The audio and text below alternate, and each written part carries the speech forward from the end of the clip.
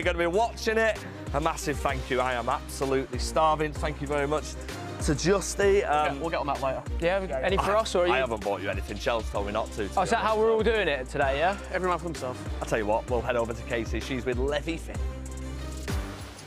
Thanks so much, guys. I cannot believe you did not order me any food again, but we'll have to move on. Guys, I am here with Levy Finn. Fantastic league phase over the past 2 days. You went 3-3, but a very difficult route, wasn't it? Yeah, exactly. As you said, I was undefeated, so I'm really, really proud of my performance. At the end, I didn't get top 8. I'm on the ninth place, just because Allian scored 1 goal more, I think. So it's hard, but that's the format, that's the system. Now I just focus on my game against Resende. And then, yeah, the aim for today, of course, it is to go through the final and go to Munich. Now, talk to me about that last round of games, because us behind the desk, we were stressed. I can't imagine what it was like for you guys playing. You were 1 goal away from being level with Alihan, so it was really close to get into that top 8. But that last round, how stressful was it? It wasn't that stressful because I didn't even know what the result of Allian is. And I was leading 6-5 against RVP until the last attack, I think. So I conceded in the last attack, so I was feeling comfortable to being in the top 8 because I think if I won that, I would be in the top 8 for sure. So it wasn't that stressful because I just tried to focus on my game. And also, like I said, I didn't even know what the result of Allian and Nicolas is. Now, talk to me about today because you do have Resende in your first game. Are you changing anything in your gameplay? No, I just do like I always try to do. I know he's really good. He's he loses the final in the Spanish league, I think. So he played a fantastic season, I think. But as always, I just try to focus on that game against Resende, try to perform as high as I can, and then I would just of course want to win the game. All right, well, Levy, thank you so much. I'll let you get back to it. Good luck today. Thank you. I believe we caught up with Nicholas 99. Let's check it out. I am Nicolas 99 FC. I'm 25 and I qualified for eChampions League through La Liga finals. That was a tough final because this year we have different and new players, and you know the level was like a little bit higher. At the end of the day, I won it, so I was so happy that day. I think my performance right now is really good. Last year was okay. I was like 7.5 out of 10, but I think this year I am like 8, almost 9. Nicholas, he's started brilliant. I'm watching Nicholas masterclass again. Nicholas is making it look simple at the moment. That's enough to be in the top 8. I am pressing really well this year with the defense. Also, it's more manual, it's not too automatic, and also I am adapting to the different metas. This is my 5th one. I only wanted like only 1, but it's because this kind of competition is really tough. To take the winner again, I think I need to first play very well, but I think it's just like try to do my best because I think the confidence is there and also the level is there.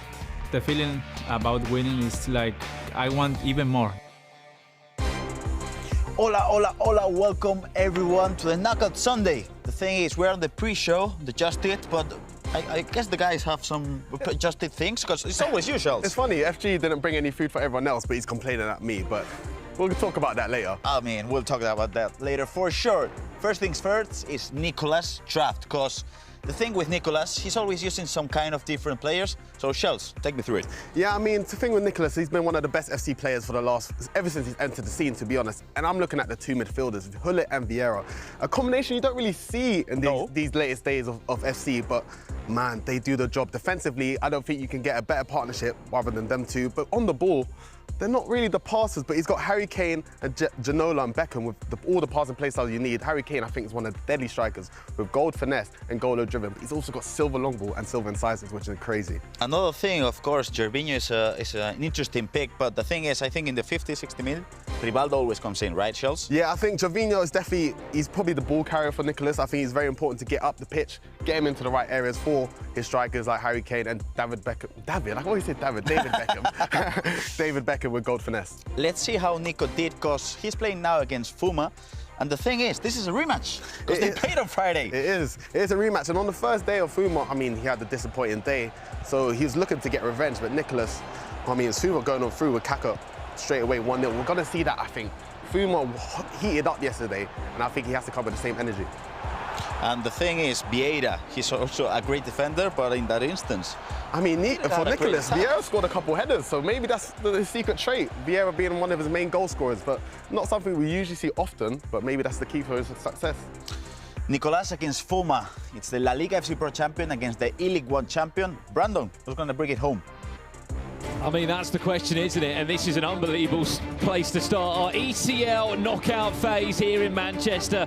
By the end of play today, we will find out our final 8 that will be heading to Munich on the 28th of May to battle it out for this year's eChampions League trophy. Myself, Brandon Smith, Ryan Pessoa and Richard Buckley will be taking you through this first round of action, which sees 4 games, guys, 4 huge knockout games, but our attention is all on this one here, isn't it, Richard? That's why it's called the Champions League, because you have a 5-time E-League champion in Fuma against a back-to-back FC Pro La Liga champion.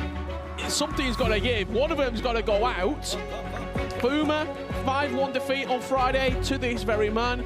Does Nicholas repeat, or will there be some Fuma revenge, Ryan? Do you know what the thing is? We're catching both players on different ends of the spectrum in terms of their results and form. Nicholas, uncharacteristic performance on day 2. Only 1 point from a possible 9, which isn't like him. Fuma, however, 9 points from a possible 9 to keep his dream alive. And I feel like Nicholas will be very disappointed to be in this stage. He should have been in the top 8 if we're basing it off of day 1. You mentioned some of those other games as well. There is some crackers across the board. Levi Finn taking on Resende, VBL champion against a runner-up at the FC Pro La Liga. We've got Neat, who was a runner-up in Portugal, taking on Danny Pitbull. That's over on Stream C. And the game to round out this first 4 that we're going to bring you, Ilian Bushi taking on Assault. It's a big set of games. It sounds crazy to say that we sit here right now. Nicholas has not won his last 2 games in the competition, but as you were saying before, Richard, but before we went live, Nicholas can have a bad day, but he won't have a set of bad days. Yeah. He certainly was off it yesterday. You can't forget the consistency that this man often shows. He won the La Liga FC Pro for a 2nd year in a row. He's won this competition before, and also, it's Knockout FC now, Rich. He's not going to play bad 2 days in a row. But Fuma's also not going to have 2 bad days over a weekend. Yeah. And I think Fuma, the way that he was playing yesterday, we were talking about him saying 9 points out of 9, that's a great day. For him, that's what he expected of himself, Ryan. Yeah, 100%. But something's got to give. This game here is one of the best games we'll see throughout a tournament. This could potentially have been, if someone told me this would have been the final before the tournament began, I wouldn't have been surprised. So the fact that it's this early in the knockout stage just shows the level. Well, in case you missed the league phase yesterday of this year's ECL, was Nicholas looks to sting the hands of people in the first 2 minutes. There were 36 players originally in this competition, only 24 made it through. You saw the shock exit of Tex there yesterday. In his defeat against Bradley, it was enough to send Resende through to this round. Here's Fuma now, a Damaginola red time shot. Puts that one wide, but what you can see on the left-hand side here, hold on, I'm trying to explain the format of this competition, but every time I try, a goal's gone in. Danny Pitbull leads Neat by a goal to 0, but that wasn't the only goal, Richard. No, it certainly wasn't. Neat coming straight back. Danny Pitbull quite open at the back there. Laurent Blanc nowhere near him. Henri with the finish, and it's 1-1 in the opening 6 minutes. You're talking about the left-hand side of your screen there.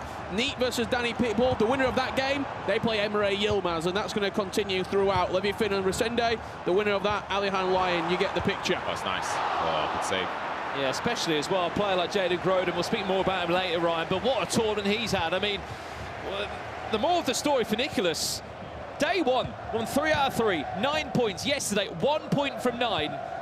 He should have never have been in this position of having to play the extra game. I agree with you, and I feel like that's where in my opinion, it did go off. The disappointment from Nicholas will stem from that. Based on day 1, you would have expected for his standards, worst case, coming away with 1 win. Absolutely. No wins, 1 point from a possible 9 is incredibly disappointing from Nicholas. Have to remember as well, straight knockout this. There's no second chances, no double elimination bracket. You lose, you're out the eChampions League, and that is it for this season. What's going over here with Neat? A shot's deflected, and Thierry Henry will pick up the pieces there. Fuma. Oh, that might be a red. That might be a red. If it's a free kick, it's a red, you know. Game. If it's a free Kaka down kick. to grounds. Hold on. Oh my! Oh my goodness. That's a game changer. Massive turning point in this game. Nicholas down to 10 men. We've got to see it again. Look at this. Is it necessary? Does he slide here? You don't slide there, You Nicholas. don't. That's crazy. I don't slide there on foot, champ. You let him go. Yeah, that's... Wow, that is... For Fuma now, you must be thinking, you have to win this game. But that's where it comes, the mental approach in this game, because the pressure now will be all on Fuma's shoulders. What's he do now, formation-wise, Nico? Oh, it's so difficult. Play without a cam? He plays a 4-4-1-1. Some players take the cam out, some players take the striker out. It depends. And this game, goals galore. Not even a 20th minute. It's 2-2 between Neat and Danny Pitbull, who also played in the in round phase. one. Yep. It's a rematch, isn't it? I mean, look, we know this is a rematch between Nicholas and Fuma, and it was a 5-1 win 2 days ago, but it wasn't like this, where Nicholas has got some serious decisions to make now with his coach Fur. He's just gone down to 10 men. I mean, bigger than that, Richard. There's no reason why he doesn't score this free kick. Yeah, he should. You could, nah, seriously though, Rich, why are you... It feels very uncharacteristic from him to go honestly, to ground. That is crazy. I would never, ever think Nicholas was slide tackle there. Well, whilst we've got a minute, let's join this one live, just while we're waiting for Nicholas to make those tactical changes. Alongside that, there's other results going on. It's got to be a goal, Here's the free kick from Fuma! Off the woodwork, he somehow survived that free kick, but Nicholas has got 75 minutes or just over that with only 10 players on the pitch. I mean, you teased about the formation change that he would have had to make as Levy Finn opens up his score here. Where do you think he's patched this issue then, Ryan, as you have a minute just to look over the team? I believe it looks like no count. Yeah, I think that's still Harry Kane up top, right? Yeah, so if it is, then he's taken away the attacking midfielder, which is an option. And the thing is, with Harry Kane, he can sort of opt to play in that false role nine on as him? a false nine, absolutely, because he's got the passing play styles, he's got the attributes. So, I honestly, as I said, I think for Fuma, it's something you dream about, truly. Just a quick one there. Speaking of Fuma and the French E-League, the players that they beat in Losk Lille, Ilian Boucher, his teammate Brice didn't make it, but Ilian's 1-0 up there against Bradley in his matchup. Yes. Pretty remarkable, isn't it, Richard, when you speak about the League One? I know you two were in Paris a few weeks ago commentating on the action. 5-time French League champion is ridiculous consistency. And 3 of those 4 players who were in that final all made it through. Yeah, shows the levels. LJR, Ilian and Fuma. I think all of the players from the league at FC Pro as well all went through. Yeah. Neat, Resende, Nicholas. EPL 3. Yeah. Who am I forgetting? I'm forgetting one more. Di Fernandez. Emre Yilmaz. Sorry, how can I forget? Yeah. The player who topped the table. Yeah, literally. It was a bit of a weird one, wasn't it? Neat. Yeah, it was Di Fernandez today. I'm so used to him playing. Looked away for a second yesterday. He's good at these. Came top of the table. Right, what are we seeing here from... I think he scores this. If you... No. I think he scores. Come on now. What, from this far I'm not out? having it. Oh, he's put too much power on it. David Beckham. Too much power. Not causing any problems there. Set the ball boy right there.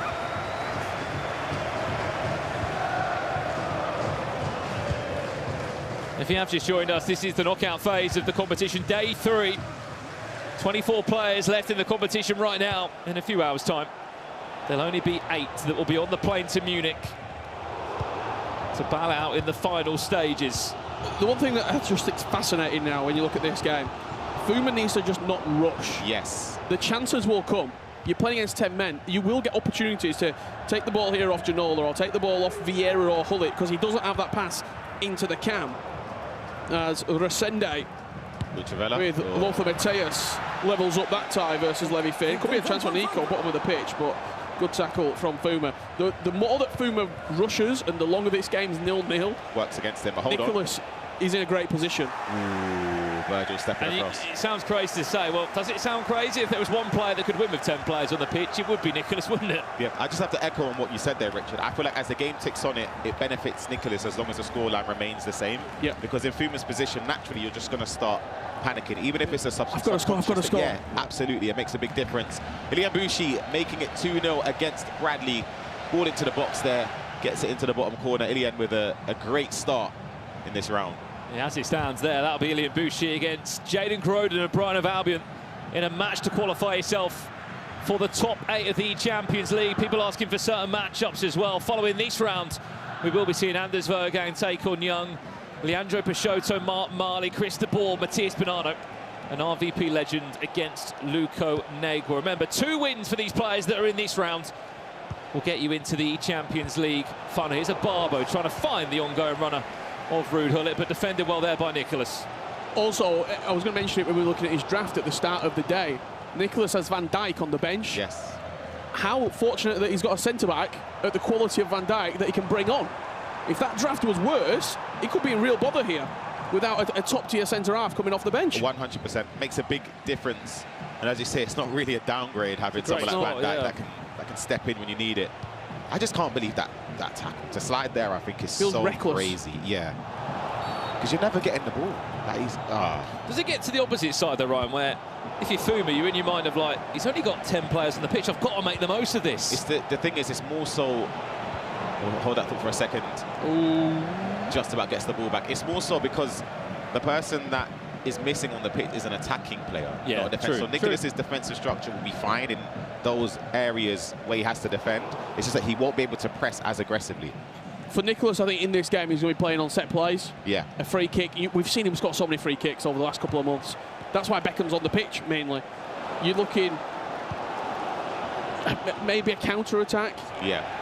But the thing is, he doesn't have those blistering, pacey players like Beckham, Kane, etc. They don't offer the speed boost the likes of Ibarbo, for example, could offer. I know he's not this one, but them type of players that are quick and fast. Look at the box now. There's no one in there. He's having to recycle very deep. Oh. Harry Kane fakes that original shot type there. Fuba just takes his time, though, as Nicholas wins it back again. By the help of David Beckham and Patrick Vieira. In case you missed it, Nicholas went down to 10 men after just 10 minutes! And he already had 10 players on the pitch! But you can't forget who's holding the controller. It's just the patient play here. Vieira, a little ball on inside, driven past, and it gets it in at the near post. I don't know if you saw the run from Gullit. He triggered that run sort of into the back post area. Maybe just create a little bit of confusion in there. I wouldn't be opposed. We saw the draft. He had Jovino starting, but I think he's probably coming off the bench. Kane off. Ginola down the middle, maybe. Bit of pace. Jovino off the left. It's an option, I think, for in this situation anyway. That's poor. For Fuma now, it's just about, again, not panicking. There is still a long way left in this game. Well, we asked for you to get involved in the conversation as always. We can see you at home in the Twitch and YouTube streams. I mean, out of the top 8, guys, how many do we expect to go straight through to the finals? What Kiranes is referring to is the likes of Emre Yilmaz, Alian Lyon, Levi David, and so forth. Who do you think is a cert to be on their way to Munich? Do I have to give a name? I'm going to say half of them go through. I think 6. I'm going with 4. And then I'll even do you. I think the ones who don't. Yeah. Dave Fernandez. And Karim is back. Oh, look at the Travella there. Ilya Bushi. Oh. No. Nah. That's unforgivable stuff there, you know. That is not the mistake you make, is it, in a knockout game of the Champions League. 3-0 down for the Belgium FC Pro Partner League champion of Genk Esports. Over to this one. There is more goals going in. It's the Portuguese League representative, Neat. Now let's take a little bit of a different route this year to get into the ECL. 3-2 he leads against Danny Pitbull. Yeah, Danny Pitbull has a mental barrier to overcome as well because he hasn't defeated Neat in a tournament yet, also lost against him in the league phase, so it's just about overcoming that.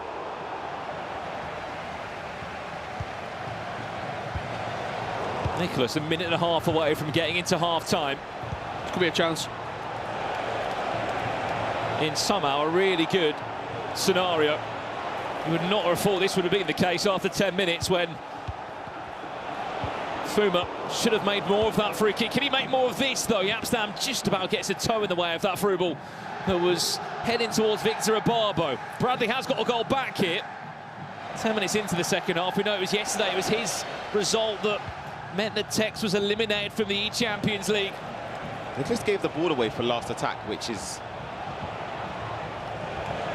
could be a potential issue. Does enough to clear up the danger. I was going to say, quite uncharacteristic Just a couple of things. Twice. The red card, him missing the free kick.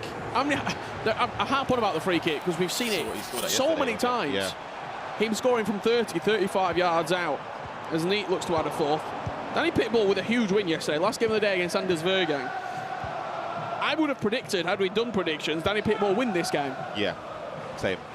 Thing is, just off of the confidence. The confidence that you gain from that as well. And even before that game, Anders was sort of nervous to play him. To play Danny Pitbull, yeah, because Danny Pitbull obviously is a top competitor in that game. Another goal between Ilian and Bradley. It was 3-1 and now it's 4-1. Just off the post, rebound falling straight back to the attacker.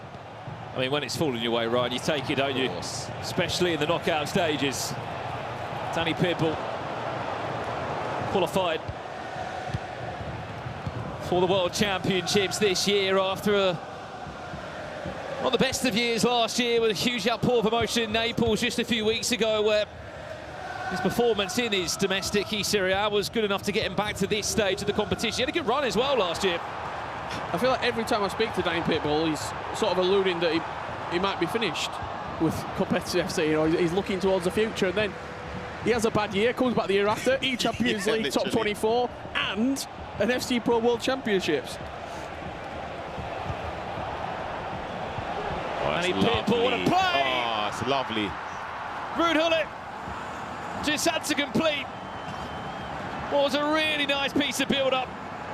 3-3 here. Ryan, talk me through it. It's the whole of the attack here, just biding his time, waiting the double tap pass in behind the defensive line there, and it's just about whether or not you go across the keeper or in at the near post, and it's a great way back into the game. Game we've not seen too much about, really, because there's not been that many goals. Only 2 goals scored, should I say. Evenly separated at 1-1. Levy Finn and Resende still locked in as we jump on board with the second half. Nicholas leading, but does trail with the players on the pitch. Here's a chance of Fuma. Again, it's the super sub Virgil van Dijk that came on for the red card of Lucio. You kind of forget as well that, Ryan, last year Nicholas was grouped in the Champions League. Yeah, and the thing is, again, we speak about the standards that Nicholas has set. The most consistent player, in my opinion, we've ever seen in the ecosystem. 8 years in a row, hasn't he, been in the World Championships. Just a special player. So he just sets... The reason there's expectation on his shoulders is just from the record he has across the years. He spent the entire 90 seconds of the pause, Nicholas, changing things around, changing tactics and player roles, as Bradley, with a lovely dink over the top, will get a second. Knowing the meta of the game is so important offensively. In my opinion, those 2 players, Ilian and Bradley, 2 of the best attackers we have in this tournament, alongside Neat as well, who's up there, who's just about broken the deadlock and gained ball free, the speed boost. Rash bit of defending and then a tap-in. Fuma coming close down on the bomb hand side of the screen. It's a corner. Let's see how this one will play out for the French League One champion. It's nice. Lucio drops the shoulder there of not the ideal player. Lilian Thuram, though, is coming close to recycling that chance. Needs to get back now. Bradley's making a game of it against Ilian Boucher. I've just seen the goal flash up at the bottom of the screen. 4-3. He made a game of it yesterday, didn't he, against Tex? Can't count this guy out, you know. No matter what, again, look at the vision. Goal. It's a fantastic goal. 4-3. I mean, Ilian Boucher has always sort of been in a winning position, but a few times yesterday did throw away a couple of results. One of them was against Tex, in fact. He had like a 2 or 3 goal in the last didn't he? 6 minutes, I think it was. And that's something where you can look back on and think that is maybe the reason he's in this position and not in the top 8. Yeah. Just points dropped. Yep. Well, remember that the winner of this game plays Levy David in the next round of the competition. The winner of that will go to the eChampions League final stage. Nicholas looking for a second! Wow. He might only have 10 players on the pitch, but he simply does not care. How's he making this look so routine, Ryan? It's just the way he plays in the box. It's so calm and composed. He gets the ball to Beckham, who isn't really a popular choice, and then gets it into the corner. A response again, Ilian Boucher, beautiful bit of passing. Harry Kane in front of goal, of course you can trust him. What a confidence boost this is for Nicholas. Since the, 12th minute? Crazy. He's been down to 10 men. Yeah. And I don't recall Fuma having a shot on target, really. There hasn't really been too many opportunities. And if you're Fuma, this is where, if you weren't panicking, you're panicking now. Because it's soul destroying to lose a game, let alone against 10 men. So he's going to think, yeah, this is a perfect opportunity that he's not going to take. The only positive is 30 minutes, 9.5, so you've got time. Yeah. Well, look, we know that Nicholas has sacrificed an attacking player there, and as you said, Richard, it was a great spot that he had Virgil van Dijk as an option on his draft. You start to begin to think who would have been pulled into that centre-back role if not, but I think Nicholas still would have made it work. A lot of people in the chat as well asking for the mystery league. I mean, it was announced that it was the League of Portugal yesterday. There is a new one for today. Key predictions coming in. One thing that you can't predict is this game here, Rich. Every time that Ilian Bucci scores 2 and goes up by 2, then Bradley gets one back to keep it interesting. Nicholas looking for a third. Harry Kane times it green, wins a corner. Yeah, it's going to be whipped in from Nico as well, off the short one to Javi Ginola. Player locked into Hullett. Was fortunate. Gets very, very fortunate. Stam with the strike. And it's these opportunities now where you've got that extra player going forward that you have to capitalise on. Do you know what? He's just playing a little bit too quick. I feel like we know Fuma from years. He plays a certain way. It doesn't feel like he's playing that way. And no, I agree. I can't tell you why. Has he given himself the personnel to play that way, though? I don't know. I feel we like were very, very critical at the E-League finals of his draft, of his squad team that he put up. For the first 2 games, he was using a weakened team. We couldn't explain it. I don't know if he could explain it. He then made some changes, came out, and did what he needed to do. This is a huge chance. Kaká with it, on the finesse, finds a top corner. This game's not over yet. It's a huge moment in the game to get that goal. We were speaking about how important it would be. We'll take a look at it again there. Does a little twist and turning with Rick and gets the ball to Kaká in behind. Finesse shot. I think Van der Sar actually got a hand on that as it went through. Well, it's funny that you speak about Fuma's draft. I know he's not the most desired striker, but Fuma's Mbappe. I mean, where's he? He could do with him at the moment, couldn't he? Wasn't allowed to select him, obviously, in the E-League. There were a couple of other players that he went for instead. I think it was the team of the season, Dembele, that was the real catalyst for him. In these teams, you're probably looking at Ginola. But it's just not the pace. It's the or pace. Kaká. Kaká's fast as well, but it's just not Mbappe fast. And I think maybe that's a little bit of a detriment to Fuma, but... It's been a quiet game, hasn't it? 1-1, 80th minute. I mean, look across the bottom there, the round of 24, all very different games, neat. I think his match might be one of the first to finish alongside this one, depending if we need extra time or not for the first time in the competition. And this is, just to put this into perspective, if you're Levy Finn, this is how annoyed you are. This is the 9th best player from the league phase against the technically worst best qualified player to come through. Resende, 6 points, and it's 1-1 going into the last 10 minutes of the game. Well, the one thing that Levy Finn has on his side as well, he's undefeated, isn't he, at this moment in time, Ryan? 3 wins, 3 draws across the last 2 days, and he's off the back of 1 win in the virtual Bundesliga, but 2. He was in the final of this competition last year, wasn't he, against Johnny? Absolutely, and his matchmaking, by the way, Levy Finn's, was ridiculous. Played Alehan, Levy David, LGR Peixoto, Jaden Groden, D. Fernandez, RVP legend. Ridiculous matchmaking, so... yeah, every single game has been tough for him, including this one. 3 draws, though. We're not going to draws this time around. We'll be going to extra time and penalties. I mean, what you said, Rich, 27 draws, was it? I think it was about that, yeah, out of the, what, 111 games? Something like that, maybe. There definitely will be some extra time somewhere here today. Well, this is going to finish first, this game. He's got a chance. Is Danny Pitbull about to send us into extra time and to snatch a 4-4? Javinho! Wow. Off target! Neat's got away with one there because that bit of game management, dare I say, even if it is that, was horrendous. Look at the bottom right there. It's flashed green. Wow. The 10 men of Nicholas, who had a 2-goal cushion, might have come on stop. We'll go to that after this game has concluded. Because Neat... keep possession. Is about to send himself into a qualification game. Is there time? You got to go forward. Against Emre Yilmaz, a previous champion of this competition. No way. Unless Danny Pitbull it's a sensational ball, wow. Can snatch a late draw here to send us into extra time. It all has to be perfect, though, from this moment. Oh, he's got him. It's a Rick off the block. Wow. The ref will play the call. We've overplayed the added time. Oh. And that will do us. The previous two-time La Liga FC Pro champion. Indy has done enough. Danny Pitbull eliminated of Napoli. It's just been saved by Block Plus. That block was insane. He completely, the way he recycled possession there was sensational. Oh. He done so well with the time restriction as well. Heading over to this game, last few moments, Bradley on the attack as well. I mean, this screams of a 5-5 for Bradley, doesn't it? He's so clutch in these moments. He was yesterday, wasn't he, against Tex? He can hit Travella from anywhere as well. 4 minutes of added time. This is only the first taste we're having of Knockout FC. That's a great step with Marquisio there. Great step. It's in Ilyabushi's hands. He's got possession. It's a long time to keep the ball. 4 minutes is rough, I'll be honest. I think the worst place to keep the ball, though, is in your own area and around your defensive line. It's just about, can you progress up the pitch? Give it to this man and take the space with a barbo. Oh, don't listen to me, Ilian. Oh, no. Where's that deflection going to end up? Oh, no. Oh, no. Kaká.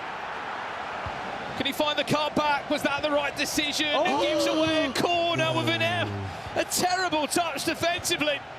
Oh, what's that? What have I just doing? But then everyone's making mistakes. Nuno Mendes to send Ilyabuschi into a game against Jadon Groden. Full-time result there. He might get one more just to solidify the game. 6-4 win. What are we doing on that corner? It was just, I'll be honest, calamities all around from both players there. Both players. The fact the way Ilian gave the ball away and then the short corner, and it's an absolute mess. Hold on. Fuma! With an absolute dagger. What? In the back of Nicholas. Absolutely zero reaction. Wow. Let's take a look at this properly. He was 2-0 down. Oh my goodness. He might not have Kylian Mbappe, Richard Buckley, but you mentioned one man that could cause some problems in David Ginola. He might have just grabbed the winner. Wow, that is... turnaround. I'm stunned. This game as well in extra time. Tried to play the through ball, didn't manage to get through. I see the questions in the chat asking about the Mystery Nation. It is a different one for the knockout stages compared to the league phase, so it is not the Portuguese league. That was yesterday, Liga Portugal. We did give away the answer there. 2 games left, 2 full times, 2 games still running. Resende Levy Fins in extra time. This was, I always saw this game going extra time. Levy Finn drew 3 matches over the weekend, and Resende in Knockout FC is one of the most stubborn players to ever play. The way he defends as well, it's like he nullifies you completely. Goalkeeper movement and the power there as well was wrong. So it didn't manage to find that top corner he was looking for, but I agree with the way Resende plays. He's a horrible player. This was always going light. Yeah, horrible. Well, this has just come out of a pause, a lengthy pause from Nicholas. In case you've missed the context of this game, Nicholas went down to 10 players after just 11 in-game minutes. Fair play to Fuma, though. Oh, hang on a second. Nicholas 3-0! Wow. An instant reply from the Argentine. Maybe this one's off to extra time. Straight from the kickoff. Zambrotta, lovely pass into Danola. Round the corner with the incisive plus, and the Travella from Rivaldo. Hold on, I just heard the biggest roar. I don't know where. It sounded like it was a Portuguese roar. Oh, and that's because Resende, who just about scraped through to the knockout stages yesterday, could be sending out last year's runner-up in the competition. He was almost out. Just about scraped through. I spoke to him before that last round as well, and he was like, yeah, it's done, I'm not making it. I said, listen, you got to believe, you never know what could happen. And this would just be Nicholas to go and grab a match winner, wouldn't it? Oh no, little Travella. I didn't get an angle. You say that, Brandon, but this game's been very un-Nicholas-like. I know, but he's still hung in there, hasn't he? With only 10 players on the pitch, and he might have the last chance of the game. How much added time are we going to get? No, look at the space. Fuma's panicking. Oh, it's a poor touch inside. Risky. Ooh, how long is it going to be? Playing for last attack, isn't it? I think we might get +3. 6 goals, a lot of pauses. +2. Wow. Just 2 minutes of added time. Winner plays Levy David in the next round, the round of 16 of the eChampions League knockout phase. Oh, it's Fuma. Uh-oh. On to grab a match winner. Oh, he's giving it back, though. Last 20 in-game seconds. Oh my space were there. It was. That was so aggressive from Nicholas, you know that. The way he stepped was, wow. Wow. You think there may be, Rich, a tiny bit of his composure, maybe that's a bit harsh, because I feel like it's not a bad thing to try and look for the pass. The aggressive defending is just so unnatural if you're the attacking player there. Why would my opponent fly at me in the 90+2? It is just an incredible game. So much drama in this. So much drama. It's what we want, though, isn't it, Rich, in the knockouts? We've had draws yesterday for the last 2 days, and it's been lacking that little bit of flavour. My eChampions League knockout flavour. I mean, both games were at a pause by the looks of it. Last we saw was Resende was in front. I believe that's half-time in extra time. Yeah. I'm just looking over now, actually. I can see it's Levy Finn who's the one sort of waiting and making changes. Resende's sat on the loading screen. He's ready to go in and get kicked off for the second half of extra time. As just looking here, Richard, we know Tex was eliminated there. Resende had -2 goal difference to Tex's -3, which was the difference of sending him into this stage, and then he could be on to knock out Levy Finn again. As long as you get through the groups, as we always say, does not matter. It's a new day. It would just be so horrid to go out like that, though. The fact you haven't lost the game and then you lose against a player that's ranked the lowest part, you narrowly missed out top 8. Is for Levy Finn, it would be so destroying, devastating.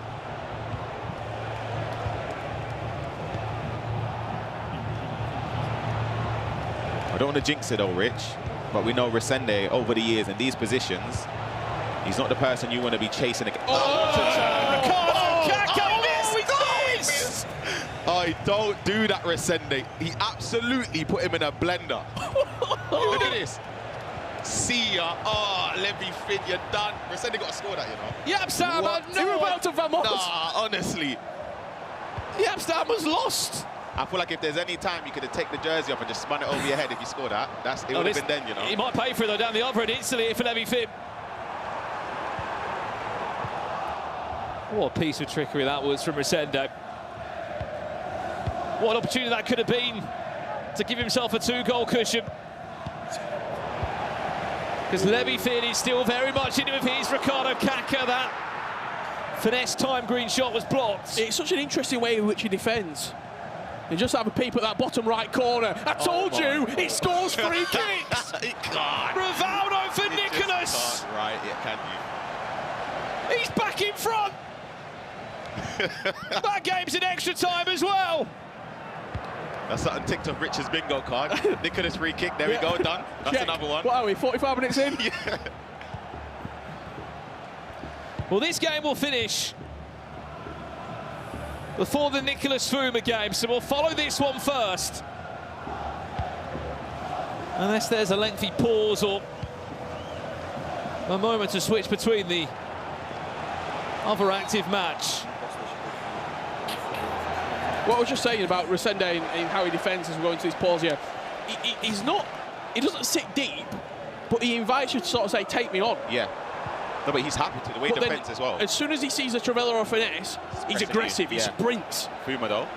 Victor Ababo for Fuma, just needs to come it across. Virgil van Dijk remaining so composed to get Nicholas out of that spot of bother. It's just the manual passing again. Nicholas was always in control of what he was doing there. That red card could start to play a factor here as we go late into this game.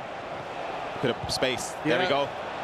Well, we've seen what Nicholas's Rivaldo can do. What can Fuma's? I feel like he wanted a Travella there, but because he took the sprint touch onto it, he didn't really get the animation.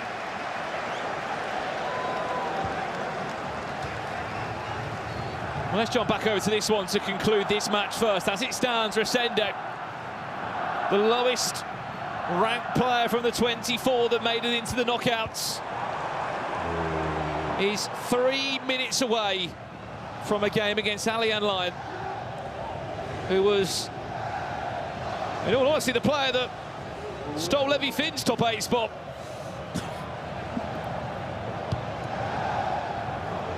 All that, and then Resenda gives away possession. Anywhere will do. Yep.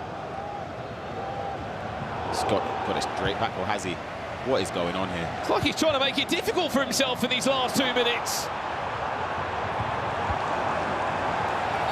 Oh, free kick. Is that Betts on the pitch as well? Don't take a shot. Goal? David Beckham. Hey, it has to be. It has to be. Ooh. I would have gone the other side of the wall. The other side's open.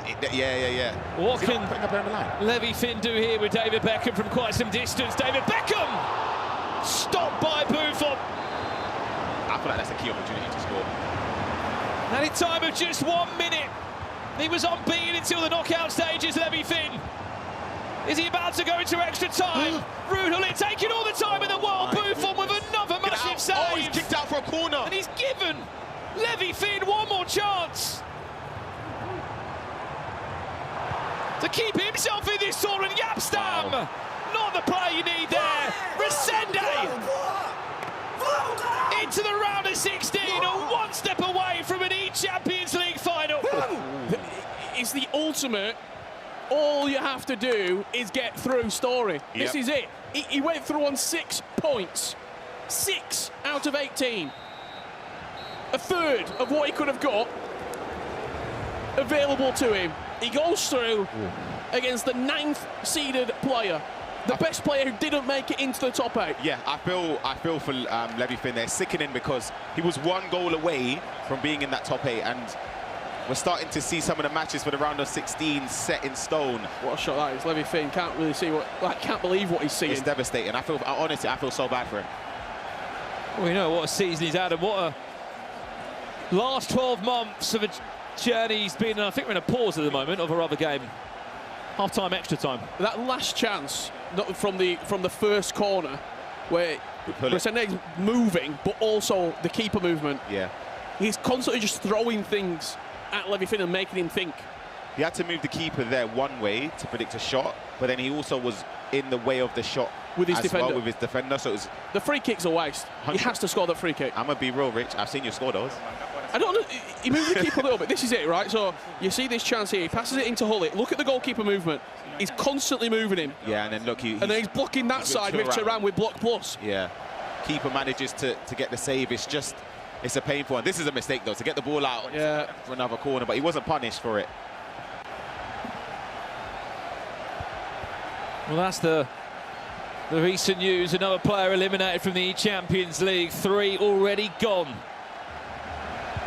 Danny Pitbull eliminated, Levy Finn and Bradley of Genk are out. Who is going to be next to fall in the round of 24? As it stands, the 10 men of Nicholas, after being 2-0 up, and then Fuma coming back to make that 2-2.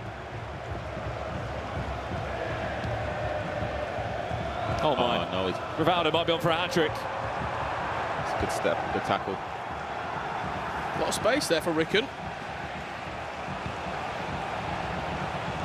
Good defending.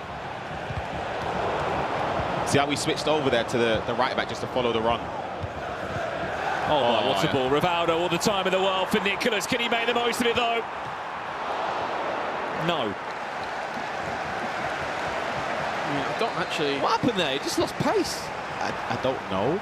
I'm not sure if he let go of sprint or not, but Rivaldo didn't take it in his stride. Quick corner comes in between handful of Nicholas's players. Rivaldo does a good job of just taking a few minutes out of the game. Low for Matthijs. Then finds David Ginola. There's a finesse that takes a deflection from Fuma's players. He's still got plenty of time in 9 in-game minutes.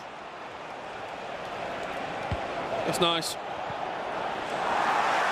Yapstam has been incredible. Yeah.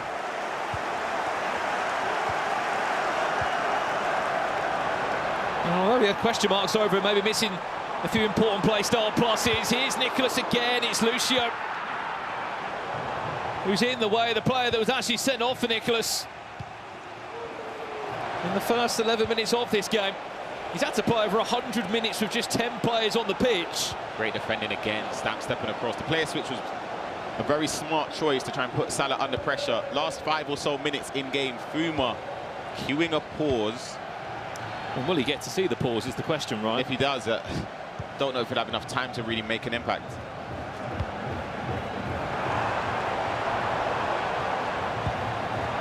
Nicholas doesn't need another goal, just needs to take time out of the game, and he'll be on his way to play Levy de Veer for a spot in the final 8. This year's eChampions League, dispossessed again, Fuma. How many more times is he going to get possession? Could this be maybe one of the final chances he will pick up the ball? Can he get it right to set us up maybe for extra spot kicks? He had the pass. He had it.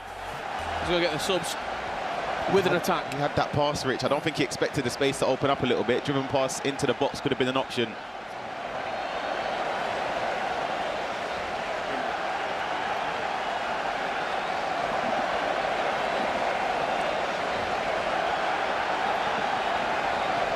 You've got a great sight as well. You can see on the stage there, Fuma just sat opposite, not Nicholas, but like further to the left, his teammate LJR Peixoto. He don't know what to do. He's playing, and he don't know. He's wanting to watch. He's sort of just lingering around. He's now left off the stage now. That must be awful for him. They were so successful in Paris together at the E-League. Now I might be seeing his teammate and good friend knocked out of the tournament. Here he is now, Fuma. Rickon finds Kaka. Oh, just out. Maybe snap at that chance a bit too early. Any time of 1 minute. I mean, we joked about it, but if there was one player that with 10 players on the pitch for over 110 minutes has seen a result out. He might not have won his last 2 games in the league phase, but Nicholas does enough to send himself into a round of 16. And it feels like we're seeing a bit of a different Nicholas today. Now, you know what? That is a masterclass of a performance from Nicholas. Honestly, to play with 10 men that long against somebody with the attacking prowess as Fuma, I haven't seen Nicholas celebrate. Nicholas won a trophy this year and he didn't celebrate as much as that. Absolutely. Wow. Round of applause to Nicholas, seriously. That means to him to get that over the line. We've got a cracker coming up, Brandon. Oh, we do. I know it's early afternoon, or even early evening, I should say, wherever you watch it from around the world. But guess what's up next? The rematch, the trilogy, you can call it, is Anders Vergang will take on Young for a spot in the round of 16 of the eChampions League. Don't go anywhere. It's up next.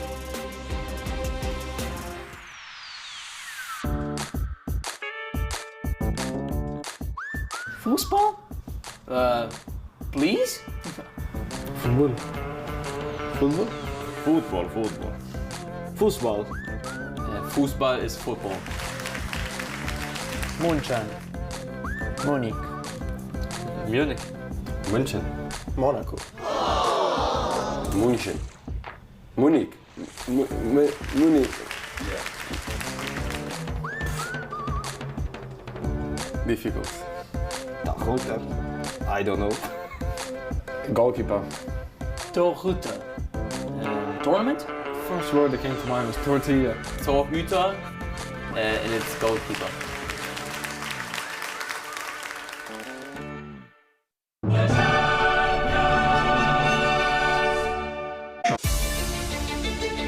We watch for the players. We watch for the goals. We watch for the memories. And the memories last forever. We watch matches from Arsenal and Manchester City every week on SportsMax and SportsMax 2 and relive the stories, the defeats, the triumphs. Your memories live here on your home of champions and on the SportsMax app. Stay connected when you stream on the SportsMax app. The English archive of Europa League champions continue to write history, but this time from Spain, a Donkey's Derby to ignite the final of the UEFA Europa League. Tottenham rivaling Manchester United for Europe's second biggest title, Wednesday, May 21st, 2 p.m., 3 p.m. ECT on SportsMax 2 and on the app. An orchestra of Europe's pride awaits. This is not a tennis court. This is a stage. 78 feet by 36 feet. It's not made of concrete, clay, grass, no. It's made of fearlessness, rebellion, an unbreakable spirit. Here, there's no acting. This is our stage to rally the world, and our stage is the WTA.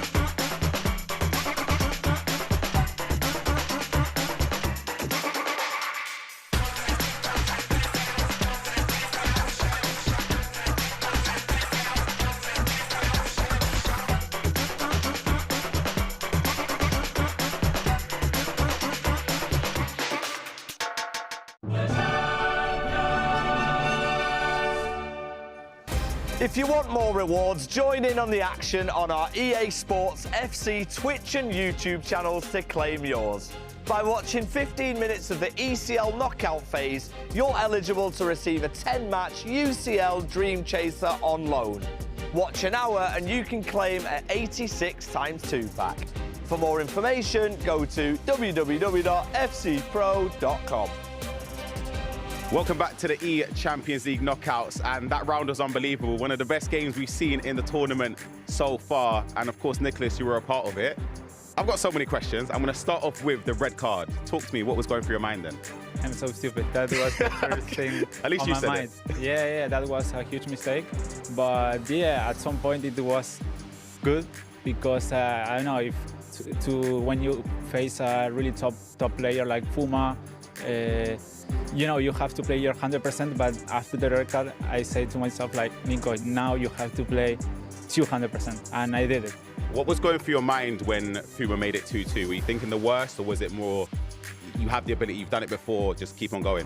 No, I just always thinking positive, like, let's see now and stuff, but no, I was comfortable.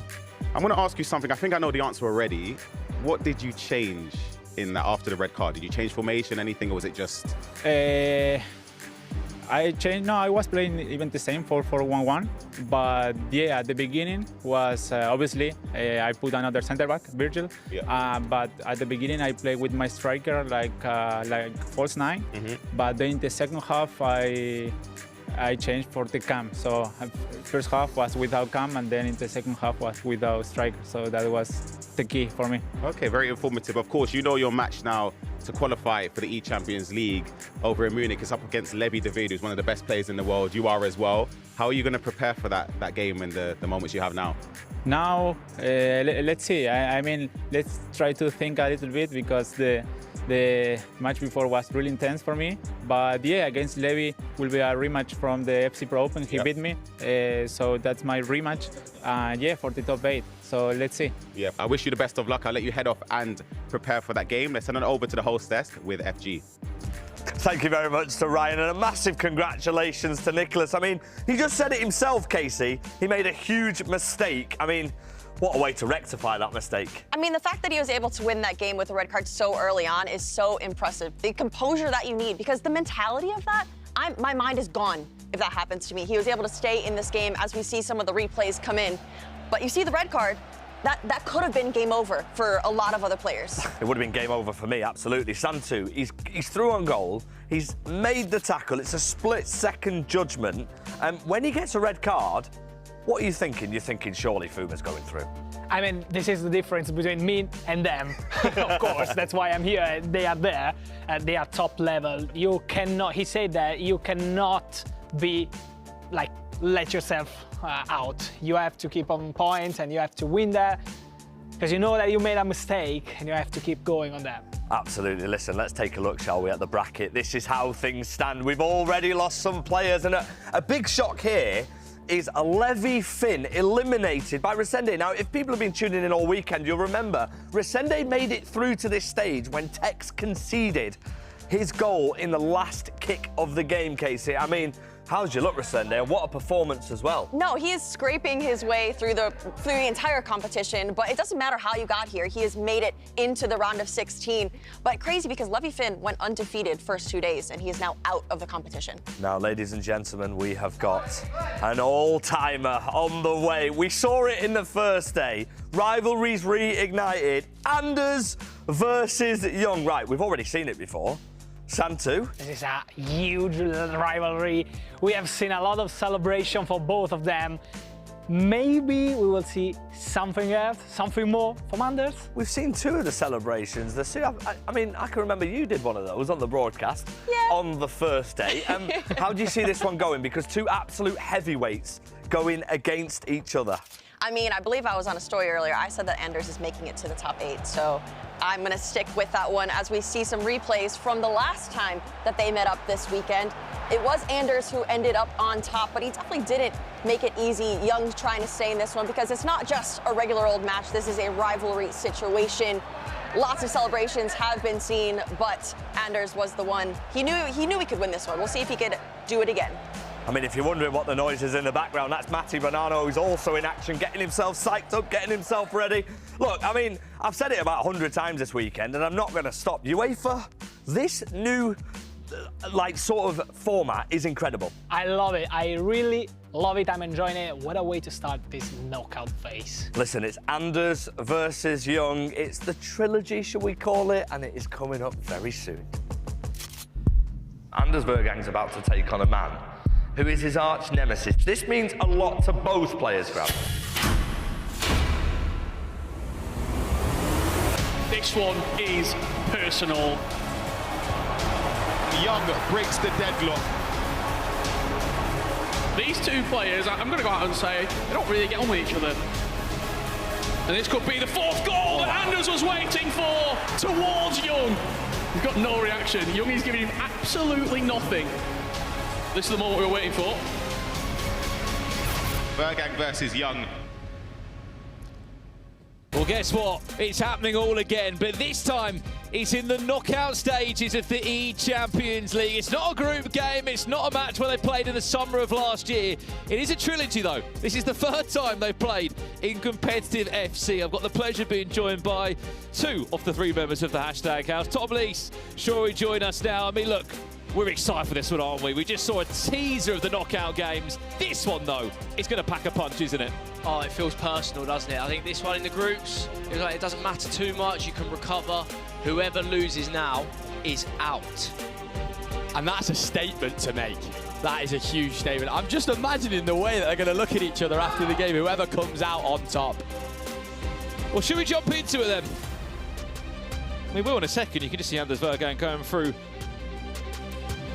settings and controller settings to make sure that everything's right. How do you think Young's feeling coming into this one? Because he was on the back of an Anders Vergang Sue, which again was a reply back to Young from the summer of last year at the Esports World Cup. He'll be up for this rematch, won't he? Yeah, but I think he'll be a bit annoyed, you know, because if you're in this game, you wouldn't be expecting to play Anders. He should be in the top 8. We expected him to be gone and waiting in the next round. Very unlucky to come through, but also, yeah, I think whoever their eyes are on this game, as soon as you win this, you're going to feel like you can go the whole way now, because these two, they bring out the best in each other. And maybe the worst as well between the two. Well, here it is that Anders Vergang gets Young in a rematch, which means much more than a round of 16. There is certainly a lot at stake in this one and some bragging rights between the two. And legend has it, Anders is actually inside the monitor. That is class. Well, I think the player cam would They've had to be adjusted quite a bit there, just so we can get the angle on Anders Verge. It's quite close to the monitor, isn't it? He's leaving nothing to chance. Not a single thing. Well, here he is now looking to build up one of his first chances of the game, which gives him a corner. 4 minutes in. Let's see if Young can defend this one. Expect maybe a bicycle kick or something on those lines. Trying it, you know. I don't think Anders... I wouldn't associate this with Anders usually, but if he's got something in his locker... I mean, now it'll be a good chance to recycle as well. Whenever it's a second ball off a corner, you normally get a good chance. Rivaldo into Hull at that time, it's blocked. I mean, speaking of corners, gents, you take a lot of corners, no doubt, in your multiple weekend leagues you play. I mean, is there a perfect corner at this bicycle kick that we're seeing from other competitors now as our first goal of the game comes through? Matthias Bonanno making the most of that one. 1 minute in. Yeah, I mean, It's a horrible mistake. You could hear Matthias as well, though, before the game. He was shouting, look, he's about to go 2-0 up here. Maybe he's in Chris's head here, because he was very loud before the game started. I think it was a Valle, we could hear it. He keeps saying it every time he scored. And maybe that noise is intimidating. I mean, the second goal, wow, what do you reckon of that? Oh dear. Hang on, there's an offside trap playing on the bottom side of your screen. Is Young, looks to come forward and spoons it wide. But that's what I was saying, Shuri, corners this year. Is there a perfect way to take them or not? I think the great thing, as we see, Chris actually does make it 2-1. That game has started off crazy. Corners, of course, there's so many different ways to score from them. I don't know, Brandon, if there is the absolute perfect corner, in the words of Gary Neville, but there's so many different ways of scoring. You saw Anders there did try the bicycle kick. As we see the pass into Jarzinho here. Oh, he spooned it. No, nice deflection. Oh, I was going to say, that was nearly a terrible effort there from Jarzinho. Deflection out for a corner.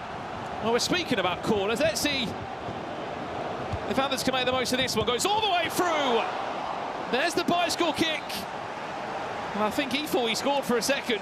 He's been on the training ground, hasn't he? Well, he's on the pursuit of the perfect corner. We've been mentioning it. Anders is definitely going for the bicycle kick option. This is really the main choice if you're putting it into the box. Here comes the next one. So difficult to defend. Another corner. 4 of them already in the first 11 minutes. That one taken a bit quicker. Just wide. We call that one the flashbang. Yeah, the flashbang commonly referred to. You just get them before they can even move the goalkeeper. Mark Marley was 1-0 up in this game. He didn't give it too much attention. Leandro Peixoto's pulled one back. What about this one for a game? Chris de Boer, he was 2-0 down in 5 minutes. He's back in this one at 2-2 against Matthias Bonanno. Wow. Who's in whose head? I don't know. Curse that one, haven't I? Chance for Young now to get into the box of Anders. Lovely ball roll into Henri. Posted in. It's the Brazilian that has the breakthrough. That is outstanding. Unbelievable green timing. Gone for the near post finish as well. I mean, we're going to get another look at it. Henri, the striker that a lot of people have chosen for good reason. I mean, he's done that. Oh, it's a big celebration as well. A minute detail about that goal that I want to point out, guys.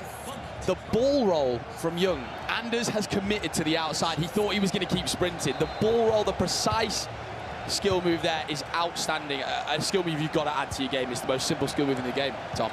It is a ball roll. Very, very simple, but also effective. And as I say, it's all about timing. He's just timed that to perfection as Anders is in. Straight down the other end. He's been asking for a sharp penalty awarded. Straight down the other end.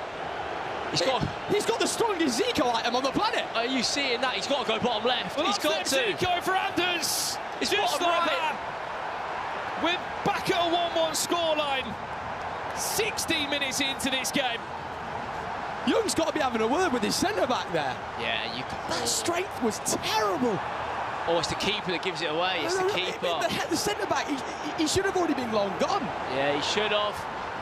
It just like time stopped for a second there. Apologies for the unsavoury language you may have heard in the build-up to that goal from the competitors here at the eChampions League, as there's a lot of pressure on the line. Chris de Boer, gents. Okay. What's happened over here? That game is not making any sense. Yeah.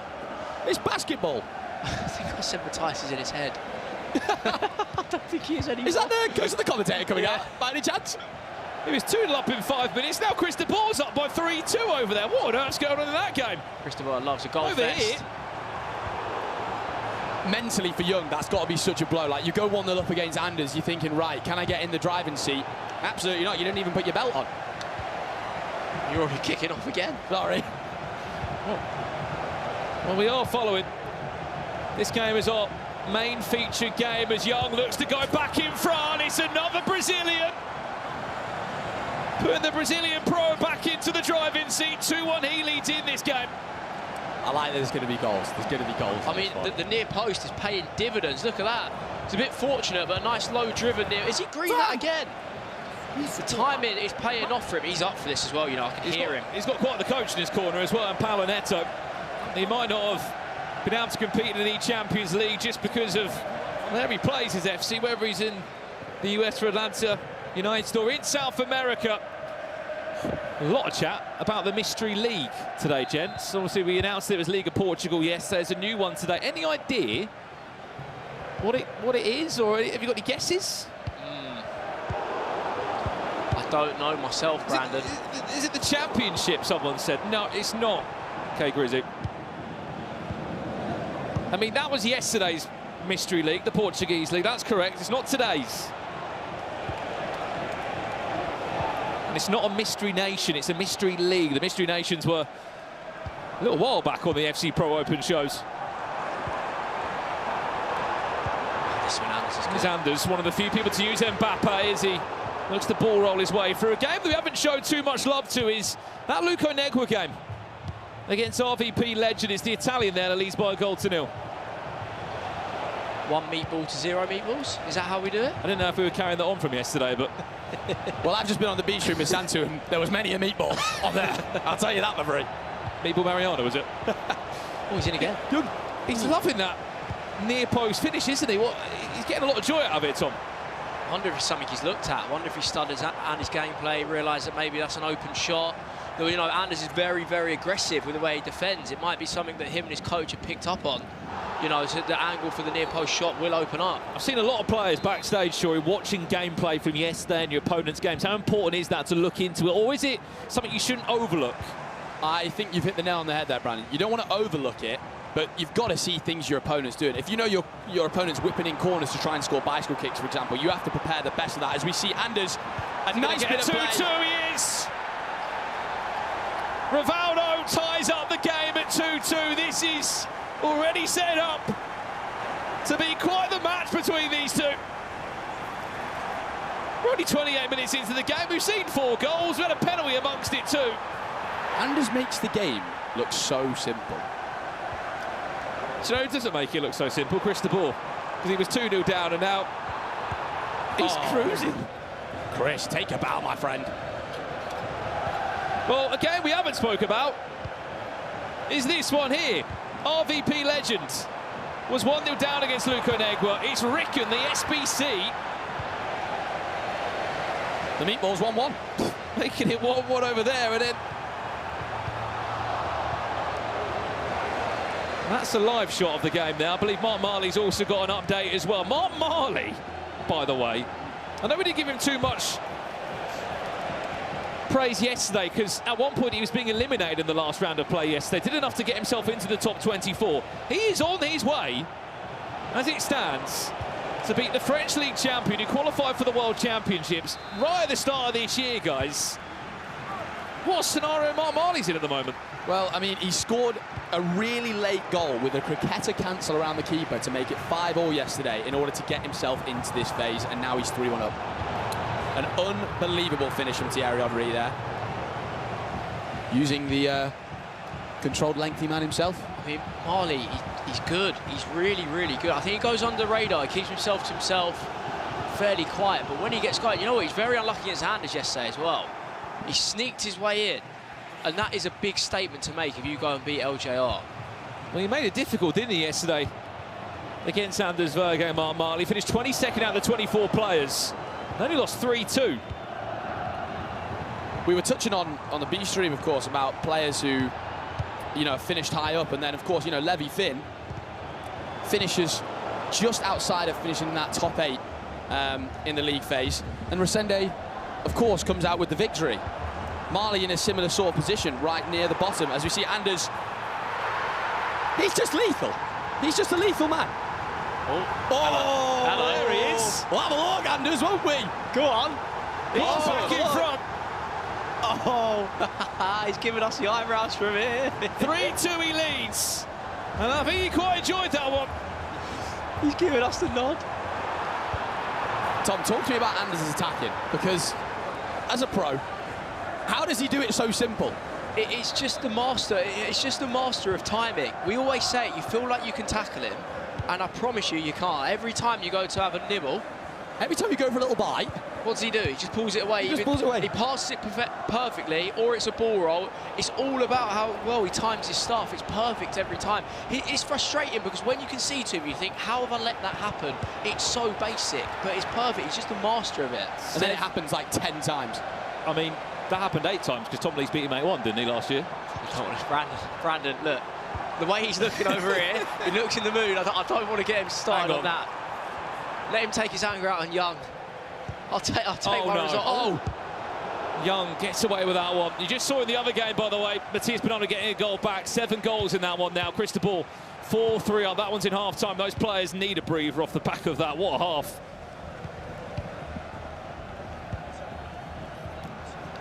(3-2) over here. Remember, these are knockout games of the Champions League knockout phase. A win puts you into the round of 16 against these names here on the left-hand side of your screen. For example, winner of this game plays Di Fernandez. So the winner of Cristobal against Bonanno will play last year's eChampions League winner in Johnny. And those matches will be qualification games for Munich for the final 8. Rivaldo's been great, you know. When I look at Rivaldo as an item, he's just fantastic. I mean, is he going to play last attack? Has he always gone for it? He's given him the ball, you know. Oh, he's got it back. It's got 2 minutes as well, hasn't it?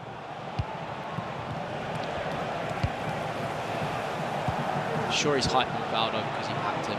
Yes, correct. That's exactly. Oh, look, it's a Kaka. He's had so much joy down this left-hand side. Just offsides. But what a goal that would have been. I mean, that meant a lot to Anders. I saw him celebrating that. He knows the importance just before the half-time break to not concede and go in. I've never seen someone celebrate an offside before. He has just celebrated that, yeah. I think it's because of the timing. Look at that almighty close. Oh, look at that line there. Right, let's jump across while that's in half-time and give these other matches a bit of love because they are also just as ridiculous. Matthias Bonanno here, who was in the final 8 of last year's competition. Was 2-0 up in this game after 5 minutes, and it's a pretty mental half, to say the least, Shuri. Absolutely crazy. But these knockout games, the level is just outrageous. It's absolutely crazy. Bonanno here, a chance going forward. Is he about to make it 4-4? Xavi does well for Cristobal. Mark Marley, by the way, is probably the result of the round that's not been spoken about enough, Tom, because that is one hell of a result against a player of that quality. 4-1 he leads now, and that is the goal to put him in a dream scenario. Here he goes. It's the Marley special on the byline. You do not get the ball off that man. You don't. We would know, wouldn't we? Yeah. Honestly, his close control out wide is so good. See a ball in the box here, but yeah, Marley, he deserves a lot of credit. A lot of credit. Do you know what I think it is? The guys that finished 9th, 10th, 11th, they're going to be coming in expecting to win that game. They'll feel hard done by they weren't in the top 8. We've already seen in the last round someone went out early on. LJR, did he finish 10th or 11th? I think it was 11th in the end against Marley in 22nd. And it can be in your head. It can be in your head. I'm expected to win this game. Yeah, you feel a bit hard done by. See Young going forward there. You feel like you should already be there. But you shouldn't. You've got to play the game as if yesterday's been forgotten about. I mean, we were speaking about Resende, weren't we? Just get through the groups. As long as you're through the groups, you're in knockout play. It doesn't matter. And just think, of course, Resende, like the way he got in was from that Tech's last-minute goal. So much drama. It was a goal, wasn't it? A single goal. It was a -2 goal difference that he had compared to Tech's -3. There was enough. There are multiple streams, by the way. You can follow all the action here at the Champions League over on the YouTube channel of EA Sports FC Pro. Oh, what's this? A lot of you have been asking for the Romanian RVP legend. Well, guess what? He's 2-2 in this game against Luko Negwa. 23 minutes left of that one. Over here, though. Is there an inevitable feeling about this game for Anders, or do we think he's in? Hang on, Anders Bergkamp looking for 4! Guess the commentator. There's your inevitability. Like, he's having a cheeky look over. I think I've seen Shuri just raise his eyebrows again. Yes. Well, I've just got away from Anders. The adrenaline boost has hit me differently. I think Shuri just got locked into an eyebrow off with him. I mean, I've never seen someone celebrate by talking to commentators. It's new, but it works for him. He hears it all as well, doesn't he? He doesn't put a headset on or doesn't listen to any music. He gave a little eyebrow raise over to us on commentary and also over to his opponent in Young. Yeah. He's an absolute showman. Would he be invited round for the weekend at the Hashtag House? I mean, if he's listening, and Anders is most definitely invited to the house. We'd love to put him through an episode of Hashtag House, but... I think he'd put you through an episode, wouldn't he? I was going to say. Could you imagine all 7 wheel spins? Could you imagine that? Yeah, I think we need to see it, you know. We need to see it. I don't know what it will take, but it would be unbelievable. I don't think the wheel would ever stop spinning, would it? Here's Young. 2 goals down in this moment in time, but you have to remember that he was leading this game on 2 different occasions. Xavi into Mo Salah. It's read well by Anders with his Yap Stam, who just pulls out and sticks a leg in the way. Anders starting to control this now a lot more, as we see the replay coming in. Chris de Boer. A nice bit of work done. Oh my, I tell you something, that reversal has to go into a near post is outstanding play. It's the near post. We're seeing a lot of shots. We're seeing it a lot. We're seeing it. It's working really, really well for the players today. Your favourite quote, guys at home. Start shooting near post from those tight angles. The ball will go in. Even if your opponent moves the keeper, you've got so much chance of it going in, especially if you're using time finishing and greening your shots. Hey, lads, have your greens, you know. It's always good to eat your greens. Sorry about that. I'll see myself out. Hang on a second. There's a pause cue by Young. It's under 30 minutes left to be played here. If he scores on this attack, it might look slightly out of reach here. Here he goes again, Anders.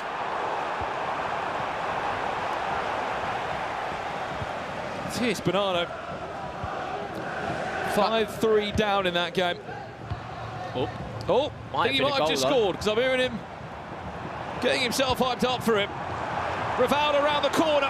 Can he outsmart the goalkeeper? Where's that one going from Buffon? Thought we were about to get to Chip City then. It was close. It's quite an awkward save. I think the angle kind of caught Anders off. He didn't time that very well. Then the keeper made a meal of it as well. As Young looking to punish him. Offside. And there is a pause there coming in now, so we'll leave these 2 for a split second. Because Bernardo has just made it 5-4 from this gentleman. It's a corner. I think he's equalised, Brandon. I think it might be 5-5. 5-5? Yeah. We got 2 goals here, chaps. There might be, as we see Marley. Marley is 21 minutes away from sending himself into a round of 16, and look how frustrated Leandro Peixoto is starting to feel. I think I did get that wrong. It is still 5-4, but it's just he celebrated something. He did. Well, was it just a motivation? I think, yeah, to be fair, I think he's just shouting. It kind of threw me off. I thought he'd scored. The reaction looked like it equalised, didn't it? Yeah. Peixoto here, you need a goal now. You absolutely need a goal. Even though in these 9-minute halves here on FC Pro. You have to remember that Peixoto was a semi-finalist in the FC Pro Open. He got himself a World Championship ticket early into the year. What, February 1st he had that done? Imagine being able to get yourself in a World Championship by Feb. Feet up, yeah, you can enjoy the season then. I can only dream. Must be nice for some, eh? Mark Marley, though. Oh my days. How has Lev Yashin saved that with that much of the goal open? I tell you what, that signed, sealed and delivered that. You miss a chance like that, your head is in another dimension. Back to our main feature game now. 22 minutes away from a full-time result here as Anders looks for one more. Buffon needs to look at himself in the last 2 or 3 saves. He keeps on just powering it back to the forward. Zico this time, it's non-stop pressure. Anders is getting up one, isn't he? It's that Anders attacking. Like he's purring. He's waiting to finish this one off. Young is going to have to produce something here. Whether it's a change of tactics, moment of magic. Something needs to change. A goal now would certainly be welcomed. Oh, a red time shot, never troubling anyone. Young just took a quick trip to Red Time Railways there, Tom. Yep, just a quick one. Last minute over here, what's going on? RVP legends! Brandon, it's that near post again. Might have just snatched himself a winner. That was what the reaction we heard was all about. I don't know if we can go there live. He's into the tactics, he's trying to make changes. Luka Negwa. He's not the only one scoring though. In the round of 24. This is madness. There's a lot of noise from an Argentine. Matías Bernardo. Rude Hullet. Scored minutes before from a corner. Well, it's having his greens. That was a beautiful, beautiful goal. I love the way he just waits for the run and plays the perfect through ball in there. 5-5, that is outstanding. We will try and give you every full-time moment across these 4 games in the round of 24. That left-hand side of your screen is who they are playing in the next round, the round of 16. That's the most important round. You win that, you're off to Munich in the top 8 of this year's eChampions League. It's getting to the business end, isn't it? You see the celebrations. How stressful must that be, Tom, being in a game like Matías Bernardo was in? You're 2-0 up, then you're 4-2 down, now you're 5-5. We need the heart rate monitors. I need to see what they're thinking, because, yeah, these games, they change so quickly. 1 minute you're cruising, the next you're under the cosh, and you have the rush of equalising the way Matías has had. I mean, we can't call this one. Charles, I'm thinking we're not even going extra time here. I'm feeling a 90th minute. Well, when they're back into the game, RVP legends against Luka Negwa might be the first one to finish. I know there's an attack here for Matías Bernardo. He's looking for a winner. There's the player lock. Finds Maradona. Into Marquisio. Javinho! That was an unbelievable goal. Wow, composure. Composure. Guys, the recycle here we have got to touch on. Look at this. He player locks inside to Beckham, cancels it. Comes inside to Maradona, and this is just outrageous play. The turn and then the wait for the... He's rolling it back, isn't he? Through the years of Argentine greatness. Javinho made with a match winner for Matías Bernardo. Over here now, though. We'll stay with this one until full time. It looks like it's going to be the Romanian and RVP legend, the winner of the Romanian E-Super League. He's on his way to a round of 16. Yes, man, yes. This is Knockout FC in the Champions League. Unpredictable as ever. You can see how much that means to him. I love seeing the scenes. Leandro Peixoto's off his seat. He's given up. He's saying his job done. Game's not even finished. He's given the win to Marmali. He can't get enough goals. He knows. He knows. It can't happen. They're just sitting the game out because Marley is another man that's gone through. What a performance, by the way. Not many people would have fancied him there. To turn up on the day that it matters and beat LJR 4-1, as we see. Oh, was it Anders Vergang with a fifth? As Anders finished this one, yeah. Oh, what a green that is. Wow. Oh my God. He's just in the funniest gritty of all time. Oh, he's put him to sleep. Oh, there he is. There's Anders Vergang. Hold on, there's an equaliser here. Oh my, no there isn't. Oh, there is. It just has to be Nedders. It has to be.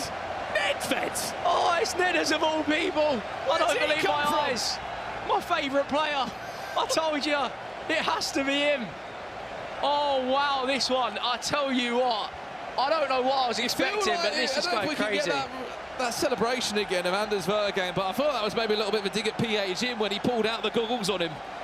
You've got there's something against Brazilians he doesn't like.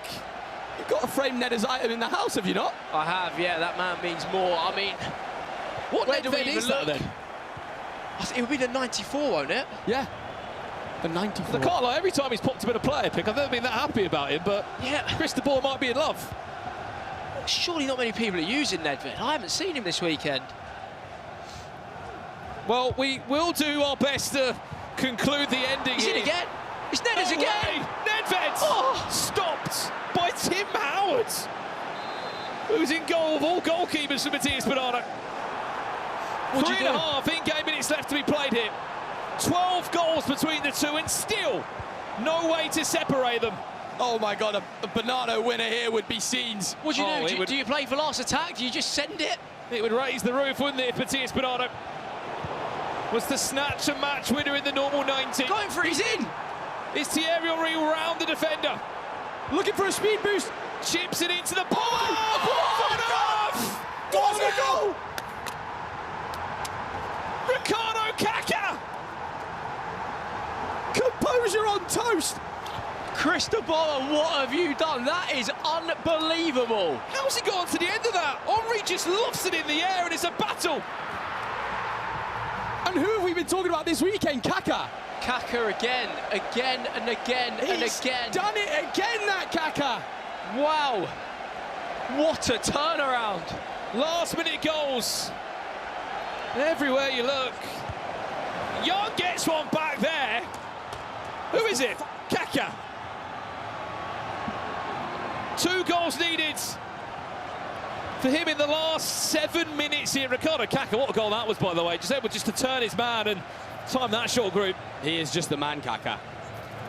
You need an absolute miracle here as Young, but I tell you guys, it is not impossible. Anders still needs to lock in here. Just a quick one, gents. Tim Howard thoughts on him. So you need Joyce. Is that Bonanno's goal there? Oh, he's got to go. He has to go. You can't have that. I mean, he's trying to make up for it here. Matías Bernardo on for a 7-7.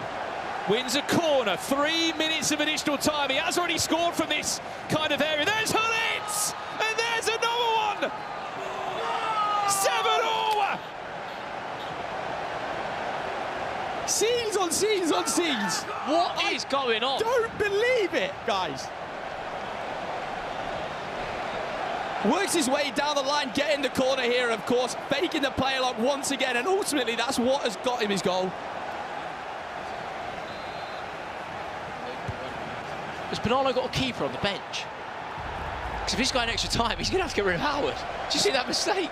Especially when he's got Nedders on the other end. Exactly, yeah. I mean, what is going on? I can't keep up. Ridiculous. 14 goals between the two in this knockout rounds. Over in this one now. Anders will want one more. He won't leave this at 5-3. He's already on his way through. Anders wants to be the last one to score here. I know he can hear me as well. He's going to want the goal there. The most important thing is the win. Well, a win for him will set up a game against Di Fernandez for a spot in the eChampions League Final 8. Hang on. No. Oh, my days. If Matías Bernardo scored that. Right, extra time. We'll leave that one for a second. Let's jump back over to the full-time result here. 2 minutes away from, I would probably say, ending the rivalry between these two. They played twice in this competition. We know Anders was not happy with how Young celebrated against him in the summer of last year at the Esports World Cup. He beat him in the groups. He sued him on stage. And he's having a celebratory run here, isn't he? He's just taking it all in, Anders, yeah. He's just taking it all in. I think he's paused this on purpose, just to rub salt into the wounds. He's just enjoying this. His coach is all smiles today, which is what we like to see. They're both all smiles, yeah. As he just looks across his opponent to see if he can catch an eye. He's enjoying this, and so he should. It's been such a good rivalry this weekend. He just wants to make the most of it. Smile on his face. You could tell this means more. This means more. And as Young, you have been hard done by. You do think, like you said, Tom, that Anders would have been straight through from the league phase into that top 8. You have to give credit to Young to even have a rivalry with Anders and go to Anders, how good he is. You know what I mean? It takes something. Shows you're doing something right. Yeah, because we're looking at one of the best players to ever play the game here. But Anders is going to come out on top, and it's what he deserves. Are we going to see one more from Anders? One more celebration? Well, if anything, he'll be happy just to keep possession. He'll be going through to play. Di Fernandez wins that. He's off to an eChampions League. He didn't play in last year's eChampions League competition. He wasn't able to get his spot via the virtual Bundesliga. This could seal the deal and end the rivalry between the two. Mbappe, 6 goals to 3. Anders Vergang is on his way to the round of 16 in the eChampions League. I'm sorry. I love it. He had to get the last laugh, didn't he? Did you enjoy the rivalry? I think that's him saying it's over. It's ended. Well, I think he has ended it before the goal was scored, let alone the celebration. All I could do is hope maybe they'll shake hands after this. I think they will. I think they will. I think there's a level of respect there. I think it's just... Oh, I wouldn't want to shake his hand. No. Yeah. Well, there's the full-time result between the two of them. Do we see a handshake? No handshake between the two of them. Maybe the rivalry will continue. Young eliminated from the eChampions League as Anders Vergang waves goodbye. He's into the round of 16, but there's a bigger game we need to talk about. 7-7, gents. While that was unfolding, guess what happened? Chris the Ball made it 15 goals scored, Tom. Jeez, I don't think Chris celebrated this because I think they know now these goals don't mean much. They're going to have to wait. Otherwise, pinball. Yeah, and I think until someone goes 2 up with about 3 or 4 minutes to go, you'll celebrate that. But safely say, we're watching basketball here. I don't know if we're going to have any eardrums left if Matthias Bernardo scores again, James. Oh yeah, this place will erupt. Would you have shook hands? I don't know, because I'd love to say sportsmanship, but when... The thing is, Anders is antagonising him now. Imagine getting sued on. Yeah. It's gone back and forth. It's happened both ways. Just the context as well. I can appreciate the celebrations from Anders there and how it looks in that scenario, which he's had to do 2 times in the Champions League. But if you didn't see the Esports World Cup last year, go back and watch it, because I've never seen someone celebrate on stage like Young did against Anders. Young had a crowd of thousands of people chanting and going against him. I don't blame Anders that much. They're going at it. It looks worse now because it's an isolated incident. You've just seen that today, but they've both given it all they can. If you had a montage of all of it, and I think obviously the fact they shook hands in the league phase, this is a lot different. This is sending him out of the competition. I'm waiting on the TikTok edit, by the way. That will be coming out soon, won't it? We'll be seeing that. Last chance of the half here. 15 goals between these two, by the way. It's our last game of the round of 24. Then there'll just be 16 players left in the competition. In case you've missed the headline news of who's already been eliminated in the knockouts. Tell you what, if Chris concedes here, he'll be kicking himself. He tried a last attack. That should do us for the half-time interval. But in case you've missed who's already been eliminated from the knockout phase of the Champions League, Danny Pitbull is out. Levy Finn has been eliminated. Bradley out. Fuma lost to the 10 men of Nicholas. Leandro Peixoto out to Mark Marley. Mark Marley through. Brian of Albion, what a situation they're in, by the way. One of those players should be on the way to an Champions League final. That was another game you may have just missed. Young's been eliminated because Anders Vergang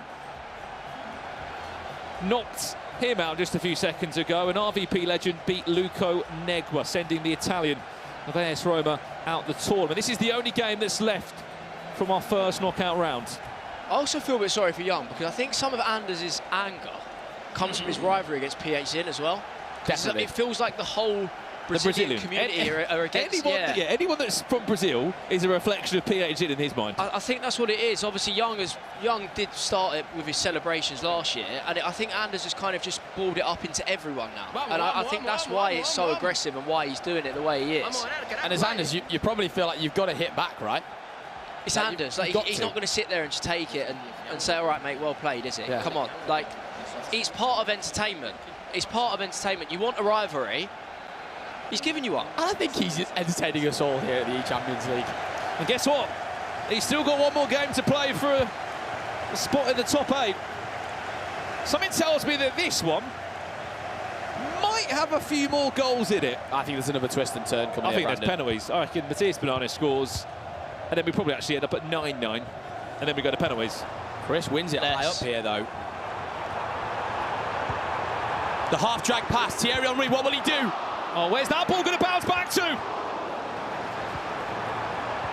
Tim Howard does just about enough. I mean, he's got to redeem himself, hasn't he? After the 7th, was it? I can't even keep up. The chance comes to nothing for Bonanno. A Bonanno equaliser and then a win on pens. The roof would come off. It would genuinely come off. Well, here he comes now. Maradona into Henry. Maradona again, that time Lucio. That run of the Barbo, keep an eye on it. I'll tell you one man who did keep an eye on it. Bonanno. That's why he marked it. He's listening to you, Shoz. They can hear us. 10 minutes to go. Matthias needs a goal. Hang on. Here he is now, Bale down the byline. Buffon parries it back into the path of Hullet. Looks to recycle it through Javier Maradona. Just wide the left-hand post, and the chance goes begging. He's only got maybe 3 more attacks, 2 more attacks. He's going to have to use them. He's won the ball back high up. Maradona with a huge lofted ball. Christopher, can he play out here nicely? The press is on from Matthias. Look at that ball. A player locking Thierry Henry. Look at the space. If Henry can get the touch, Marcus Llorente, brave man there. And there's no pauses left. That's to get the ball. More changes to be made here, chaps. He's off. And that's late. That's a late through ball. Just offside is Gareth Bale. You can't keep it for that long, you know. He's going to have to do something here. Yeah, he's going to have to go forward. Tommy, he's got to do something. You cannot keep it, because it's going to be a +2, I reckon. You can't keep it for 7 minutes. He likes that. From both sides here, how are you trying to play out these last 4.5 minutes? You need to go forward, as Chris, like far forward. You need to get far forward at the pitch. The rule we kind of has, it has to be in midfield and attack. Because the way the team press works, you have to be playing in his third. So Chris, his aim now is to get forward here as quickly as possible. As if you're attacking, as if you're going to go try and score here. And then you start ball rolling out and just keeping it. That's the plan, but it hasn't gone to plan. It never does it? It never does it, Thomas? And if you're Matthias Bonanno now, this might be one of your final best chances to keep your eChampions League alive. Are we going to see one more player lock fake down the line from a... There's the comeback, there's Jorginho off the post, and a tap in, is he offside? He's off. He won't stand. Oh, and that for Chris could be it. He's just got to hold this ball for a couple of minutes here. Oh, the timing of the finish. Was the shot selection right? I think it was. It was just yellow timed. Oh, he's gone long. He's gone long. Has he got enough time? 20 in-game seconds left. The ball has to go past the halfway line, which he does. Henry finds Lucio of all players. He's not the man for the job. It's heartbreak. For Manchester City in the round of 24, but for Chris de Boer, what a run and what a season that man is having. An 8-7, 15-goal thriller, which sends him into a round of 16. He is 1 win away from an eChampions League final.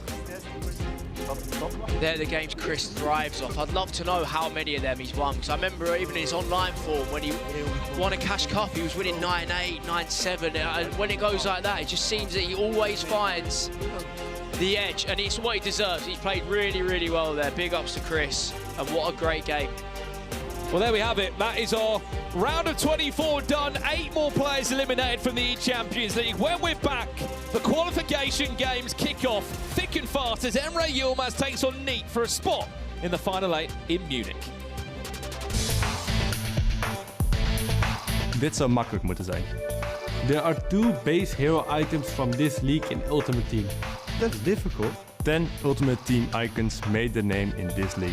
There are 4 people from this league in this year's ECL, and I am the current champion.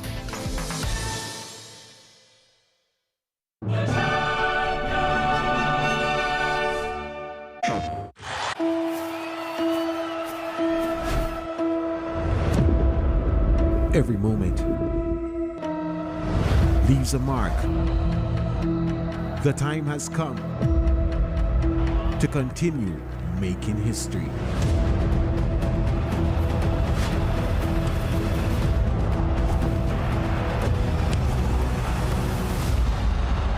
La Liga on your home of champions. The English archive of Europa League champions continue to write history, But this time from Spain, a donkey's derby to ignite the final of the UEFA Europa League.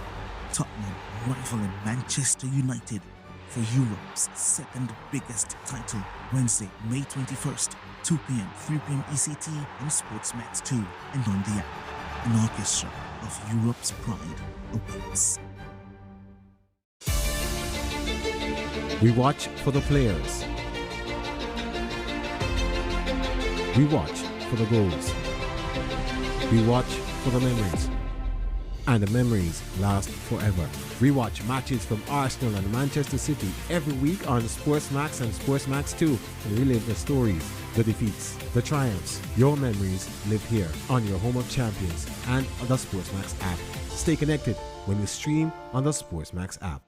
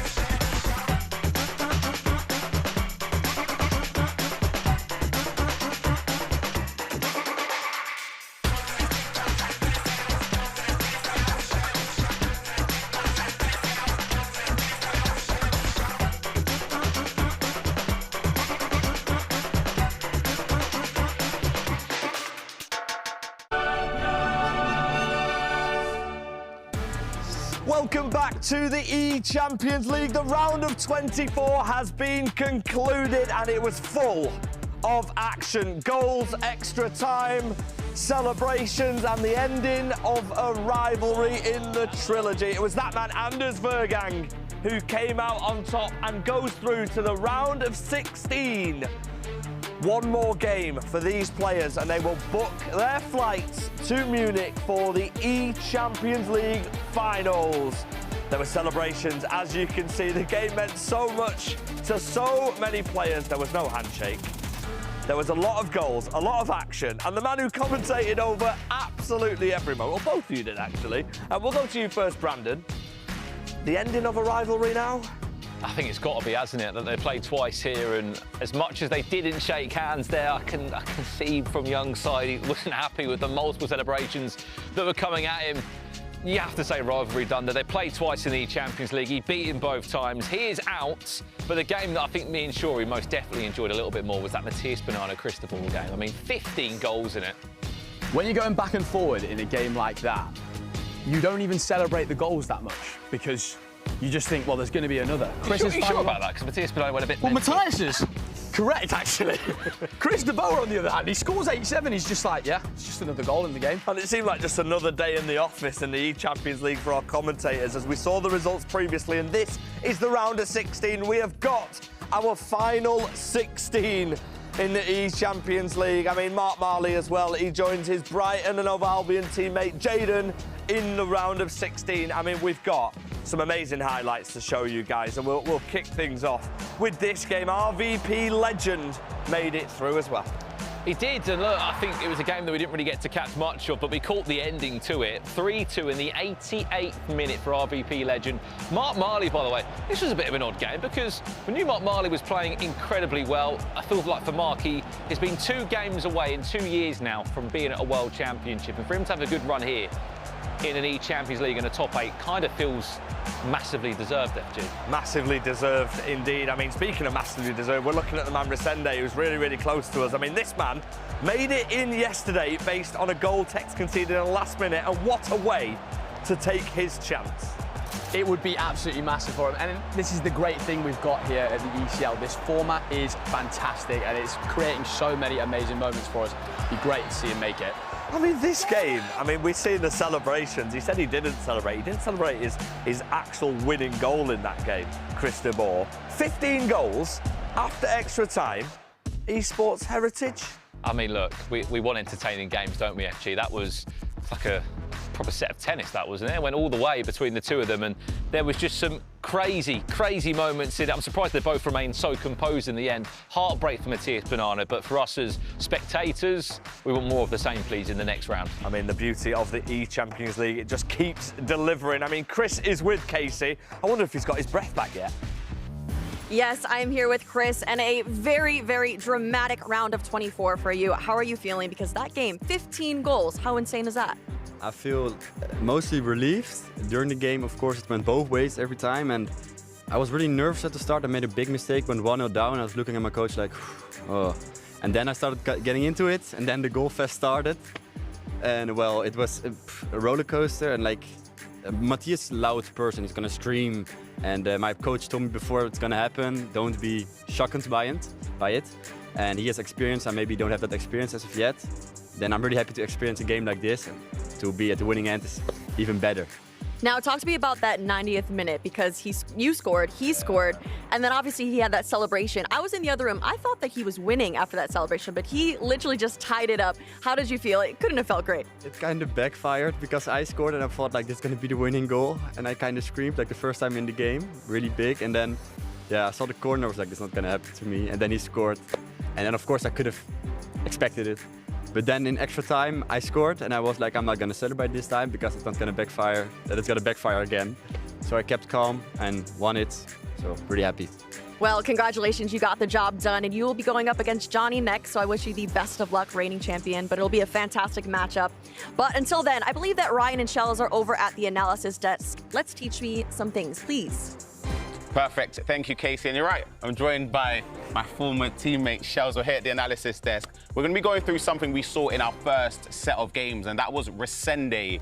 It's going to be a clip from this game. It's not a goal, but... From your reaction, it should have been a goal. It should have been. It was one of the most skillful elements we saw today, or we've seen today so far. We'll let the clip play out in its entirety first.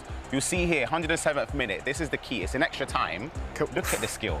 Oh my. And he misses, though. That's the painful part. And if we can pause it when he gets the ball with Kaka facing downwards. In this situation here, there's not much going on, but the change of direction from Kaka was incredible. Amazing. And the perfect skill, I don't even know the name of the skill move that he done, but I like to call it the L1 McGeady spin. To perform it, all you got to do is hold L1, he's facing down, flicks at right angle stick down, and he's flicked it to the right, and he's absolutely sent stamps him to the shops. But Resende, Kaka's got goal low driven. I cannot believe he has not low driven this. Otherwise, I think it would have been 3-1. So in terms of low driven, of course, it's something that was added into the game this year. How do you do a low driven? So if you can show us on the controller, what would he have done differently once he gets past the stam in this position? So right now in the box, you know, low driven, it's all about the power bar. So all it's just a light tap with circle, just a light tap. I believe just under 1 bar of power, and he would have performed the low driven action, and I'm pretty sure it would have been 3-1 to Resende at that Yeah, point. absolutely. I feel like if he ended up winning. He ended up. Which is great for him, but if he didn't, this would have been a little clip. Yeah, this clip here would have been crazy, but an incredible game that we saw between Levyfin and Resende. But enough of us. Let's prepare for our round of 16. This is the eChampions League knockouts. It's time to separate the good Johnny's going to play from the greats. The finals are inside. Munich awaits. No second chances, no second leg, just straight knockout football. It's win or go home. This is where the competition heats up. Where each game could be your last.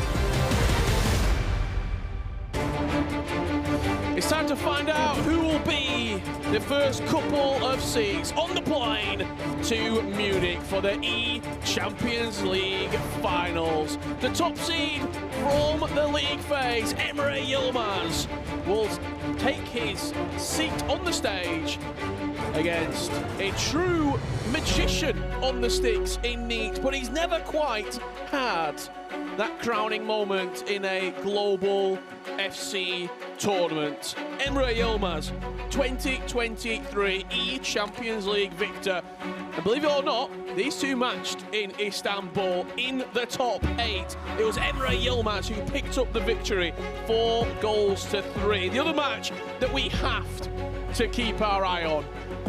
It feels maybe of a old man versus rookie, Resende versus Alihan Lyon. There's potentially 10 years age difference between these two as they come into this matchup. Resende was the lowest seeded player coming out of the league phase, and he takes on Alihan Lyon. And this is underway right now. Richard Buckley, Case and Gravison to guide you through what plans to be two fantastic matches of FC, Grav. Yes, Neat did miss out last year from the ECL finals on that last match. I don't know if you guys remember, against Di Fernandez. He was just minutes away from qualifying to the top 8, but then he got equalized in the last minute of the normal time and last minute of extra time as well, and of course he lost on PKs against Di Fernandez, so it's a bit of a revenge story for him this year on the ECL. On the other hand, we have Alihan, such a new competitor coming in here. It's so great. I was surprised he even made it in the top 8 in this competition, so it's been fantastic to see someone come in. We didn't know what to expect from him. Only 16 years old. If you do want to watch that game in full, you can cover it on the B stream in all its entirety. But our featured match will kick off with Emre Yilmaz taking on Neat. Neat got here by winning his qualifying game against Danny Pitbull earlier on today in a tightly contested 4-3 victory, as Emre opens up his account in the knockouts.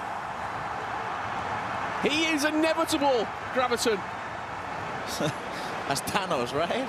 You know he's coming, but he's clicking right now. There's nothing you can do to stop him. That was a beautiful cross by Maradona.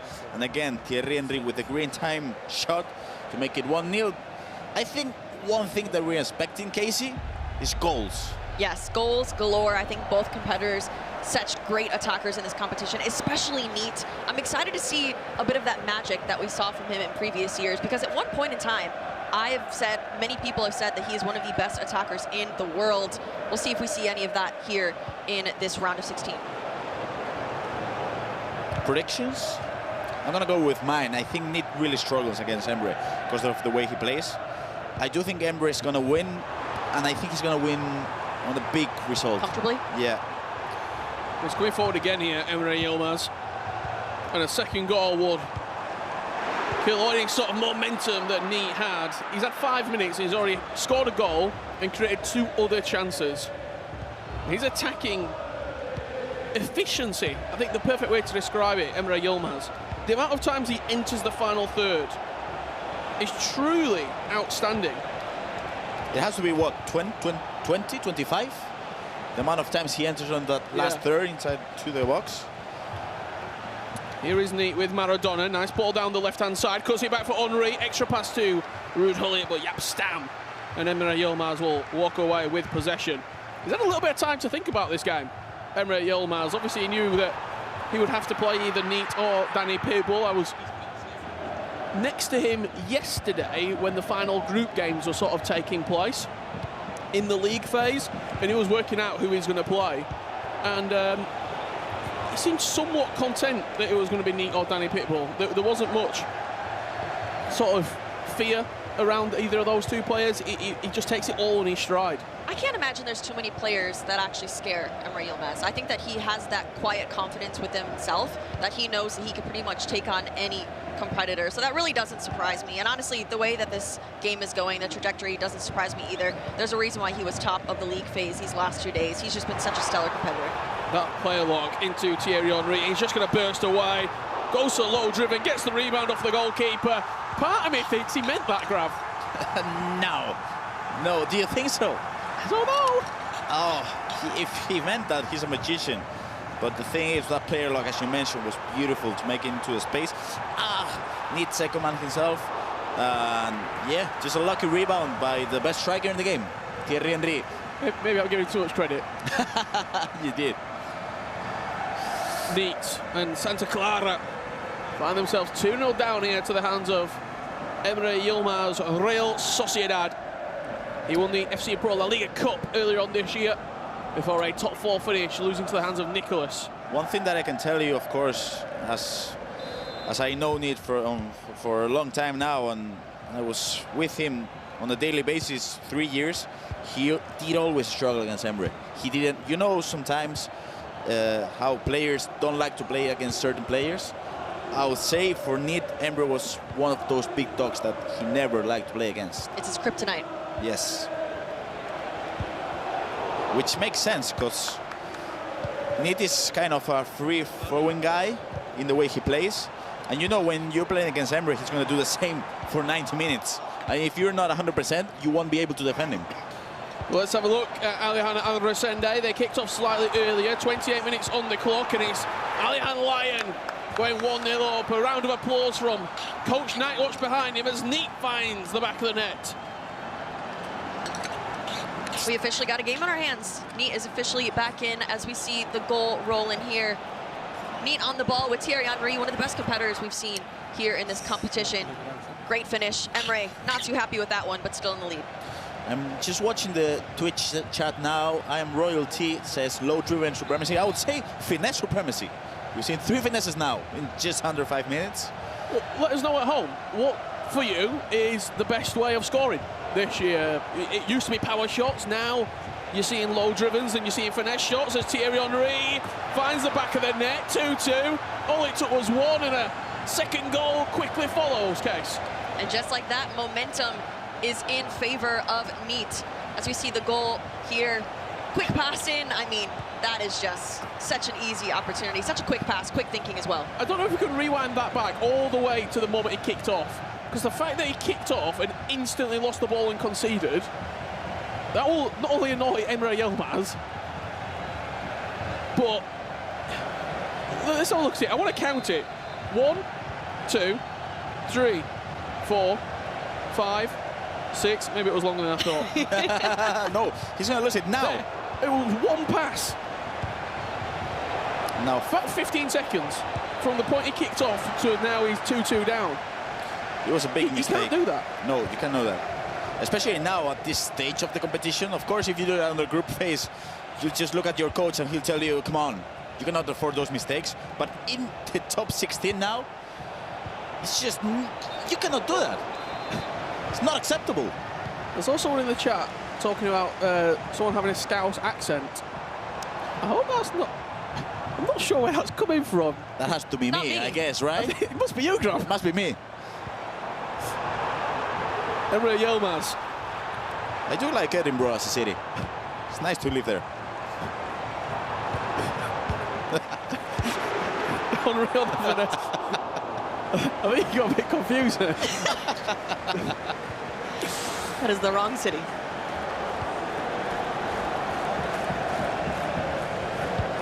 Neat. After going 2-0 down early, he's just settled into this game. Let's get some of that opinion on the best shot types, best ways of scoring. Low driven. Better than finesse inside the box. Travella, can't forget about the Travellas. That's not Brian, that's Ryan Pessoa on another account. FPL champ, power shot plus. He's always a fun way to score, it certainly is. Start of the year. First time over the top through ball, and then a Travella or a power shot. What about for you, Graf? Everything considered. I really like low-driven Travellas. Low-driven up with the contextual. Yes. If you've got the Travella Silver and low-driven shot, yeah, very, very consistent way of scoring inside the box. As Neat enters Emre Yilmaz's box, third time in this game, and forces a good save from Lev Yashin.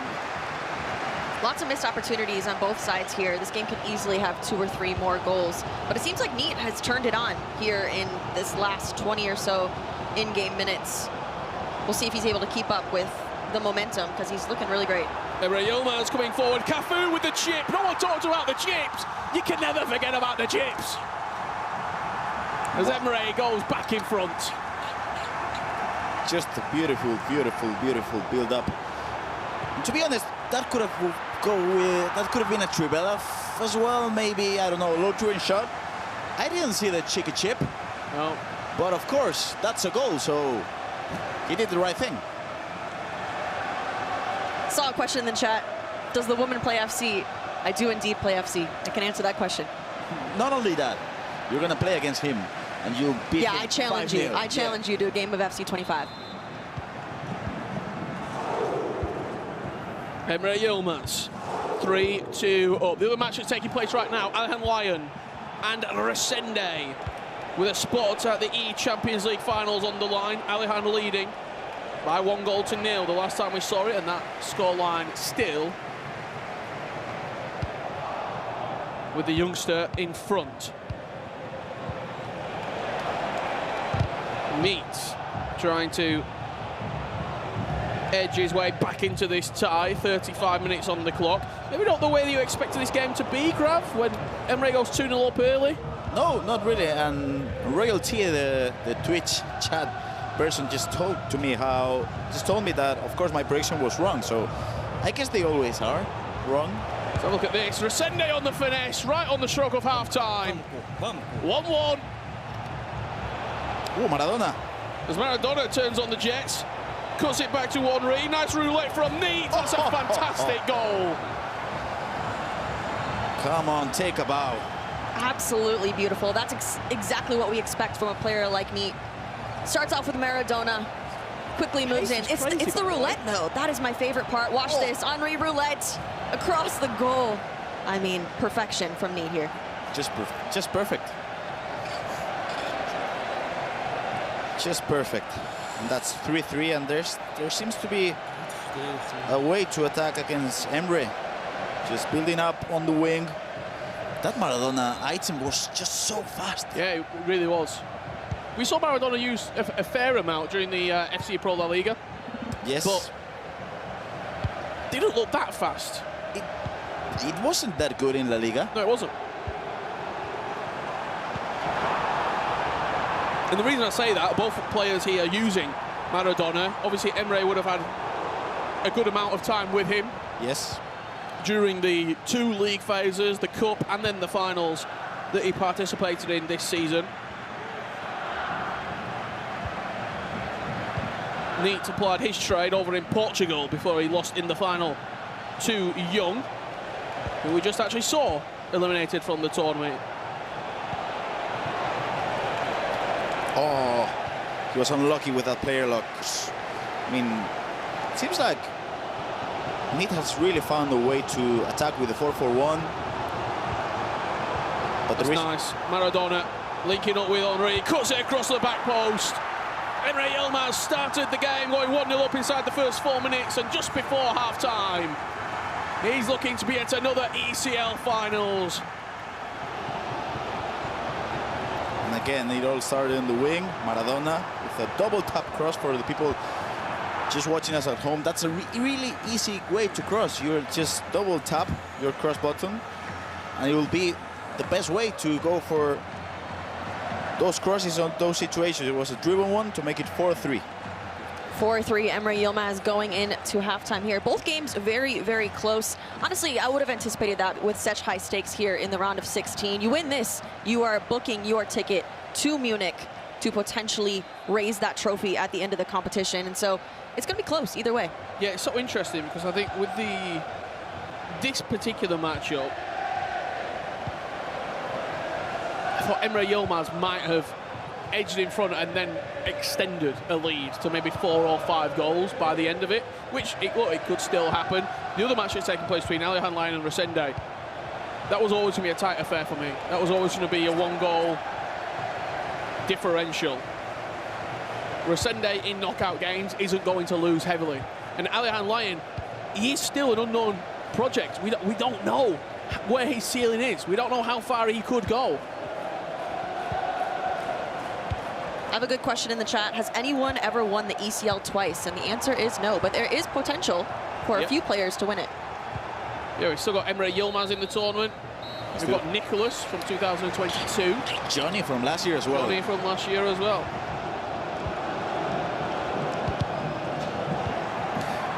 Let's head on over here to Alejandro and Resende for a short period. Reminder, if you do want to watch this game, you can go and check it out on the B stream in full for extended coverage of this qualifying matchup. And this is a really tough game for Alejandro, because Resende, you're not going to beat Resende comfortably. You'll beat him by 1 or 2 goals. And I think Alejandro is the kind of player that if you have 10 chances and I have 10 chances, are going to score more goals than you. But this is a game in which we'll see the kind of competitor he is, Richard. I think that question will be answered in this match. Here's Resende, nice build-up play with Ricken. Finds Cafu, coming forward from right back. Lovely dribbling down the byline. Actually shoots there, as the goalkeeper was moved ever so slightly. Tried catching him out at the near post. Floated into the box. Hully does well to head away with Aerial Plus activated. We'll just see this second half get underway here between Emre Yilmaz and Neat.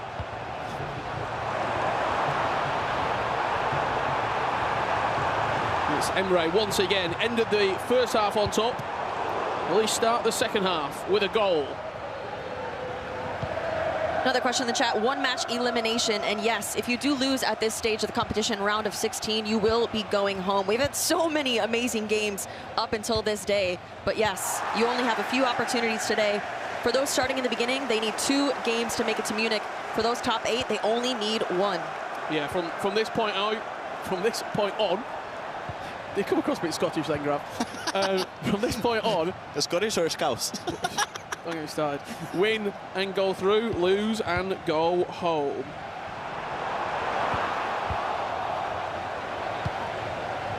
Munich will be waiting for 8 of our 16 finalists. As Neat comes forward, Maradona into Henry. Beautiful from Neat. Baited the finesse shot, exited at the near post and slammed it home, Graf. It was beautiful, it was beautiful. It seems like every single attack is the same. Passing to Maradona with an R1, L1 pass into Thierry Henry. He faked it. Oh, that finesse. The shot cancellation was just brilliant. And an easy finish with the left foot by Thierry Henry to make it 4-4. It seems like every single time Neat goes for that angle, Emre just jumps onto the bait, and Thierry Henry is able to finish with the left foot. Seems like Maradona is such a vital player to every single one of his attacks as well. It is. It all starts with Maradona. It could be a pass, it could be a run, but it all starts with him. Mo Salah offering up a finesse shot there. That's not going to go back to the goalkeeper. Neat's going to have to play out of this. The press is intense from Emre Yilmaz. He's not trailed in this match yet and doesn't plan on anytime soon.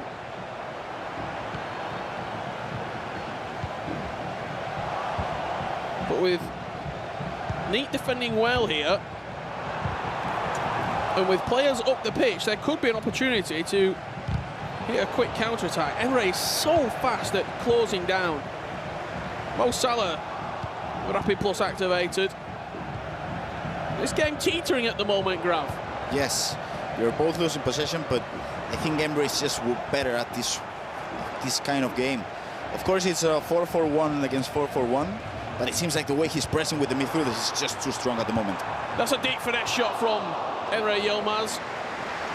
Actually keeps it in, now gets the corner with an hour played. And I gotta tell you, this is stressful as a player when you cannot get outside of your own box because your opponent is just pressing high with the midfielders. There's just not really much you can do. Just pause it, take a deep breath in, and just go for a fight.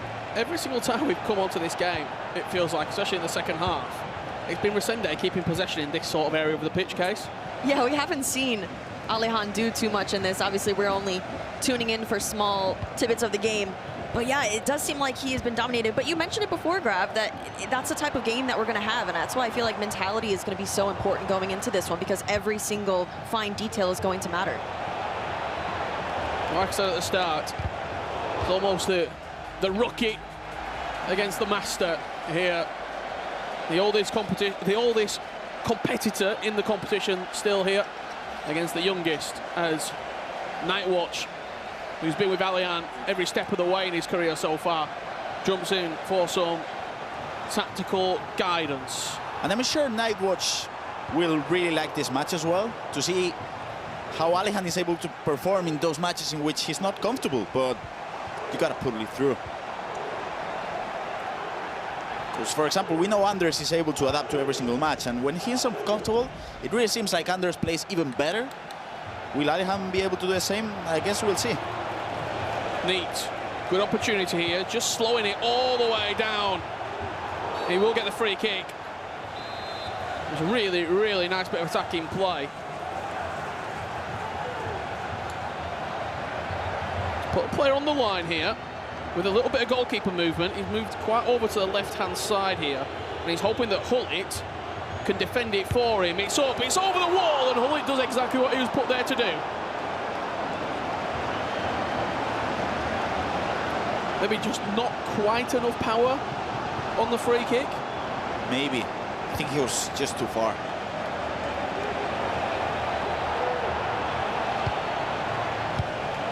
Do you both always put a player in the line? I had this conversation with Santu yesterday. He refuses to do it. He says he can't do it. That's why he concedes. Maradona with a good save. Forced from Lev Yashin. Do you, Casey? I do. People in the chat, do you do it? You have to, right? First time over the top through ball. Henry takes it into his stride. Dinks it into the back post. What a cross that is from Emre Yilmaz. That's got to be an R3 analysis segment. Just look at the way he triggered the run. Let's see how he's running. Passing to Thierry Henry. He triggers the run of Ginola, so he knows he's crossing it. Beautiful tap in to make it 5-4. The way he triggered that run was just incredible, Casey. No, it was absolutely incredible as we see Neat's reaction come in there. But I think we've just seen so many great moments from Emre here. Going back to that game, though, I think that Neat just is constantly trailing. He can't quite get his footing. He's in it. He definitely is, but he can't get ahead. It's almost indefensible, that, because if you then commit to the cross at the back post, he's just going to finesse it. I think it's a 50-50 situation, and if you choose wrong, that's it. Alihan Lyon driving forward with Ricken. Can he recycle onto the edge of the box? It was good defending there from Resende. He 50-50'd the player and the ball and positioned Hullit where he needed to be. First time through ball, just offside is Thierry Henry. As Emre Yilmaz kicks back off here. 5-4, he leads. And Neat once again has to dig deep and find himself back into this tie. Is it through Maradona and his magic left boot? Will it be Thierry Henry or David Ginola to try and pull the Spaniard back into this tie? He's only got 20 minutes left to do it, Graf. Not much time, really. And Hold the phone. Alihan Lyon. Oh! Forcing it at the near post. Llorente will pick it up, drives it into Thierry Henry. Hullit into Llorente. 5 minutes left to play. Alihan. He's on his way to the eChampions League finals. You can see Nightwatch is happy with that one, just clapping at the brilliance of Alihan to make it into a top 8. But still, a few minutes left. Let's see if Resende is able to pull it back.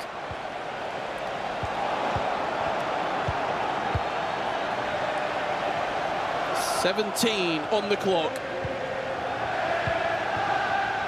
I think the best case here for Emre Yilmaz's case is just to keep going, keep attacking. Agreed. Yeah, one goal is a very dangerous situation to be in. I think that he'll definitely try to make that margin even larger as we see him on the attack here. 15 minutes left. Oh. Rush past that one. So we just see the ball breaking down in the middle of the pitch quite a little bit here. Neat knows that he has to go forward. Xavi has a big interception. He's got space to run into. Should he choose to go into that?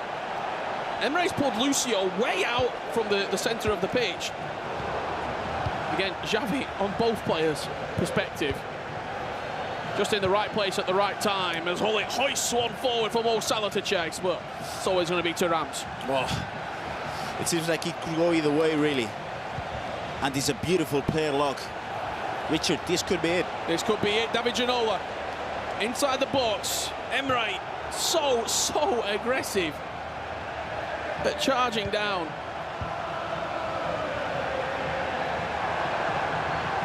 And he's more than happy to sprint this into the corner with 10 minutes left to play. Let's see the final moments between Alihan Lyon and Resende. Who's going to be the first player to book their place at the eChampions League finals in Munich in just over a week's time? Dicked up Lucio with a good defensive header. It's interesting, Resende is using Koçku, the Turkish player now, which is an interesting choice, but those long over the top through balls with decisive pass are going to be great. He tried one, and I think he's going to have time for one more. It has to be perfect for Resende if he wants to force extra time, just as he did earlier on today against Levi Finn. That's a risky bit of play from Alihan. He's given the ball away. The nerves are jangling for the youngster. Offside. Resende plays it back into Alihan's hands. I'll be fuming with Mayu if he did that. I think this is it. I think this is game. I think this is game. I think there's time. There's definitely time. Such a great, if this stands, such a great victory here for Alihan. Only 1 minute as well. Yeah, you might have called it.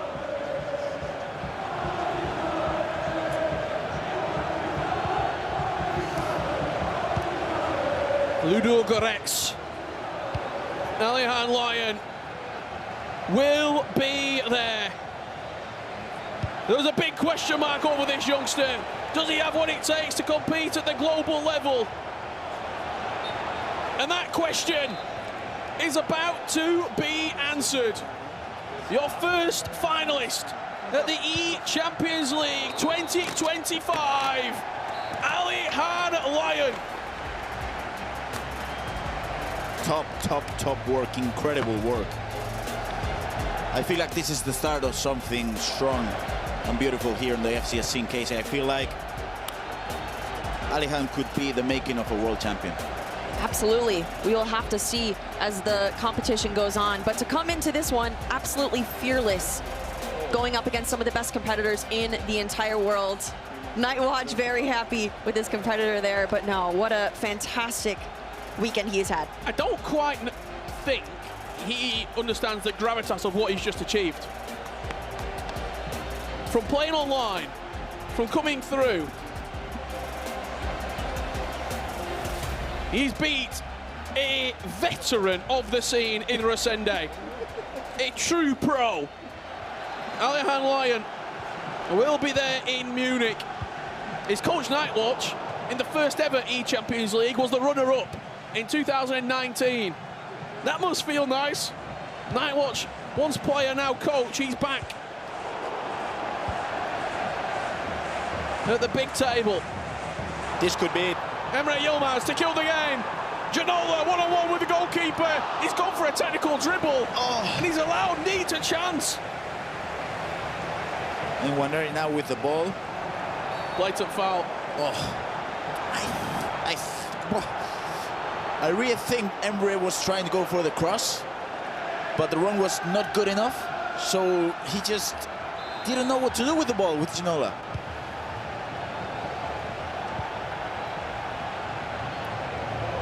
It was 4-3 when they met in 2023, these two, at the finals in Istanbul. Only one of them will be there in 2025 in Munich. Emre Yilmaz goes long on the restart, and Henry has done absolutely outstanding there to win the ball back. Emre Yilmaz just needs to finish out this final 2 minutes here in this matchup, but Neat gets the ball back. Does he have enough time? He does. One final attack. It must be perfect for Neat. And that's not going to do it. Giving the ball back once again to Emre Yilmaz. He goes long with Yashin. Neat, we're in stoppage time of injury time. Emre Yilmaz, the 2023 Champions League victor, is in the top 8. He will be there in Munich, looking to become the first ever two-time eChampions League winner. He was top of the group. Was he ever in doubt when he's finishing on 16 out of 18 points that Emre Yilmaz would be there? It wasn't his classiest performance, that's for certain, against Neat, but he got over the line, Gravison. Incredible work. I mean, the way he played, the way he controlled the match, the way he went on and tried to win the match, not only in the way he did, but you know how tough it is when your opponent is just behind you and he equalizes and you're scoring, he equalizes, and he got it done. So impressive from Emre. We're about to find out who else will be joining him. Levi David versus Nicholas 99 FC. That's coming up very, very soon. I can see a lot of you in the chat asking about the Mystery League. If you want some more clues, have a little look at this. Welcome to the virtual Bundesliga. We've got our semi-finals. Johnny versus Anders, Kekarai versus Levi V. We are about to get underway with the first semi-final. It's one planned to be a great game between the two. Hang on. There's your first goal. Looking for a fit for Anders Vergang. What a pass. Pascal Cross. He's having a right disco. Anders Vergang goes through. Who's going to be battling for Anders Vergang in the grand final? Chance! Chance to equalise! Chance Harry Kane! We're going to pens. You just need to score! Levi Finn! Well, grand final for this year's virtual Bundesliga. Harry Kane! He is back in this grand final. What is it? Roberto, he's round the corner. Levi Finn! Full-time result. Levi Finn! Your virtual Bundesliga champion!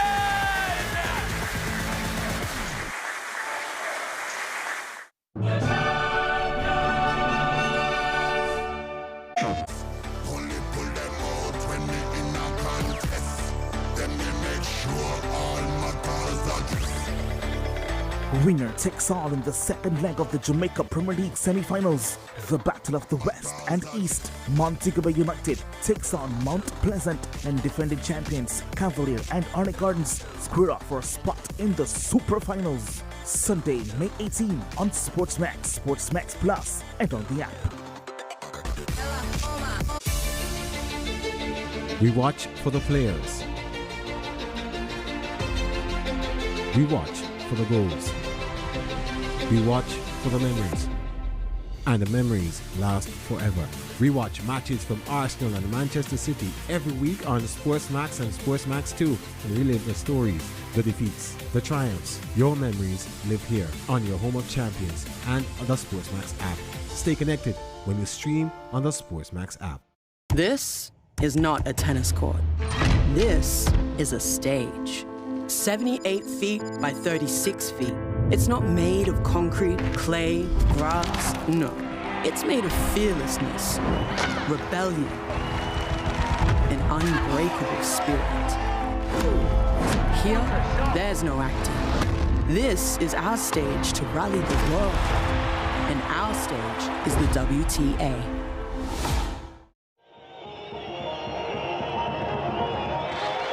Sport brings us together. But what happens when you can't be there in person? Stay connected with the SportsMax app. Live sports, anywhere, anytime. With live matches, highlights, and exclusive content, you'll never miss a moment of the action. Watch UCL, La Liga, CONCACAF Nations League, Carifta Games, WTA, Jamaica Premier League, WWE, West Indies Tours, and so much more on the go. SportsMax app, your ultimate sports companion. Download now and stay ahead of the game. Don't just watch sports, experience them with SportsMax.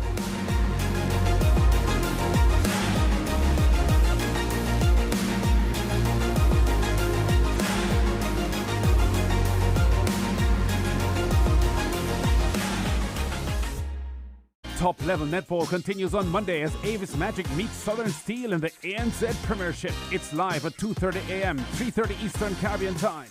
on SportsMax and on the SportsMax app. Catch every game. Watch on the SportsMax app.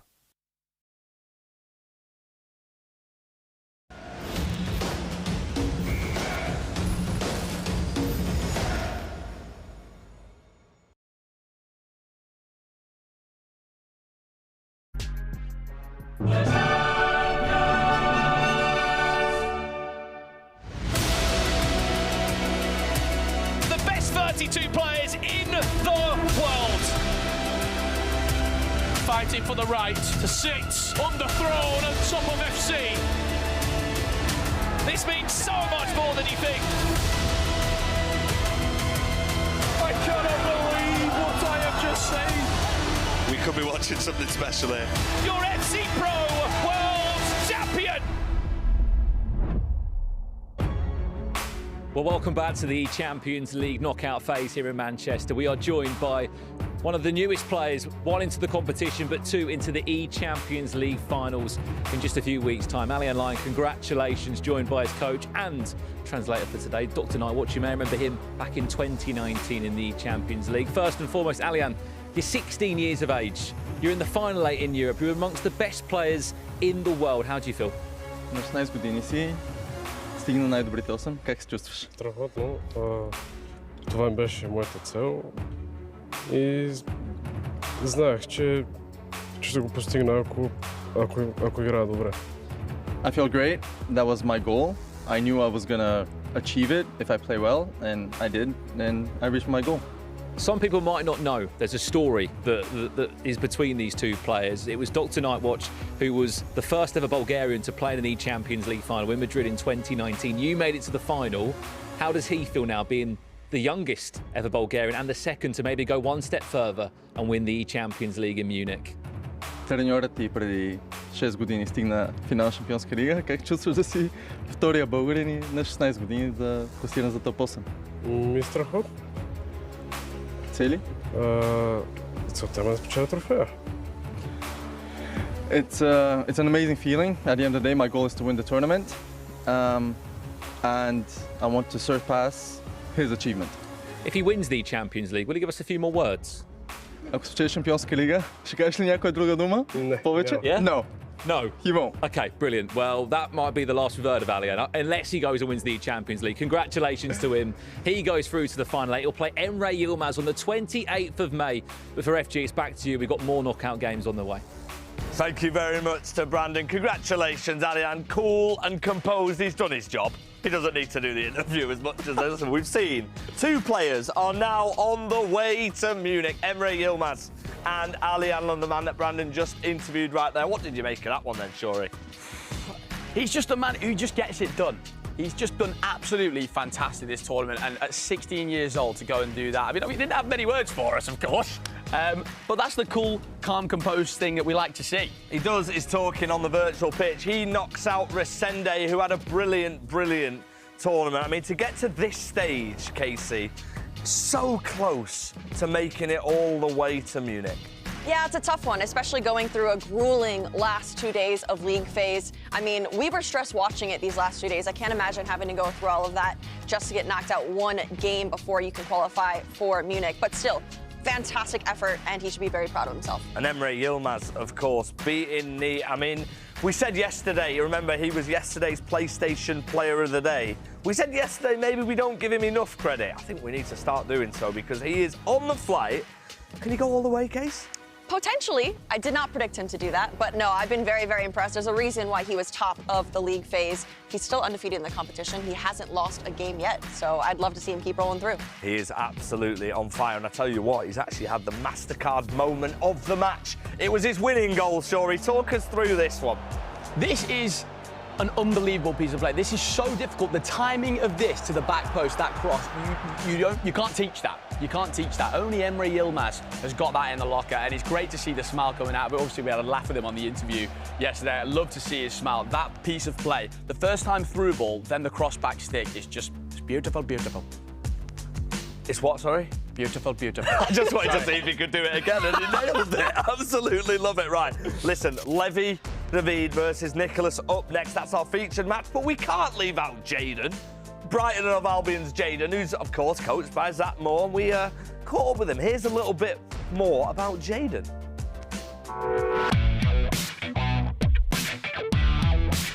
Going into the tournament, I knew, like, with my fixtures, I had some easier games than other people. However, I did not expect to be going into the top 8 already. My first game on, I'm always quite nervous and I don't do too well. I think I'm quite a confident player, that when my confidence is high, I play even better. And then going into the second game, once I won that against a pot 1 player in FIMA, I was like, I can win every game. I thought, 9-24 would be very much achievable, but to be in the top 8 and be in the last 16 now, I'm just over the moon. Jayden, 8-5 up. What a day. The way these players practice FC is like, I've never seen anything like it, because the work that I've been doing is probably half as much as what these guys do with the notepads and stuff, so the competition is just honestly on another level. It's probably one of my last tournaments. I've been doing it for 5 years now. I've got a job lined up in September in London, which means full time, and I won't really have as much time to play FC, so I'm just trying to enjoy every minute. 1 game away from Munich, which is quite nerve-wracking. I'm just really, really excited, and yeah, I'm ready to go. Well, the games continue to come thick and fast here in the Champions League. Myself, Brandon Swift, Ryan Pessoa and Santu guiding you through our next qualification game. Who is going to be the next 2 players on the plane to Munich on the 28th of May? We've already seen 1 confirmed fixture, gents. It's already looking like a stacked tournament, isn't it? Yeah, we saw your interview with Alejandro. Man of very few words. To be, I don't think he blinked during that interview as well, Did he not? I didn't see him blink once. Not even once. I was more focused trying to get some words out of him. Yeah, maybe that's the trick, though. Don't blink. I mean, what a start he's at, by the way. 16 years of age, on his way to an eChampions League in his first proper LAN tournament. Let's turn our attentions to these 2 games then. Jayden Groden, what a tournament he's had. He comes into this one against Ilian Bouchy, the French player who was so close to getting a World Championship spot via the French E-League 1. And because Leandro Peixoto already had a World Cup spot, it was passed down. It was his teammate that got it, and not him. It's very, very painful. I'm a big fan of both Jayden and Ilian, and I feel like it's tough for them to play against each other, but they've both had incredible performances in the league phase, and Santu, of course, the big game as well. We speak about this one, of course, the feature game. Levi David up against Nicholas. Nicholas having to defeat Fuma with 10 men. This has been one of the best matches we've got to see today. Actually. I agree. And I feel like you get rewarded by playing Levy, so it's not really a reward for Nicholas to advance. I was just about to say about Jayden and Ilian Bouchy. Obviously, Jayden back-to-back key Premier Leagues. He's 1 game away from a World Championship for 2 years in a row. The 1 year he did qualify for the World Championships. It didn't happen, unfortunately, during the pandemic. You would love both of them to go to a top 8. It feels like they deserve it. But our attentions will start with this game here. Levi David against Nicholas 99. But this time, Santu, Nicholas needs to be careful not to go down to 10 men after 10 minutes. Absolutely, he needs to focus on the first minutes of the match, because every ball counts, like this one, and maybe not to get a red card in the first minutes. Yeah, but as we said in commentary, Ryan, if there was a player that could somehow see out a match with 10 players and survive extra time at 110 minutes with a player less on the field, it was Nicholas, and he did that. Yeah, if there was ever a game to symbolise Nicholas 99 over the years of FC and in previous years as well, I feel like that game epitomises everything Nicholas is. Just resolute, clinical in the area. The thing is, there were some instances where he showed a few weaknesses, but he pulled through. Well, here comes Levy now. Have to remember that 8 of these players that are in this round didn't have to play the extra round of 24 game because they were that good in the league phase across the last 2 days. Here comes Nicholas now with, am I blinking? Is that Raul? What Raul? You know, Nicholas likes his players that fit his play style. He's not afraid to go against the norm. You know, he just, Beckham, etc. Anyone that fits the style of play, he's happy to use. I mean, we're not talking about a bad player at all. Of course. He's got a quick step, he's got a driven shot, he's got the finesse, so it's not bad. Can you remember the last time these 2 played as well, Ryan Pessoa? I do. It was in the FC Pro Open as Levy tries to come forward now. What was the score in that game, Ryan? Beat down. It was a battering. Levy David 7, Nicholas 1 in the quarterfinals. I remember Nicholas being fuming after that game. Could be his revenge today. It wouldn't be a bad time to get revenge, would it, Santu? Qualify for the Champions League with a result here. Remember, 2 games at the same time. As Jaden Groden or Ilian Bushi, one of those two will qualify for the eChampions League final later in Munich. And so will Levy, or previous champion of this competition in Nicholas 99. Here he comes now, Nicholas, with Harry Kane. And he's might have been maybe lacking one or two big play style pluses, Santu, but Jaap Stam has been very influential in these teams, hasn't he? I'm gonna say this has been the best defender of the tournament so far, with his play styles and the physicality. Everybody shows it basically 99% of the plays. Oh, Levy! Wow. How about that one to kick off the game? The reverse elastico of dreams. And you speak about a player that's in all the teams down one end, Santu and Jaap Stam. Ricardo Kaka, he's been the goal scorer, hasn't he, in these last few days? It's an incredible goal. Reverse elastico, and that shows why Levy David is unbeaten in this tournament. I mean, five-star has been shown right now with a good reverse elastico and a good finishing with the left foot. Oh my, he might just be the provider for Xavi for two. It's a cheeky chip. Can he get round Van der Sar? No, he can't. There wasn't enough power in that one. Not enough power, and there was also an instance where he could have done a speed boost into the space twice. I don't think he expected to get that fortunate behind the defensive line, and he Hang could on a get second. punished. Nicholas straight down the other end. Patrick Vieira! Ruthless. It's the battle of the icons in the eChampions League on the pitch. Kaka down one end, Patrick Vieira of all goal scorers down the other. But the most impressive part of this run was he just kept running. I mean, we were talking about the physicality of Stam. He couldn't keep up with Vieira physicality, actually. Yeah, the triggered run, and it goes to show how cutthroat FC can be in those important moments in these matches, because on one end, we could have been seeing Levy David 2-0 up. A couple of moments later, we see him conceding down the other end. FC reels. Well, 1-1 already in 17 minutes in this game here. I mean, if we can get a poll in the chat, we'll see what you guys are predicting of who makes it to the final 8. Will it be Levy or Nicholas? We have had a kick-off in our other game, by the way. Jaden against Ilian has kicked off. And it looks like the Seagulls might be on their way to a final 8. Kylian Mbappe. We haven't spoken about this enough.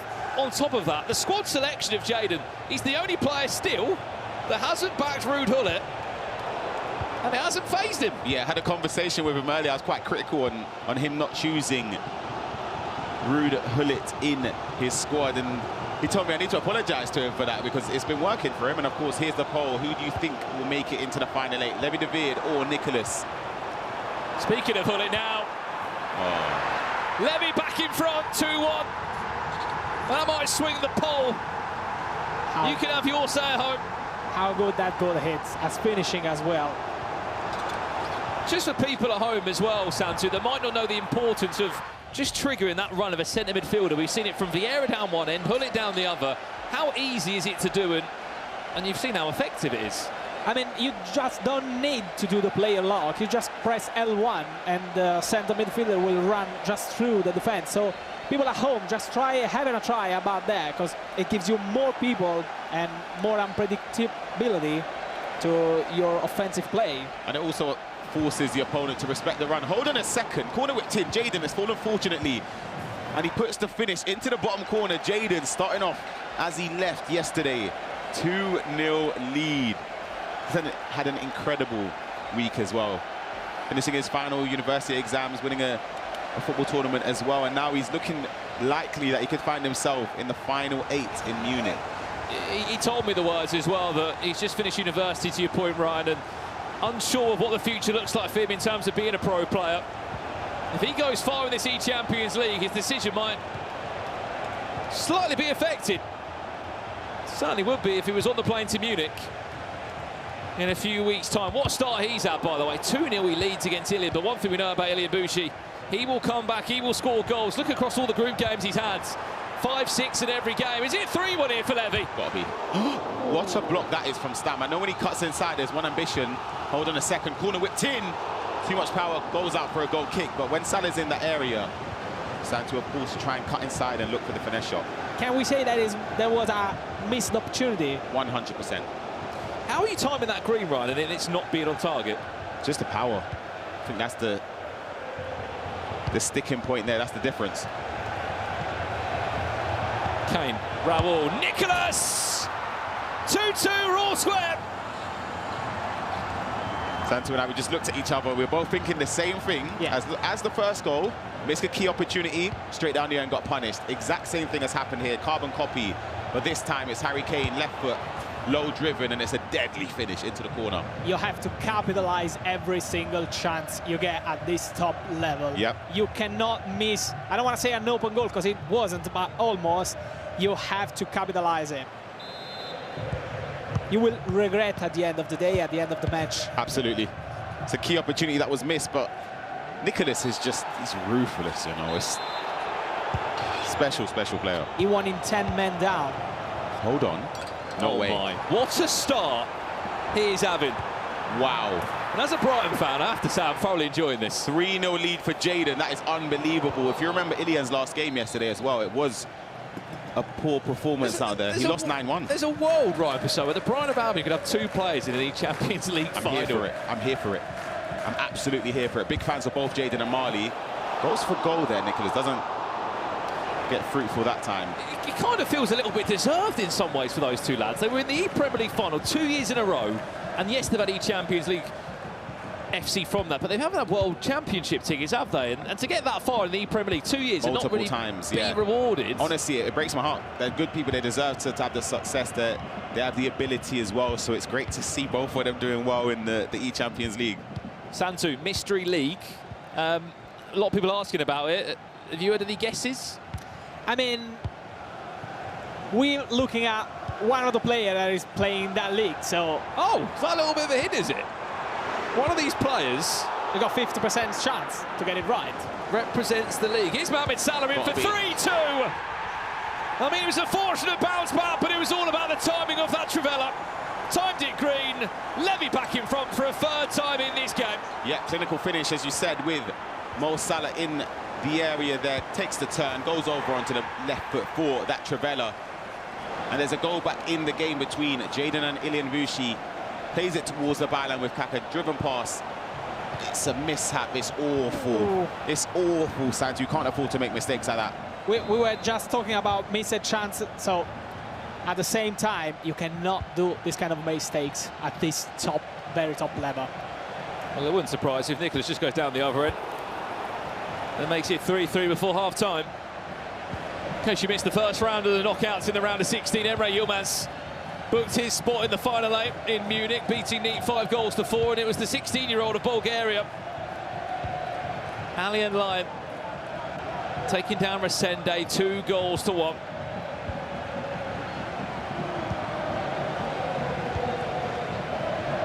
Two more players will book their ticket to Munich from this round here, and it will be a quarter-final matchup locked in.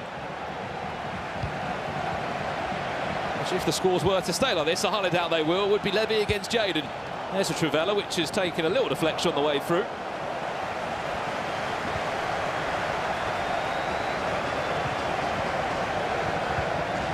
He might just be pickpocketed here, though, Vieira, that one. Gets away with it. Slightly harsh foul.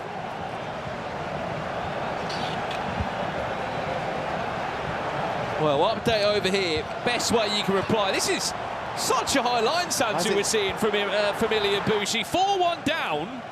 For a moment, I thought he was playing a 3 at the backs. Yeah, why is it so open? So open there, Santu. Do you remember the last games years ago where you can adjust depth and, the width. And the width as well? It looked like 95 width. He's got to get that together, Ilian Vushi, because he's just conceded again. That was like 25 minutes in that game, by the way. Yeah, that's the one thing about Ilian, one of the best attackers, in my opinion, in the scene, but defensively... lacks a bit. He does lack a bit, and he tends to concede quite a few goals. Yesterday, and on day 1 as well, conceded 5 in one game, conceded 6 against Tex, conceded 4 against Ivan Nilsson, 9 against Di Fernandez. So he is somebody that does concede goals. Also scores a lot of them. Goal back. That's the thing, isn't it, Ryan? As much as we're Oh, It was a penalty as well. It wasn't a red card by any means. It was just an opportunity there for Harry Kane to get back in the game. But to the point we're saying, he might concede goals, but he can score them. And in 9-minute halves, we saw an 8-7 earlier. Yeah, and that's 6 goals between both of those players in 26 minutes. Oh, maybe he got an extra pass here for Salah. I saw that. Maybe he could have chosen that way. Half-time in this game, Levy 3-2 up against Nicholas. It gives us a chance to give the other game a bit more love. 6 goals, as you said, in 27 minutes is absolutely ridiculous between these two. I think defending might have been thrown out the window. Yeah, absolutely. Another attack here from Jadon. Easy turn, goes for the pass. Maybe Santu could have been more direct to just run into the space. Yeah, I saw that space. I thought, yeah, just go through that and shoot with Kaka. Just go, you got finesse, you got 5-5, you got the driven shot. Yeah. Just shoot it. He's a little bit hesitant there, wasn't he, Jadon? We'll get another chance now. Mbappe, can he pull away with that 99 pace on his UCL item? See, Ilian defense is so no width, actually. Like, I mean, the opposite. It's a lot of width compared to Jadon. Well, there's the overlap that he will offer you on the offensive side, but defensively, there isn't really anyone on back. Good save from Alisson. Triggers so many runs, even with the fullbacks. You see Llorente running on the overlap. He's happy to... Is he doing that with both sides of the pitch there, Ryan? I'm not sure, because it just looks so... Look at this. Every single moment Jadon wins the ball, counter-attacks are an option. That explains why he's been so free-flowing in the attacking focus. Look at this. Every time there's so much space. This time Rivaldo. Can he pull inside for a Trivela? There it is. He was timed green. Alisson comes out, does enough to give away a corner. Goes as far as Hullet, who still just about has it, Ruud Hullet. Oh no. Oh no, you can't do that. You cannot concede those kind of goals. You just cannot. Twice in the same game. Look at that again. It's a way back into the tie. That didn't need to happen. Twice. When he gets there with Thuram, why is he not just going long? Twice. You've given Ilian a lifeline. And from then now, you're going to start, in my opinion, if I'm Ilian in that position, I'm going to be pressing even higher now, because I know you're capable of making those sort of mistakes defensively. Yes. Long game left for Jadon. I mean, he started so good, but now with those mistakes, he keep on doing that, and he can boost the confidence. Yeah, that's what I'm saying. Yeah, absolutely. 100%. Back over to this game, though. Levi de Veer up against Nicholas. That's our main game. Oh, my God. He's done it again. Oh, my God. Ilian Bushi, 4-4 against Jadon. All that hard work. There it is. We just say that. Waved away. That might be the best half of FC I think we'll see in terms of goals going in. 4-4. Come off it. Sorry, I'm just looking behind. I'm just looking at both of the players. I can't even... Good tackle there from Stam. He gave the ball away, Santu. There's another goal gone in that game. How can... honestly, I got nothing to say there. Nicholas to try and tie this one up at 3-3. Back to Kane. That was well read by Yashim. Can I say he should have smashed it into the second post instead of trying that driven shot with Harry Kane? Just about gets the ball down the line. Could be a counter-attack. Look at the triggered run. Both sides, you'll see the space. Good step again from Stam. I agree with you, Santu, though. Stam has been ridiculous. Nightmare to play against at home as well. He's just such a good player in the game. Ginola down the other end for Nicholas now. Can't forget the last year he was out in the group stages. That one comes in. And again, he's keep on trying that driven shot from outside of the box or very far from the keeper. Corner comes in now for Nicholas. Lucio, not the man you want on it. Ozan Brotti, you want an attacking player to try and have that shot. Time green, Trivela. With Lucio. He tried it. I mean, why not? I'm not against it. I'm not against it at all. Because you're thinking, why would you move the keeper there? There's this ball bouncing around. Yashin turned into Superman for a second. Nicholas is definitely listening to our stream right now. Seems to be on the ascendancy as well. The pressure that he's piling on.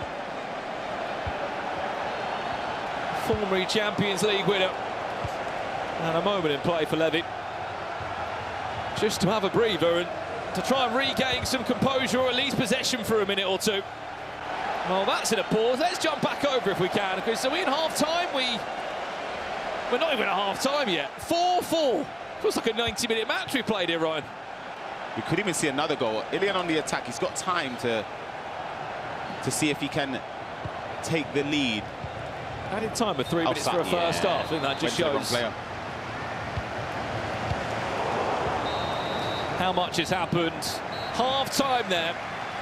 And Jayden must go into half-time, Santu, scratch his head and be like, how have I not come into the half-time interval with more behind me in terms of the scoreline? Because he did start really well, but it was one or two gifts, is the best way to describe it, where he just gave Ilian a chance to come back in the game.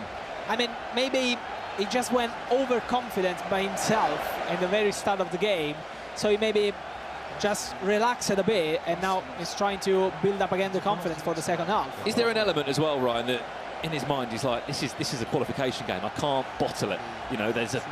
Subconsciously, always that'll go through your mind. The one good thing is it seems like Jayden's demeanour isn't too downbeat. He seems okay. It's just, as a player, you've been in those positions where you've been leading comfortably and you may have given up a lead.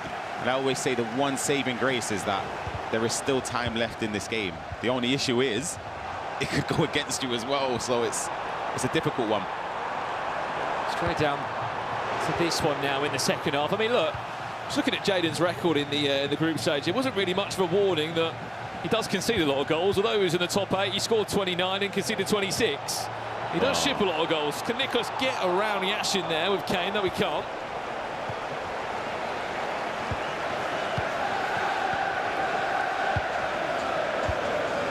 I mean, we'll ask the chat, 'cause there's a lot of love both ways. Who wins that game, Jayden or Ilian? We'll give you both ending moments. Great ball. There's Roberto. All the way from left back, could have went down to ground there if the contact was a bit more. We know what Nicholas has been like at times at the back with some of his decisions he's made today. I think he's onside. Marcus Llorente. Bombing on from fullback. And these last 5 minutes or so have been quite frantic.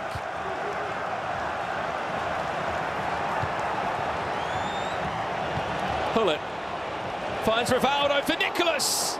That could have been a penalty shout there maybe for a second. Yeah, loves a low dribble, Nicholas does, you know. Loves it. In those situations, he's happy to shoot across goal or near post with it. I mean, that's the poll in the chat. Do you think if the low-driven play style was never added, it would have shot that way? No. I mean, you just press the shoot power. Nicholas always, I say always, at the start of the season and even in previous years, sometimes he would do it near post just to catch the player off guard or the opponent off guard in case they move the keeper. But the low-driven play style now just adds it, the effectiveness of it. But it tricks you. Yeah. It tricks you to try it and to find the score. In that way, maybe it will be more effective to try another kind of shot. Nicholas spoke earlier as well about his pressing this season, how he feels like manually he can defend a lot better, he can squeeze the opponent into mistakes. You can just see, look at just the way he's hounding Levy on the ball. He said in the interview before as well that he likes to be more manual in this game compared to the others. Yeah. Which there's no surprise that he enjoys having far much more control over everything that's happening on the screen. Damn.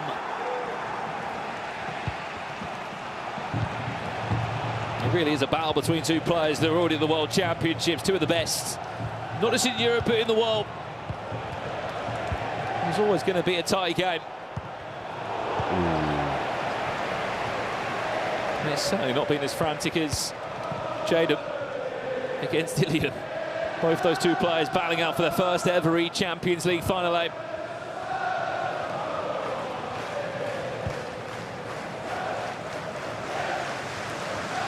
Certainly it's a different match to what we saw in February when these two played in the quarterfinals of the FC Pro Open.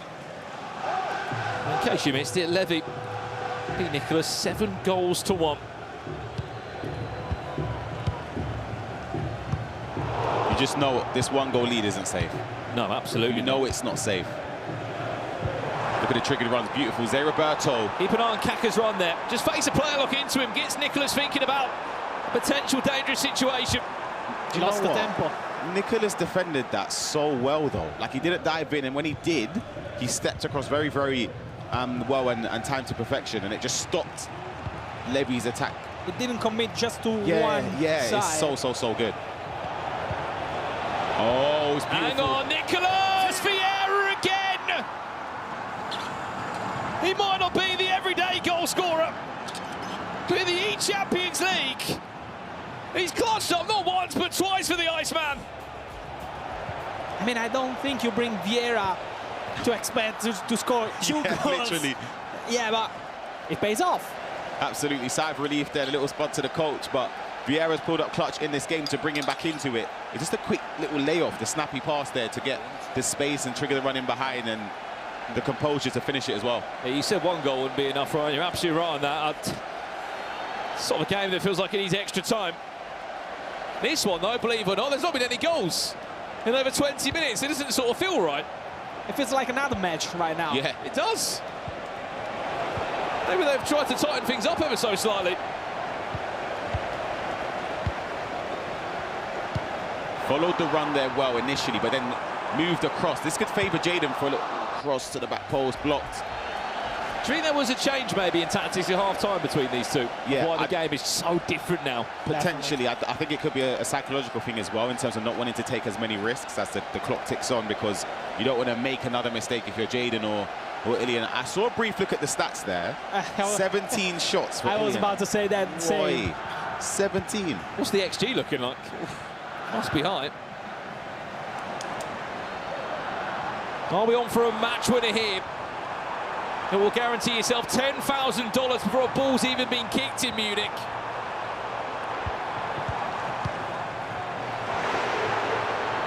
Rivaldo.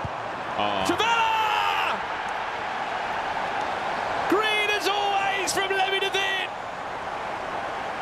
Is that the goal to send him off to an eChampions League final? That's a crazy goal. I'm going to be honest, I was giving a little round of applause there. The way he built up there, Santu, everything was... He wasn't just calculating the attack on his part as well. He was thinking about Nicholas, what he's doing defensively. Here we go again. You can't... No way. No, serious. He's got in front. Ilya Bushi has got in front in this game for the first time. 5-4. 4 mistakes there from Jaden. You've given, I'm not even... Honestly, you've given 4 goals. Wow. We'll join it live now for just over the last 15 minutes or so. Wow, wow, wow. Fuba in the chat saying that Levy v Nicholas should have been a semi. I mean, it should have been 2 players on the way to an eChampions League, in all honesty. Literally. And they wouldn't have matched if they both were in the top 8 yesterday from the league phase. They would have, this would never have been a game. It could be even final, actually. Yeah, if Nicholas had just won 1 game yesterday, this wouldn't have happened. Just 1 game to get into that top 8. Yeah. Levy Devine, last 5 minutes of this game, though. How does he play this? I feel like you can't play for last attack. It's too soon, in my opinion, in a 9-minute half, and you don't want to invite too much pressure, because, especially if you're keeping possession in your own half or the middle part of the field, Nicholas will eat you alive. You need to be in these areas, the offensive area, to try and keep the ball. You know Nicholas is going to get 1 more chance, don't you? As much you hold on to the ball.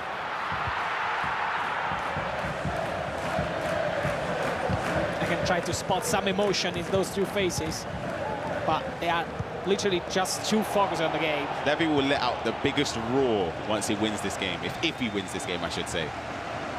Yeah, if. Because you're defeating someone that is capable of winning the trophy. You would put Nicholas as top 3 favourites, people would say, if you're looking at the remaining names in this tournament. And if you're able to eliminate him, that obviously increases your chances of getting your hands on the trophy. It knocks out a previous winner as well. Hang on a second, added time of 2 minutes. Have I spoken too soon? Wait. Surely not Patrick Vieira's on for a hat-trick. No, it's a Nicholas! You have spoken too soon, definitely. Wow. Year after year, there is still ice in those veins. Look at this ball from Hullet. Look at it. The space just opens up zips it in, and it's Raul with the finish. Wow, Nicholas all ends up, manages to equalise. With his man, Raul. Yeah, the Iceman, Nicholas, unbelievable. I feel like I spoke it into existence. I might just not say anything, you know, for the rest. This is the commentary too. Yeah, There was only 2 minutes left in the game. We thought Levy was on his way to an eChampions lead. Nicholas replied, we said the game deserved extra time. This one might also fancy some extra time as well, because Jaden cheeky. He's trying to manoeuvre his way around Makaka. I think he saved it with his head there. I was saying the same. See John in the chat, I know I jinxed it. That's on me. But that low driven, it was happening. It was going to come sooner or later. He's taking loads of those chances. Raul as well. Of all icons in the team, Nicholas loves him. His play styles are insane. Yeah. Like, he's got unbelievable play styles. It's just not someone that would be an option for... Oh, sorry, I zoned out for a second. I thought we saw another goal. Yeah. I was thinking, wait, what? Again? This one, a massive chance from Jaden, just went wide. That was the corner that he won. 8 minutes away. As we join it live now, we're jumping between the games. Oh, what a tackle. That was it. Extra time here. Confirm. We'll leave them to it in their pause. Let's go back. We'll jump back to Jaden. Against Ilian Bushik, who has been a few big games away from World Championships in his time. He is 4 minutes away. It's close. From an eChampions League final, though. And the thing is, Brandon, that'll be playing on his mind because he's been so close. Don't speak too fast again. I'm not, fine, I'm not saying anything. He's been so close before. He knows he doesn't want to experience that same heartbreak again. Beautiful dinked in, and he's giving him a chance. Oh. He's giving him a chance. Uh-oh. Is it the last attack? Oh, he went for the through ball. In these moments now, you try and just keep the ball. And these, yeah. All right. No, seriously though, no more from me. Just tell us what's going to happen, Ryan. Give us a prediction. Ilian is taking all the seconds that is available to keep the clocks keep on running. Well, it looks like there's going to be some French representation in Munich. Won't just be PSG out there. Lost Lille will also be on their way with their pro player Ilian Bushik. Going to get one more goal to seal the deal? Or is Jaden going to get one more roll of the dice? You're joking. Has to get that ball moving now. Any time of 2 minutes. Has Rickard got the legs around Mendes? He does. But can he make the most of this one? Mbappe intercepted by Lucio. Ilian Bushik. Let's go! He's on his way to the Champions League final. He can't quite believe what he's just done. Wow. A lot of emotions. My heart aches for Jaden and Zach Moore. They were so close. But a massive congratulations to Ilian, who has been moments away from these situations and hasn't managed to cross the line. And for him, he's always had the ability, and now to make it into the top 8, into Munich, giving himself the chance to win the trophy. An incredible comeback. I mean, too many mistakes from Ilian, from Jaden, sorry. You cannot concede those mistakes at this level, definitely. Well, it was 12 months ago that man was in tears when he lost to Anders Vergang in a qualifier for the World Cup, the Esports World Cup. That was honestly inches away from a World Championship ticket via the E-League One this year. His intentions had to change to this tournament in the eChampions League. It's heartbreak for one side. So hang on a second. Straight off the bat, Nicholas. I think there's been 2 goals in this game. Yeah, straight off the bat, Nicholas concedes, 91st minute or so. Levy David in Levy's extra up. time. 4 minutes later, Ryan, this happens. Wow. Again. The low drivens. Wow. Low drivens from Raul. Lucky sure he's not, because he'll be saying he knows the low drivens. Yep. He really does, Nicholas.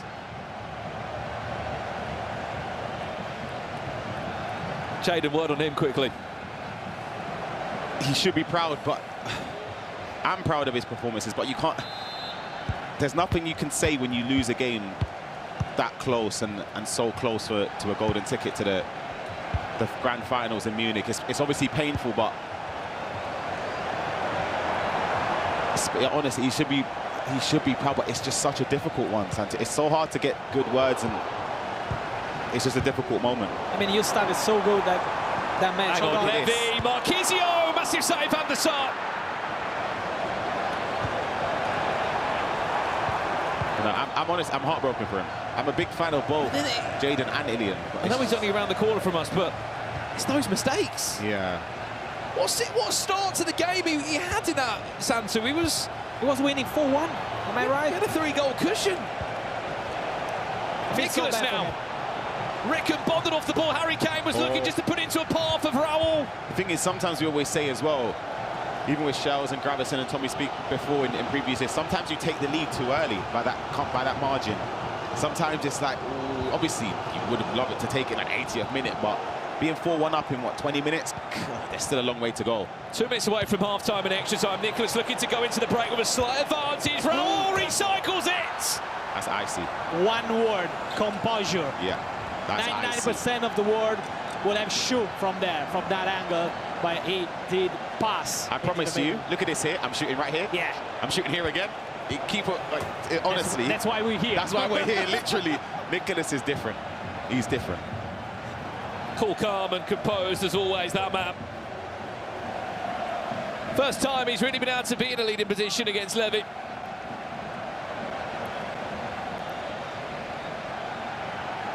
I can't, honestly. If Nicholas wins this game, I know you're going to say I'm going to jinx it, right? But come on, man. That is just... It's just Nicholas, isn't it? Look at what he's been through. We used to. Look at what he's been through, though. He got 1 point yesterday. What, day one he was... 9 from 9. 9 from 9, and then 1 point from a possible 9. And then he had 10 men against Fuma for so long of that game. Goes into another game where you're playing another champion in Levy de Veer. It's just, come on. What's going on here? I know when I say champion, I know Levy didn't win the domestic league this year, but a pride champion in that league, of course. It's just, wow. You're right to say, Ryan. Look, he's up against 11 men to his 10 against a 5-time French E-League 1 champion. And still Nicholas somehow saw that game out.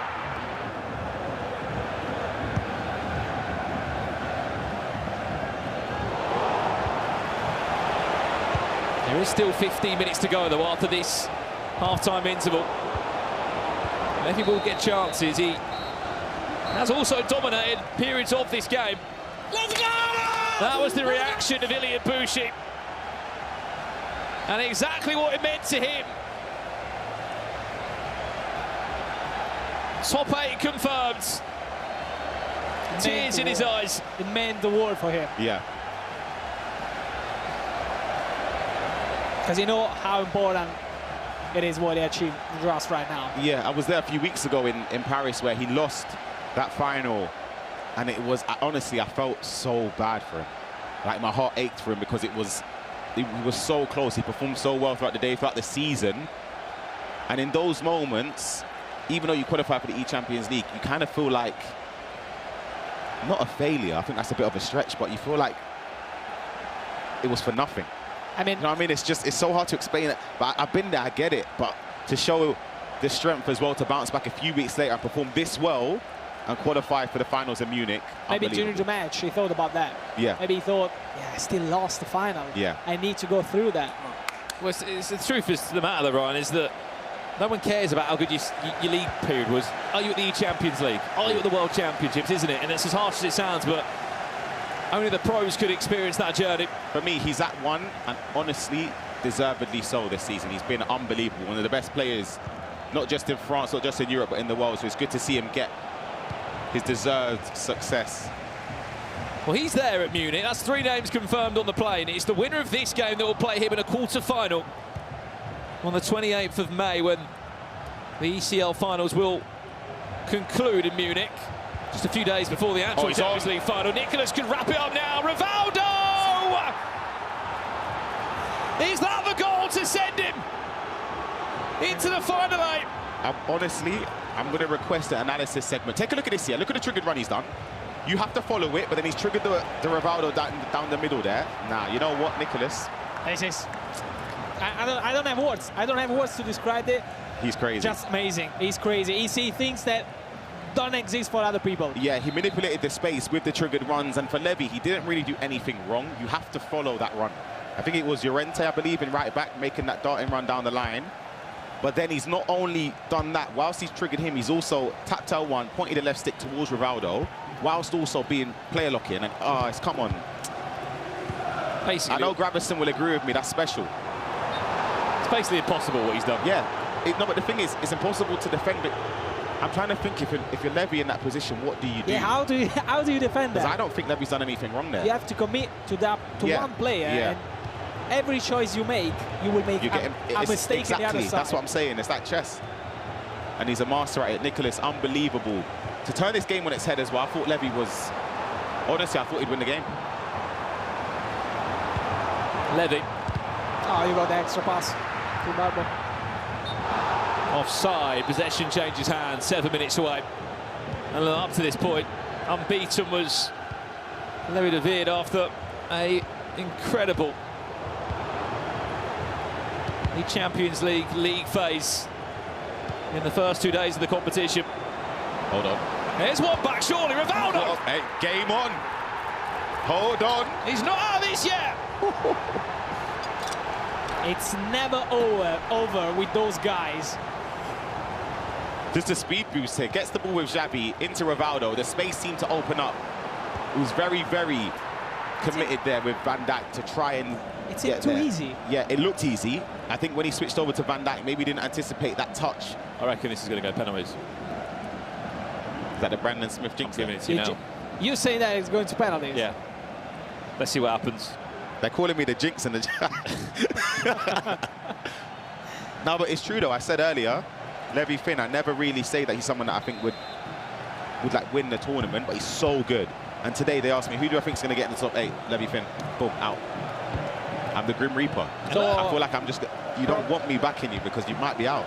Pro players, if you're listening, never ask your prediction to Ryan. Whatever I say, it's the opposite.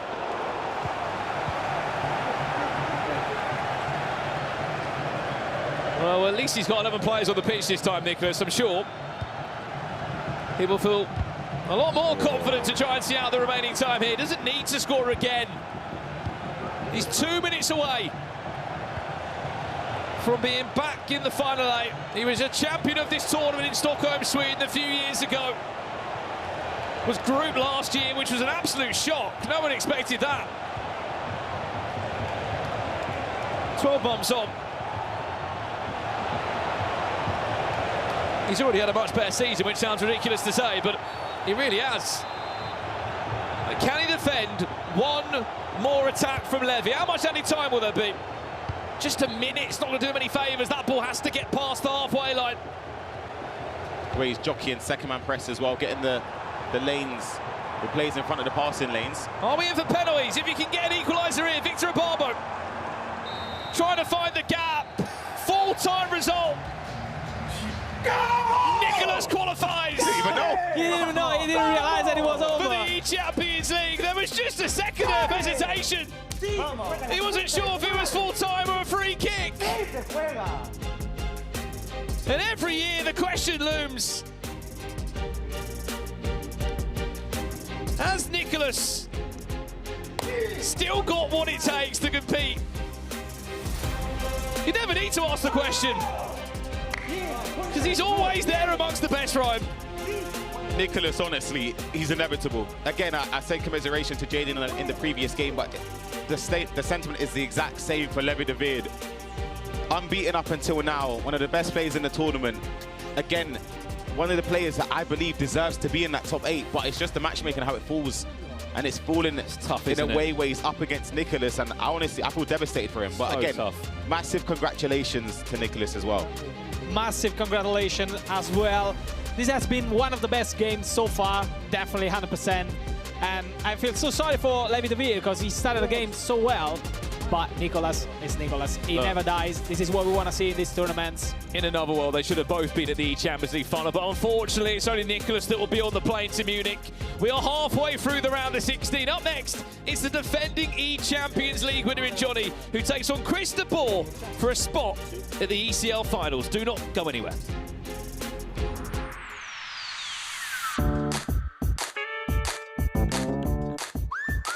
Tiger. Tigers. Right back. Defensa. Defensa. Midfielder. Midfield. Centrocampista. That's midfielder. Say it again. Try. Midfield speler. Midfield speler. Yeah, that was not good. Stürmer. It's, I don't know, maybe striker. Winger. Striker. Striker. Striker. Attacker.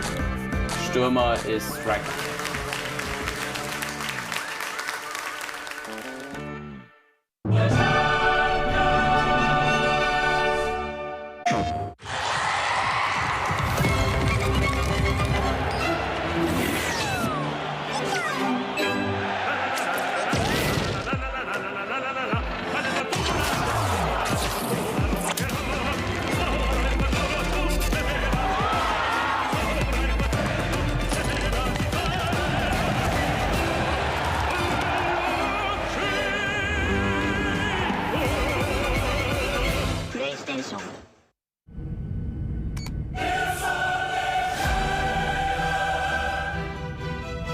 We have takeoff. Some news will be landing very soon.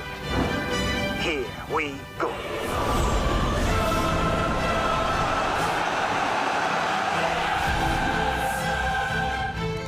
This is your captain speaking. I'm pleased to announce that Qatar Airways are now the official airline of the UEFA Champions League.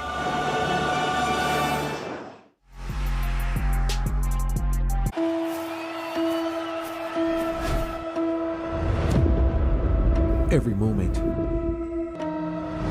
leaves a mark. The time has come to continue making history.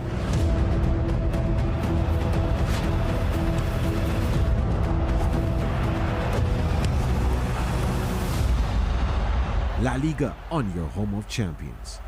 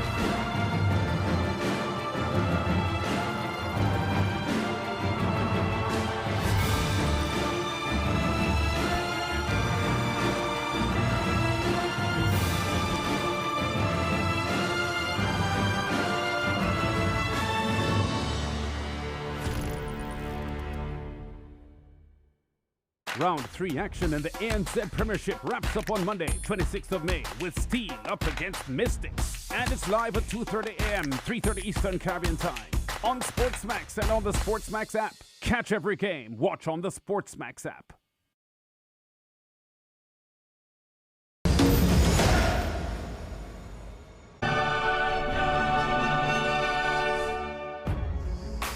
Welcome back to the E-Champions League. That man Ilian has booked his flight to Munich, a 5-1 victory. His opponent Jaden was 4-1 up, and unfortunately he bows out of the competition, as does the man on the screen as well, Levi David, beaten by the inevitable Nicolas, who sets up a mouth-watering tie between Ilian and Nicolas in Munich. Our bracket's starting to take shape. Sanzu, what do you make of the action we've seen in the last round? Unbelievable matches. I mean, a lot of goals, a lot of emotions. We've seen Oshie have like a great emotion here on the stage. Unbelievable matches. One hand in extra time. Too many emotions even for me as well. I mean, even Shells has not stopped smiling because, listen, Shells, we're watching FC of the highest quality. The stakes are so high. Let's take a look at the results, shall we, of the round of 16. We've still got some matches to come. But these players, Emre Yilmaz, Ali Anlin, Ilian and Nicholas, have booked their places in the grand finals in Munich. And I mean, yeah, as you can see, every game's been decided by one goal, so it's going down to the wire every single time. And man, you got to give congratulations to all players qualified so far, but it's been heartbreaking losses for everyone as well. Yeah, absolutely. We'll take a look at some of the highlights from that last round of fixtures. If you're just joining us, where have you been? This weekend has been absolutely sensational. We mentioned Jaden, he was 4-1 up, but what a comeback by Ilian. Yeah, I mean, I was watching the game on the B stream, and Jaden, I didn't think he'd have it, but Ilian with the play locks, he's so lethal going forward, and Jaden just couldn't hold on. But Ilian, look at the reaction, he deserved it. He's always had heartbreaking losses, but he deserved to enjoy this one. Shells, I just want to ask you as well, the level of play we're seeing here as an ex-pro, am I calling you an ex-pro now? Are you retired yet? Yeah, nah. I don't want to get that title yet. All right, not yet. He's still a pro, but listen, this is the highest quality, isn't it? Yeah, I mean, this is the best of the best, as you can see, but it's so, this is where it comes to a new scale, a new level. It's all about the mental side as well. I was just testing you there to see whether you were an ex-pro. We've just confirmed he's back, he's competing. Let's talk about Nicholas as well real quick. We can see the bracket. I mean, if I had to pick, have we got potentially one of the winners already? Emre Yilmaz, Ali Anlin, Ilian, Nicholas? Who are you backing, Spencer? I'm not begging anyone this time, but of course, Emre, top of the leaderboards. Nicholas has been has done a huge comeback, and he just beaten one of the 3 guys unbeaten in this competition. So yeah, very safe answer. And a win with 10 men. You got to give credit. Yeah, Nikhil might be the guy to watch. A massive victory earlier on in today's show for Nicholas with 10 men. Now we're going to head over to the analysis. I've just asked you, Shells, if you've retired. Ryan Pessoa, what are we saying, mate? Bring the back band together? Yeah, I don't know about that one. I'm not too sure about that, but I'm joined with Gravison at the analysis desk. We saw some crazy games in the previous rounds. We were both looking as well. It's only been 1 goal separating all of the players in those games, which is crazy. It just shows the level, Gravison. But you know, I like to throw bold predictions. Johnny, now we're gonna break down his draft, the way he plays. I do feel like it's not gonna be 1 goal. It's gonna be more. Who though? Who's going to win it? Johnny. Straight off the bat, he's given a prediction off the bat. You can see the draft Johnny has selected. We've seen him play throughout this tournament so far, been one of the most consistent players, not just this year, last year, of course, winning it as well. Who would you say are the key players in this team? For me, key players with the way he plays, it has to be Zico and Ricken because of the incisive pass. But I do want to mention 2 players that not being used as much, but they are key for him. Roberto, that's 18.8 million coins, so that's a whole part of the budget. And Maldini, I don't think that's an interesting one. I feel like that, out of everyone in the team, I think Maldini and Nuno Mendes are the choices where I think, there could be other options that he would have gone for. But let's take a look at some of his highlights from the eChampions League this year so far. Of course, he played against Tex in that opening round, and he was flawless. This was the ball roll into the Trivella. Wow. Opened up the angle. You like those, right? I'm a massive fan of a Trivella. Any sign of a Trivella, I'm here for it. But you spoke about the incisive pass there and how important it is, but also the crosses, everything. Wow. He's such a complete player, Johnny is as well. But it's not going to be an easy game because he's up against Chris de Boer, who would be flying high after eliminating Matthias Bonanno. But Johnny, does he have too much for him? I don't know. It seems like every single time Johnny is inside the box, it just goes in. Like, he never misses. He might have, 5, 6, 7 shots per game, but they're going in. Yeah, absolutely ruthless player, but we're not going to hang about for too much longer. The thing that I want to mention now, we had 2 former ECL champions who are going to be in the finals in Munich. Will we get a third with Johnny? I guess we'll see it. Richard Buckley, #boys, take it. Thank you very much. The champion's here, Johnny, the reigning defending eChampions League winner, stepping up to see if he will be there in the top 8. As Grav kindly introduced us, myself, Richard, Tom Least and Shorey, to really sort of decide on 75% of this bracket. It's a tough one because there's no pattern from what we've seen so far today. First 2 games, Emre and Alihan were already in the top 16. They go through. We then see Levy and Jaden, who were in the top 16, lose their qualifying matches to Ilian and Nicholas. What are we expecting now, Tom Lees? One pattern I have noticed, Richard, is every game has been decided by 1 goal so far. The tightest of margins are sending these players to Munich. Shuri, how are we? Tom, good evening. Hello, my friend. We're back again. Guys, we are so back for another set of exciting matches to see who makes it to the final 8 here. I mean, the first thing that I've got to point out here is Mark Marley goes 1-0 up inside the opening 5 minutes. A very, very interesting camera angle. Can I be biased on here or no? I mean, Santu's thrown that out the window already. So. All right, get in there. I want Marley to do well. I like Marley. He's been around many, many a year. Very, very nice bloke as well. We love him. And he goes 1-0 up to start his pursuit at the top 8. Great start. Of course, playing against Karim is back, who, guys, of course, in his last 2 games in the league phase, scored 21 golazos. As many as 21. 21. If you do want to watch that B-Stream game to see how Mark Marley gets on alongside Karim is back, you can watch it fully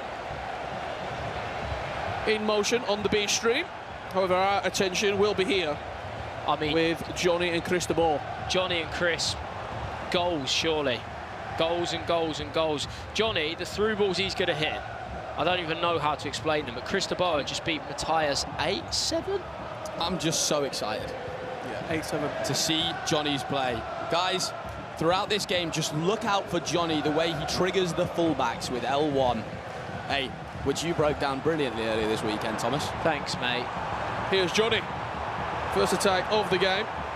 Through Zé Roberto, back to Zico, edge of the box for Xavi. He travelers and forces the save. Rich, look at the pronunciation, the accent of Zé Roberto. Really had some thrill to it. That's a bicycle kick. Ruud Gullit with the opening goal. He's done it again. How many times have we seen Johnny do that? He knows the corner perfectly. He knows how to time it green every time as he gives a little spud to his coach that has the greatest name in the world. His coach, Tom, must have been helping him with that one. Mark Marley added a second goal here through David Ginola into Henry. And 11 minutes in, Mark is 2-0 up here against Karim's back. Karim's got 37 goals in the group phase. To my recollection, the most of any player. He's going to need some of that now. Yeah. Mark to be in the position he's in from that 5-5 goal, Buckley, is ridiculous. Yeah. As we get back here to the main game, Johnny, of course, 1-0 up early doors here. It's just he's so precise in that final third. Buckley, is he going to score any low-drivens, though? That's what we need to know. The will. Richard Buckley Classic, guys. Of course, the low-driven play style recently added into FC 25. Nicholas loves it. All over it. Well, it's clutched Nicholas up to get into, of course, the top 8. There is Rivaldo in that wide position for Chris de Boer. I think you two were here, if I'm not mistaken, watching that match with Bonanno, and absolutely. Even when Bonanno was getting loud, it always seemed like Chris was calm, in control. Calm, composed guy. And I love that. I love to see that. Have a look at this. It's Marley again, guys. 15 minutes in, David Ginola, back to Henry. There's a green time finish. Mark Marley. Cooking up a storm. Gas stove 10 or what? Take a bow, my son. As Johnny has added a second goal. Through Zé Roberto. Guys, thus far, obviously, we've had 1 goal in between each game to decide it. Are we about to have just thunderstorms? A first whitewash. Have you checked the weather forecast? I mean, I don't think they'll be decided by 1 at this point. It's raining goals. Raining goals. You had that confirmed. Met Office confirmed. We just check. Yeah. Goals. Goals. You've joined us at the right time, people. Goals given. And again, when we're talking about the patterns, Johnny, top 8 player, coming into the league phase, dominating, 2-0 up inside 15 minutes. He's done it again. That through ball. He's done it again, that Johnny. Dinkers. Chris de Boer open. The pair of them Cristobal and Karim are going to have to put a stop to this because it's getting out of hand. Guys, what did I say at the start of the game? The fullbacks, once again. Do you take a pause here? So late. Do you take a pause if you're Chris? I think so. I think you need to. I think that you need a little bit of recomposure here. There goes the fullback again for Johnny. Keep an eye on that, guys. Yeah, look at it. It's again. It's going to be 3. It's onside as can be. It's... No one can mark it. And now the pause has come in from Chris. Johnny 3-0 up. Having it all his own way. Tom, talk me through this with the triggering of the right back. It is so early, you forget about it because you have to go to the ball. You can't just track that run and let Johnny run to the middle. As we might be seeing Karim get a goal back here. Yeah, looks like Kaka into Henry. Extra pass into Rivaldo. There it is. 20 minutes gone. That game's far from over. But following the Johnny goal, you don't track it because you have to mark the ball. You can't just let him walk around. And then you kind of forget about it, and it's so hard to play a switch that late. Johnny's timing of the through ball is inch perfect. That's something we know, based off the previous round here in the knockout phase. A 3-goal lead, you ain't safe and sound. No. Jayden, of course, I think he was 3-0 up and 4-1 up. Obviously, Ilian pulls off a crazy 5-4 comeback there. When we saw Johnny last year sort of really emerge as a top talent in Europe and in the world, picking up the VBL and then the eChampions League, he was playing that 4-4-1-1 formation, something, Tom, that I think you watched during the knockouts especially. He wasn't particularly favourable, that formation, with a lot of other players. Now that formation's sort of more prevalent, and you've also got a 4-2-1-3 and different variations as Chris gets one back there. It feels like I'm just watching him from last year. That's Johnny. what I was going to say. Johnny is probably playing the most similar over 2 different titles of 24 and 25. You could genuinely pick out this gameplay, I think, is from a year ago because he's doing the exact same things, but it's suited to this game as well. The formation he uses is suited as well. Really, that's strange. You don't see that very often. I love that we're gassing up Johnny here because I love him. I think he's a great guy, an unbelievable player. That was really unlike him. That offside trap there, really bizarre. 3-0 up, you're kind of cruising.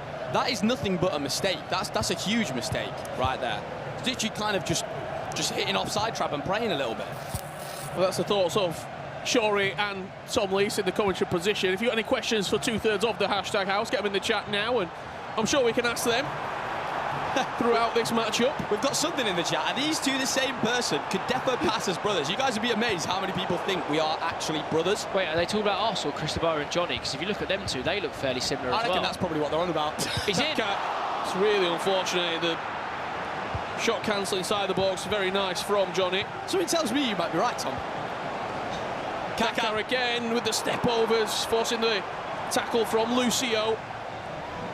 They do actually look really similar, don't they? Just notice that. I mean, they're not playing very similar. I think Chris does have a different style. Chris probably a bit more control, a bit more build-up, whereas Johnny is always trying to counter-attack. That is Johnny's primary method of attack. And if he has to go the other way, he will, but he does want to find the through balls. As Marley could be going 4-1 up here. Scoring for fun. Ginola gliding through here. Marley has been scoring that all weekend long with Ginola. The far post finishes. Looks out for the keeper movement excellently well. We saw him, obviously, you two saw him up close and personal at the Premier League finals, and I think there was a lot of conversation about Mark being, this year, really, really good and really, really talented, but he's not had ample opportunity to prove it. Do you think he's sort of just saying, this is what I can actually do here? Like, now you're giving me a stage, I'm lighting it up. I'm not surprised to see him in this stage at all. I'm really not. Yeah. If anything, the more surprising thing was the group stage, him only just sneaking through. Yeah. There's Cristobal, near post flick on from Lucio. 3-2. And Chris keeps his composure. We saw it last round. Matthias was shouting, trying to play mind games with him, get into his head. He wasn't having it. He's kept his composure well, because at 3-0, he needed to do something, didn't he? And he has shots. Question for you two. Corners. Are you going for a bicycle kick or the header? Neither. I'm playing it short. Okay, that's why you're here and not there. No comment, Your Honour. No comment, Your Honour. Tom? I'm playing it short as well. Okay, then. There we go. Is this pretty secure for Johnny? Is this pretty secure? Not so much anymore, is it? He was. 3-0 lead to gone to 3-2. Hold on. Love the speed boost. Does have rapid plus, it has been activated, tries to found it into the back post where Roberto is waiting as Mike Marley gets dispossessed in the back third of the pitch. And Karimi's back will strike at 4-2, 37 minutes on the clock. Very similar to his teammate, remember. Jaden was 4-1 up, Marley 4-1 up, now 4-2. I personally hope that there's no repeat of that. Let's please make sure that doesn't happen, Marley. Apologies for the biased commentary, guys, but I'm sure he might have a favourite here. Dinked into the box, Mo Salah got up, but Roberto is offside.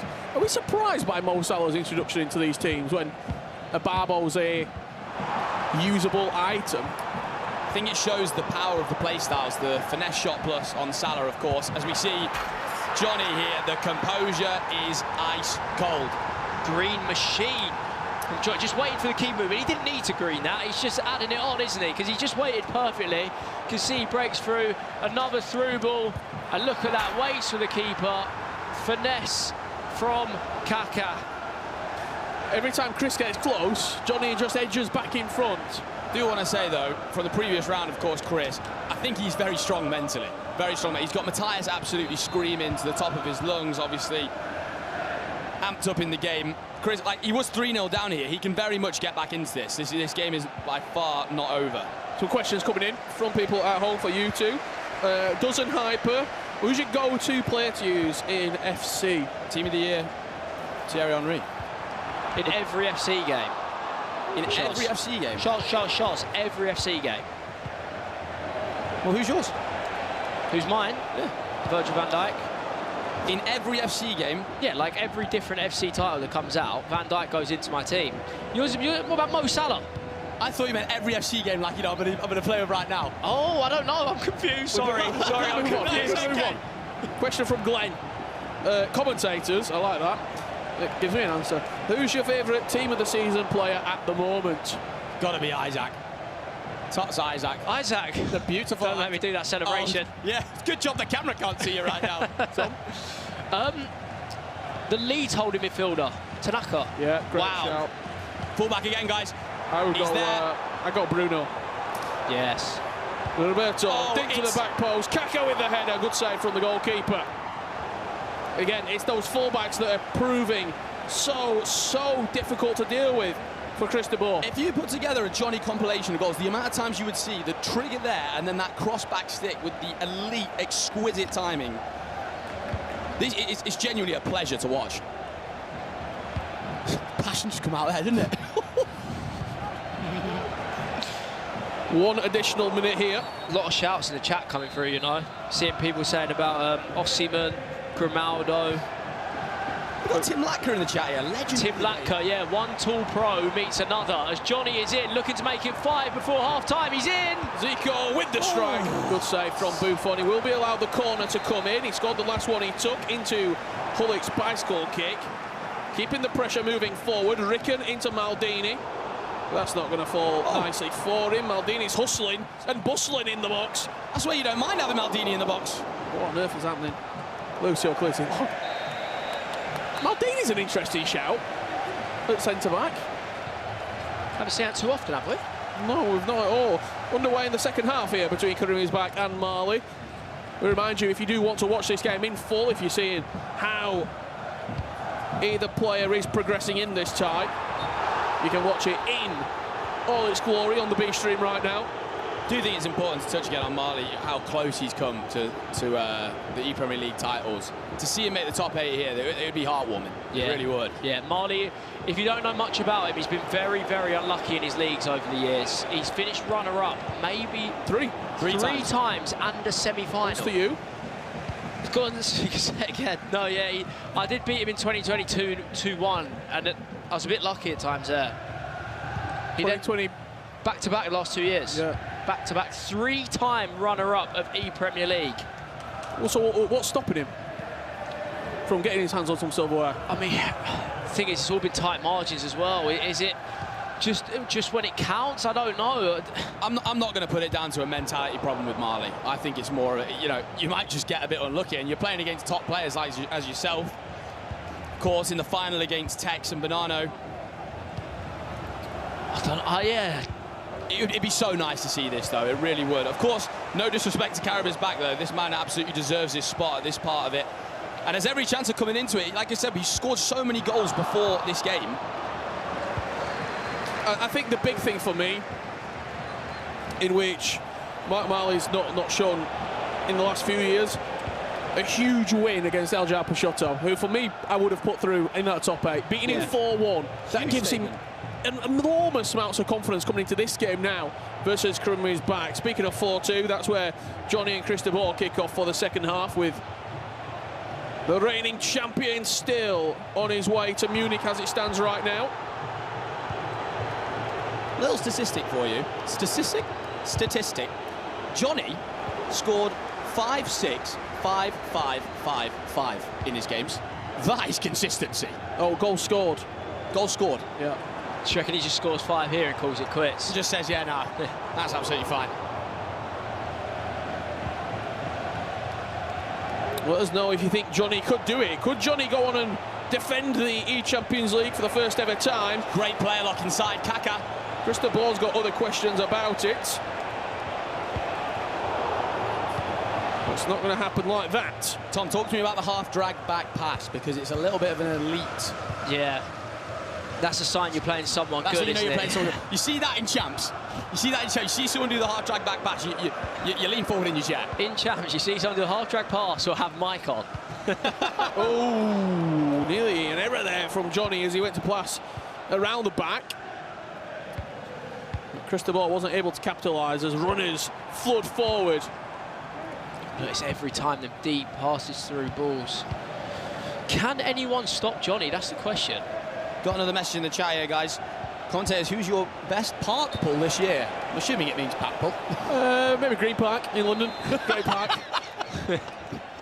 Hyde Park, another one as well in Manchester. I really enjoy. That shouldn't have got me as well as it did.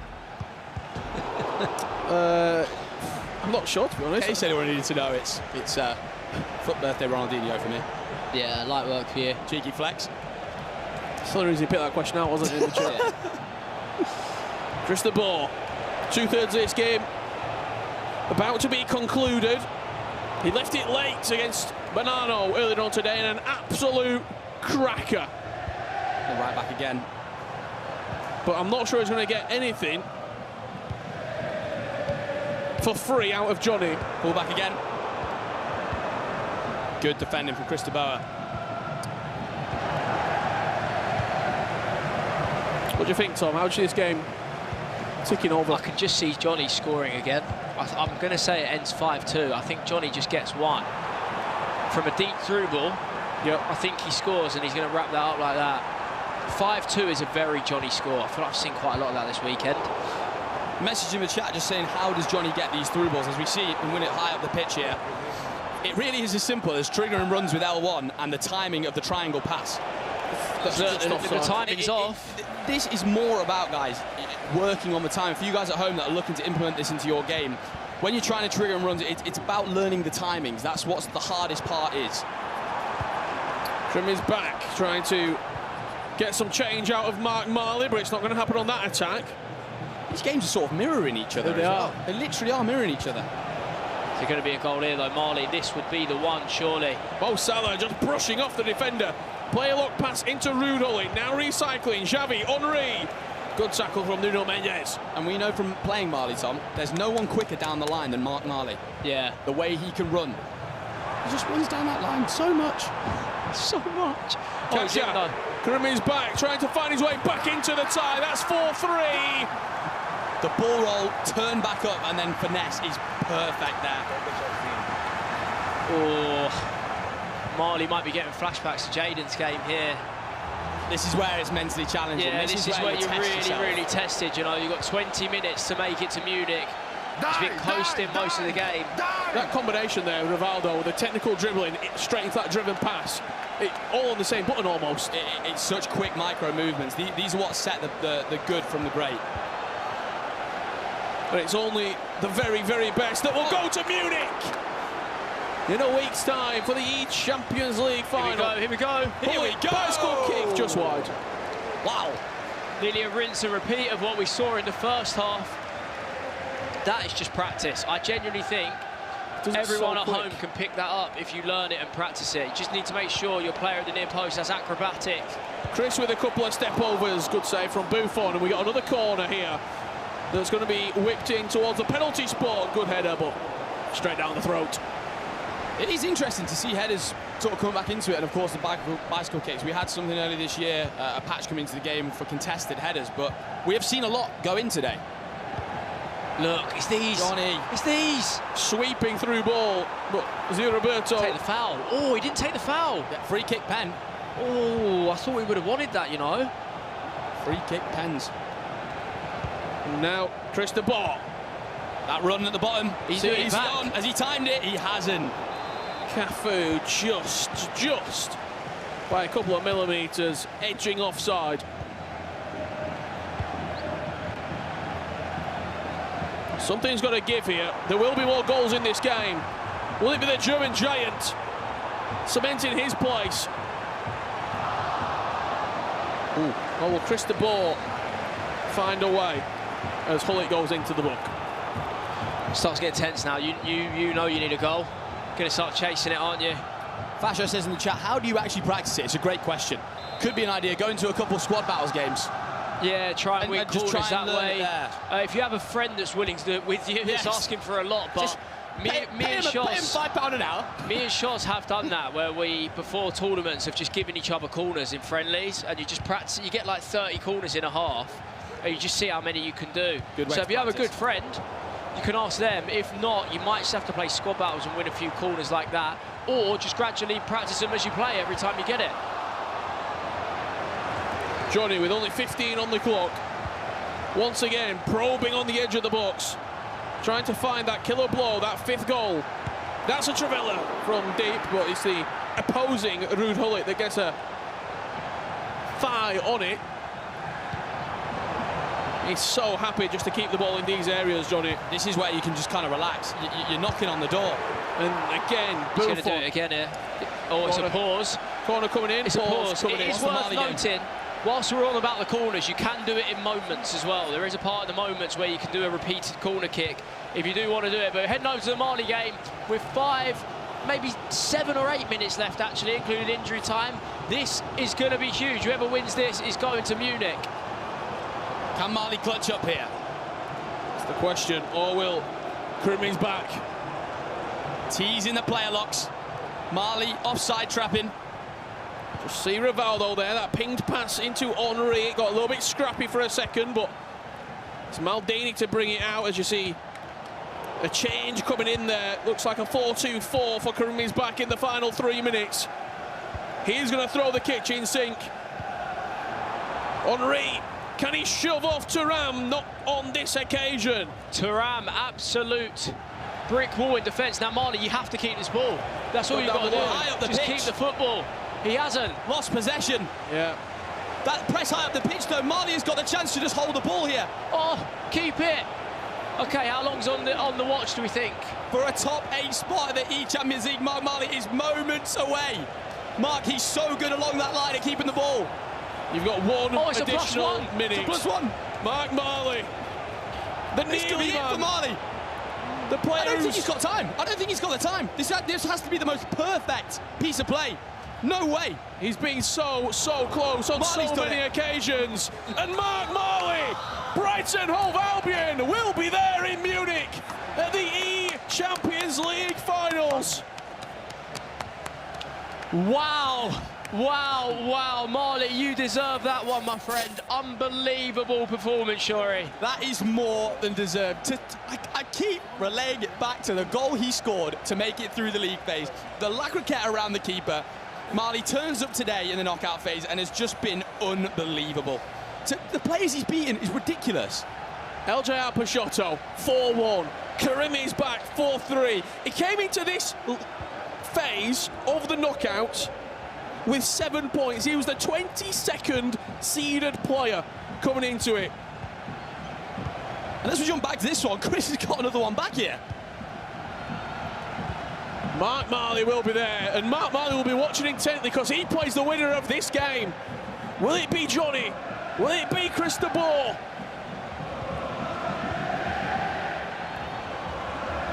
Wow. I love this game. I love this game. Wow, Shuri. I'm so entertained. I hope you guys are too. It's got to be a big moment coming here as well.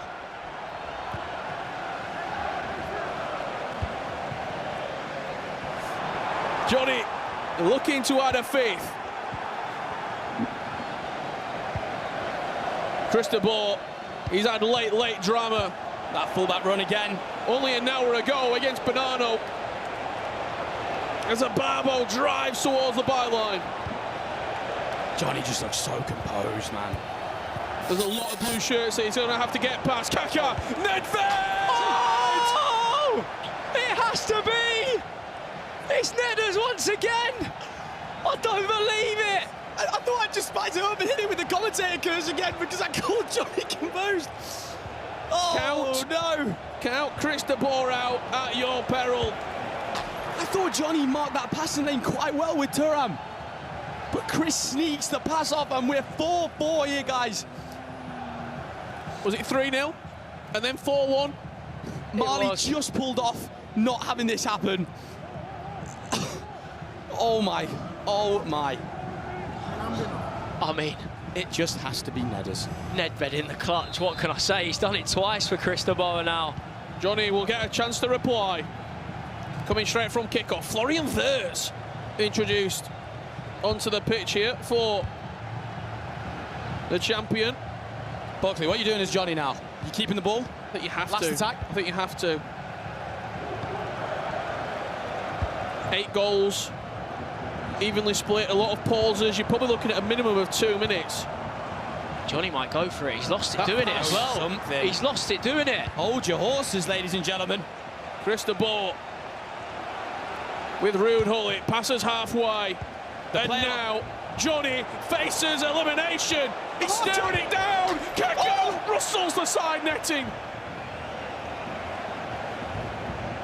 Centimetres away from being knocked out. Oh my. So close. The extra pass to Nedders was so on. Oh, as he just snatched it. Back to the live action. Is Johnny going to do a famous trigger of the run? One more through ball. One more through ball. He might just play it out here. Hullet. He's doing it. Keep there. He's got to deal with it, and he does. Cristobal. He's used to extra time, and that's where we're going. That through ball has the tiny bit less on it. That is the biggest limbs we will see. Hold your horses, Shoz. I thought that was it. I thought that was it, but we are going to extra time, and still every game is being decided by the tightest of margins. Emre Yilmaz, neat, 5-4. Alihan Lyon, Resende, 2-1. Jaden, 4. Ilian, 5. Levidavid, 6. Nicholas, 7. Johnny and Chris, 4-4. Karimi's back 3. Mahali, 4. Every single game has been razor thin. It's just been a pleasure to watch. How is your nerve? How is your nerve? The players that are going through have got some serious minerals, because it's not easy. Some ice. It is not easy when you're playing for such a big opportunity to get to top 8 in Munich, to be at the eChampions League finals. And there's the tiniest margins involved.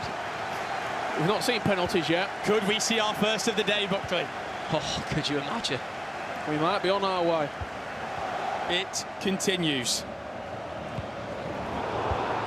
Nedders winning a cheeky interception there. You two must have been in this scenario throughout your career where you've gone into extra time, both as the winning player, and then you feel like you've thrown it away, and then also the player that's bringing it back. How do you even think about this now? Johnny, it's a mental reset. Yeah. If you're sat there thinking about the fact you conceded 2 goals, you were 2 goals ahead late on in a game in order to make it to the top 8, it gets in your head. But you know, I could only dream of having these guys' mentality. Cristobal looking for the opening of extra time. What about you, Tom? Well, Shoz is always the one in my ear, and he just says you have to deal with what you've got in front of you now. However this game's ended up in this situation, however you want to dress it up, you're drawing 4-4. Forget about how it's happened. You're drawing 4-4. You've got to deal with what's happening in front of you now.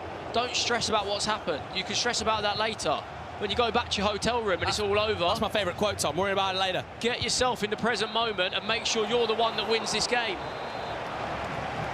Oh, I can smell pens. Can you? Can you smell that? What's that smell? What's that smell? I think it is penalties, you know. We've got a long way to go, though. We've got a long, long way to go. I think there's a chance they trade goals here again, though.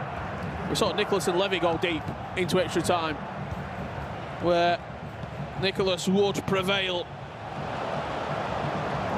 Does that experience for Chris de Boer, having played Banana already, gone late in the game? Had it be an absolute cracker, prove anything at all, that is an unbelievable save. That's one of the most ridiculous. You don't save the low drivens like that. In. Rude Hully up. That's got to be a foul. I think the referee's going to pull it back. Buckley, we've got to talk more about that save. You don't save those. You don't save those. That is outstanding from Buffon. Look at this save. Oh, that's Kakao Does as he well. move him? I think he moves him last second. Elite keeper movement there. Zé Roberto is going to peel away from Cafu here down this left-hand side. Driven pass into Kaka. He had more time than he thought. I'm surprised we've not seen a finesse there, Kaka, in that area. Oh, even an extra pass, Buckley. I mean, he's got the finesse plus. Use it. He's in here. Ababo. He's got the legs. Johnny just wasted a couple of these chances. That's what pressure does to you, Buckley. Thought the first time through ball was coming in there. 2 minutes remaining before half-time. They're fighting for the chance. First time, no. Headers. At the eChampions League final. Any danger of a last attack here, or is everyone just going to fly? They're all just going for it. He's mental. Do you not think? It's 104th minute. Like, just do what? Just wait for the last attack. I mean, who am I to tell them? Do you know what I mean? They're bringing me extreme entertainment, so I'm not complaining. Just keep it going, lads. They've done it again, though, Tom. Yeah, Chris de Boer flying forward. Look at that Zé Roberto run. Allowing Johnny to have the last chance in this first half of extra time. There's Kaka with a great touch and fires home at this occasion. Nothing low driven, nothing finesse about it. It was pure pace and power from Kaka. Play for the last attack, please. You can't give it away there, Chris. You can't. You're going to get punished. The amount of goals we see. I thought Johnny was going to hit his head on the ceiling then. Is that inexperience from Chris de Boer not playing last attack? I mean, everyone's doing it though. Everyone's doing it. I think it's been in a game that's gone quite back and forth. Late on in the game, you're just trying to go forward quickly. But you know, it's one of them. You know, if you score that goal as Chris going forward there, you look like the hero. You know, yeah. But calculated decisions. You're right, Buckley. I don't know. Maybe we're old school shots. I feel like everyone now is just just flying. We are 26. Do you know what I mean? Like, they're just flying. To me, you have to wait for the last attack for that reason. To be fair, I don't always do it. I'm just sitting here telling people I don't even do it myself. Do you think it's to do with now 9-minute halves? People find it hard to actually figure out how long they've got. There used to be a rule on 6-minute halves. It's 42, wasn't it? 42 onwards, you could keep the ball. Then that changed, and I don't know if everyone's really familiar with when they should wait. I don't think most people don't care. These players now, they just go and go and go. And also, you know that in the second half of extra time, you've got a decent amount of time. Yeah, you have longer than you used to. So maybe it doesn't matter as much as we're saying, but to me, the one goal that hurts the most is the last one. Unless they've built up for it, then I say, okay, I couldn't do much. But if you give it away with 1 minute to go, you've got to be kicking yourself. Well, it was what? It was 105-30 when he lost the ball in the corner flag. Just literally one more recycle with the CMs, and then you can just have a free go at goal. He's going to kick off right away, Chris de Boer, and gets a corner for his troubles. Here we go. Whippers. Ababo's over it. Moving the keeper near post. Looking for a short one. Goes direct into the box. It's up and it's off the bar. Yapstam crashes his header across the upright. It came in like a flash, saw it. It didn't matter that he had his greens there, Buckley. Not on this occasion. It didn't matter. Not with a contested header. Thuram, I tell you what, that is a clutch interception. There's that run going from Cafu again, now into Ababo. But Johnny's sending those players now, knowing that Chris has to track them. Half the time, Buckley is baiting them now. Yeah. Half the time it is, let me send that run, let me give Chris something to think about, and then just recycle and relax in centre midfield. Here's Ababo stretching his legs once again. Is there a recycle onto the edge of the box for Johnny? There it is with Marquisio into Hullet. I'm expecting a bit more of a press here from Chris coming out in a sec. Yeah, it's quite lax at the moment. He's allowing Johnny to play. Kaka around the corner. This could be game. It's green. And again, it doesn't matter. I think the low driven there was on. Don't want to talk about the low drivens, but I think that was the chance. And we can't even say he doesn't know it, because he does know the low driven. He does. Of course he does. We've seen it. It kind of looks like Chris right now doesn't know what he wants to do in terms of like pressing at him. Don't know if he wants to go yet. Go yet or not. Yeah, and that's why it seems like Johnny's just sort of walking his way in. Johnny. The defensive line is extremely deep from Chris here. Very interesting to watch. You've got to go for it. He's allowing Johnny to play his own game. I mean, I don't know if he's messed up the tactical change. I doubt he's forgotten how to change his tactics on his controller when he's made it this far into the competition. That's an error from Johnny.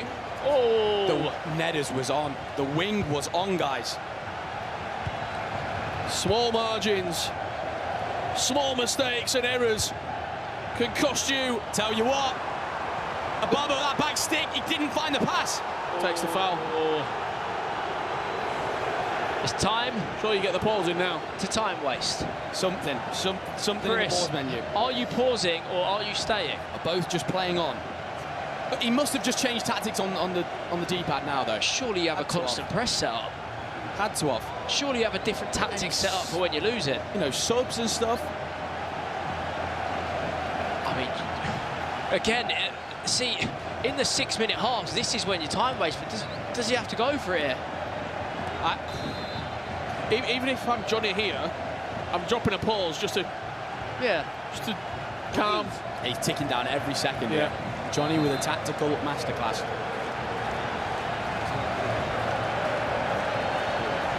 Tom, what do we reckon?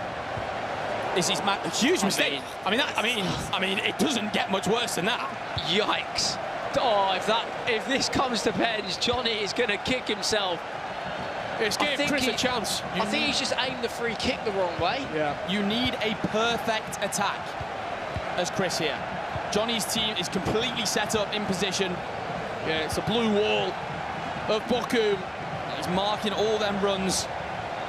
Chris the ball to go. 1 minute, 60 seconds.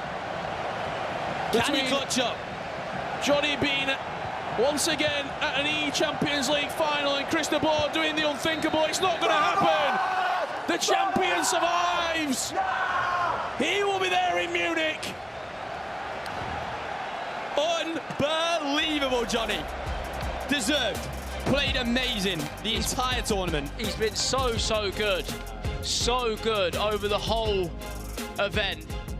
And he deserves it. A lot of questions about Johnny this year, saying he's not at the level.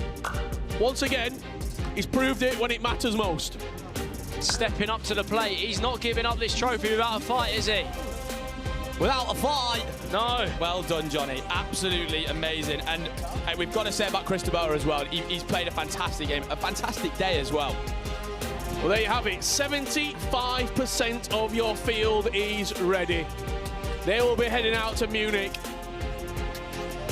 to try and take his title, to try and wrangle it away from him. Coming up next, Anders Vergang and D.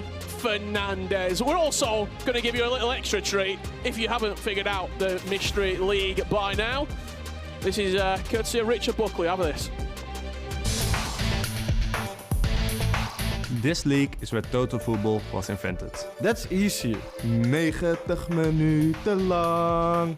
And the Mystery League, of course, is de Eredivisie.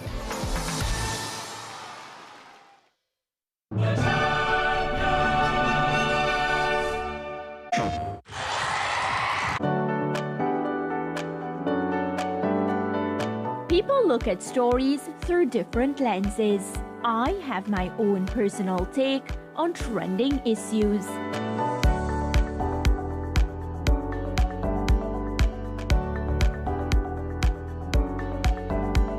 Hi, I'm Mariah Ramharak, and welcome to In Case You Missed It.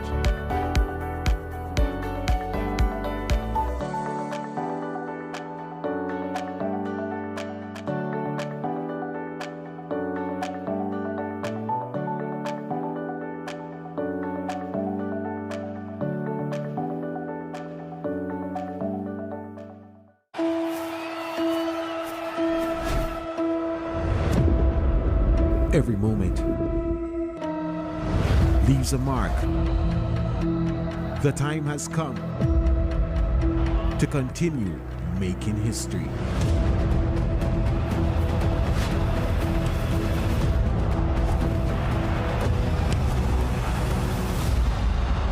La Liga on your home of champions.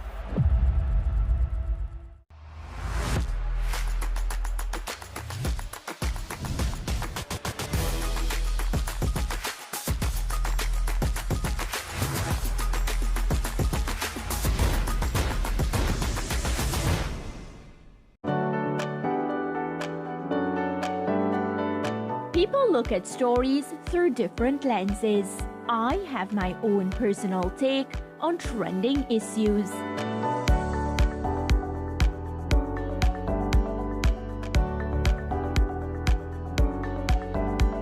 Hi, I'm Mariah Ramharak, and welcome to In Case You Missed It.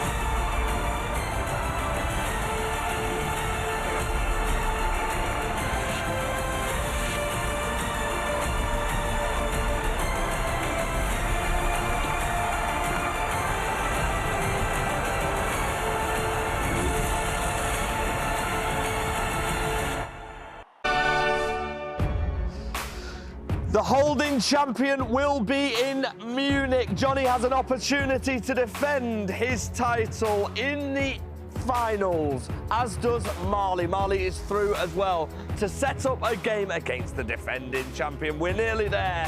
We've nearly got the final 8. 2 more games remain here in the eChampions League, and what a day it has been so far, and it's only going to get better because we have got Samu Gamer versus RVP Legend. By the way, Samu Gamer was fantastic and has been all weekend. And then we've got D Fernandez against that man, Anders Vergang. Rich, final round of fixtures. I wish we could just keep going.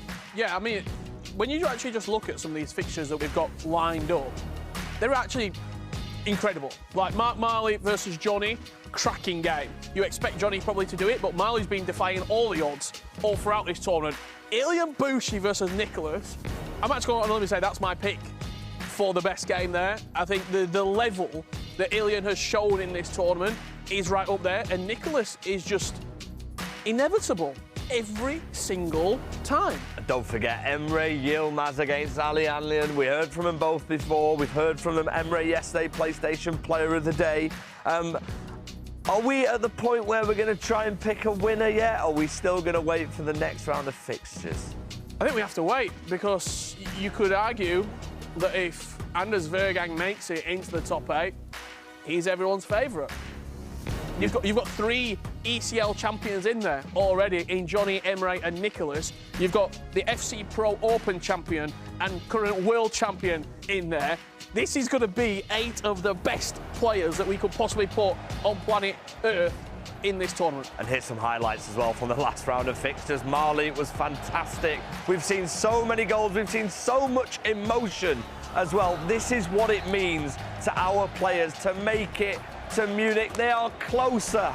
They're still so far away. Johnny, a man who's done it before, the defending champion, has the opportunity to defend that trophy in Munich. What a performance by him as well, but it took extra time. No, it certainly did, and I think for Johnny, there were quite a few moments in that game where I thought he was going to lose against Cristobal, and he sort of showed a different side of Johnny. He's been running through players game after game after game, and now he sort of showed that experience, that championship mentality to see the game out, to get in front and make sure this ain't slipping. Now our focus turns to Samu Gamer, who takes on RVP legend. Now, Samu Gamer, I mean, we have to give him as much praise as possible. This man has been exceptional. He has been absolutely brilliant this weekend here in Manchester. How do you expect him to get on? I mean, for him to go 5-0 and then get 15 points, not get up a result in his last game and not finish top, is really surprising from the league phase. He was beating players like they were amateurs. Like the 8-0 win against Kaker, I think, put in perspective for me that this guy is a real contender. He might only be 17 years old, but having won the Serie A title earlier on, he's already got a championship to his name. He could be the real deal. He could be indeed. He's one game away from Munich. For now, let's head over to Mr. Ryan Pessoa and Tom Lees. Thank you, FG. They've kept us apart for long enough, Tom. It's good to be alongside you on the show at the analysis desk. But we're here for something special. It's the ECL Showtime presented by Pepsi. We're going to take a look at some of the key things we've seen throughout the tournament so far, some of the fantastic moments in the tournament. See the first one here, of course, Tom. It's a free kick by Nicholas, who has started to become just synonymous with those. Yeah, the free kick, clutch as anything. I mean, some of these goals in massive, important moments as well. Look at the reverse. Into the near post finish, behave yourself. What else have we got? Half drag pass, a roulette. Oh, that is just silly. I mean, Ryan, look at some of the goals going in. Jaden in behind, ball roll around the keeper, open goal finish. But those are some of the moments that we did see. Battle kick as well from Ruud Gullit at a corner. Some of the key moments throughout the eChampions League, which has been, honestly, I'm not even just saying this, up there as one of my favourite tournaments I've ever seen. Yeah, I mean, the entertainment has been off the charts. Some of the goals, ridiculous. The level of all the players has been silly, and yeah, massive respect to all of them, to be honest. It's been a pleasure to watch. Absolutely, and it doesn't stop there as well. We have huge matches coming up in our final 2 rounds of the day. Let's head on over to it now. Well, here we go then for the final time in our knockout phase in this year's eChampions League. 6 players have already booked their ticket to Munich. There's only 2 spaces left on the plane there for the 28th of May. Shells, Gravison, join me for this one, gents. I mean, look, we've already seen some crazy knockout games that have had a Champions League final on them. Surely there's going to be a few more upsets along the way. I don't know if there's going to be another one, because now I don't see a world in which Anders doesn't play in the finals in Munich, really. And then Samu Gamer, with the way he played on Friday and on Saturday as well, but of course on Friday when he got those 9 points, I don't see a way in which those 2 players don't qualify for Munich, really. Shells? It's going to be unpredictable. I think it's going to go down to the wire. I mean, Samu Gamer has been my favourite player of the tournament so far, but RVP ain't no joke, so I don't know. I'm going to go with Samu with this one, but it's going to be a tough one. RVP legend's been involved in this pro scene for quite some time. And it's always just been about him getting the opportunity to show what he can do. He performed well in the Super League in Romania, which got him his spot here to the Champions League final. But this man here, he's only 17 years of age in Samu Gamer. And what a season he's continuing to have. An Serie A champion just a few weeks ago in the city of Naples. I mean, if you're looking at it, he's so confident. I'm telling you, from minute 1 I saw him, he was playing with... He's got everything, every single mechanic he's using. The dark cards were there. The simple stuff to put some 1-0 up. Gravison, is it a shock for this guy? He's come through, he's young, he's fearless, he's off the back of huge momentum winning the Italian League. It was surprising to see him win the Italian League. This is the first time that I'm seeing him live on person, and it's just, as Shells mentioned, the mechanics. He's just too good with the way he just triggers those player locks. Hang on. Did enough there with Buford, didn't he? One thing for a 17-year-old kid, of course he's a great attacker, but I feel like he's a great defender as well. Well, looking at his group's run that he had, Shells, 5-1. He lost 1 game, but it's against Levi David in his final round. By that point, you could argue the pressure was off his shoulders. He won 5 out of 5 before that. He already knew he was in the top 8. I mean, yeah, he got the job done pretty early, and that shows the level he was playing at starting off, and losing to Levi David. There's no shame in that at all. Levi David obviously not making it through to the knockout stages, but he's a top-tier player in the FC. Well, what do we think of this game? We'll ask the chat as well if we can run a poll on this one. Who qualifies for the Champions League in this game? Di Fernandez or Anders Vergang? Di Fernandez is a pretty chill day, to be honest. He did enough yesterday by finishing 7th out of the 24 competitors 4 wins, 2 defeats next to his name, and a healthy 12 points with a huge plus 15 goal difference. Speaking of Anders Vergang, looking to open up his account just before the 6th minute strikes. He's up by a goal to nil already. I gotta tell you, Di Fernandez's defense was perfect. He got 5 or 6 decisions right. The one he got wrong, he went for the pass instead of the shoot. Anders just score a goal. It's crazy. Like, if you're defending against Anders, you have 6 critical situations in which you gotta defend right. You can do 5 of them perfectly, but if you're wrong in one, you'll just concede. I mean, Anders is one of the best players in the world. We don't need to say that anymore because we all know. But on the ball, he's so tough to defend against. And Kylian Mbappe on his left foot with goal finesse, he puts it 1-0 up. Well, up by a goal to nil. I feel like that poll might have a slightly different result that is live right now on the Twitch chat for you to get involved in. Here comes Anders looking for a second now. Yapstam does enough to stop Rivaldo. There's the poll he said. 87% of you think that Anders will qualify for the eChampions League. No love for the underdog, man. Wow. 87%, that's huge. A word on Di Fernandez though, Grabson. We've had the pleasure of watching him in La Liga FC Pro for quite some time. He's had consistent runs there which have allowed him to be in this competition. He's made a World Championship a handful of times too. He's a player that really has come up in the last couple of seasons. Yes, he's always in La Liga, he's always a top 4, top 2 kind of player actually. He's always reaching semi-finals, finals, quarter-finals. And last year, I don't know if you guys remember the match against Need to qualify for the finals as well. He's a fighter and he'll always fight to the last kick of the game. But this, I don't know, I just don't see anyone beating Anders at this stage of the game. It's just, you might beat Anders on the group stage. You might beat him back in FC Pro during the group stage as well. But in knockouts, last, I don't know, round of 16, doesn't look like it. Corner goes his way. I've got a feeling what's coming here, Shells. Maybe a bicycle kick with Lucio. We've seen many bicycle kicks going for everybody. But the main thing, Hullet. Let's see if he can get this one. Hullet on Hullet. Who's Hullet's going to come out on top? Quick change of kick taker, and it goes to Hullet. There was the idea. Amsterdam keeps it in play to bring in another chance for Anders. Zico Hullet! 2-0 in 15 minutes. He's just too good. He is one of the best I've ever seen on the ball. It feels like no matter what you do defensively, he's going to score regardless. It's whatever decision you make, he's going to do the other thing. Honestly, the only person I've seen do it like that is Tex. Yes, yes. And I do feel like Tex was more of a skillful guy. So it was more of if you do this, I'll do this skill. Yeah. But Anders is just the timing. Yeah. Anders just decision-making. The decision-making for his age as well. 10 out of 10. He's only 19 years of age, isn't he? In that short time of being a pro player, he has already won so much. Di Fernandez finds himself 2-0 down. We will check in with the other game when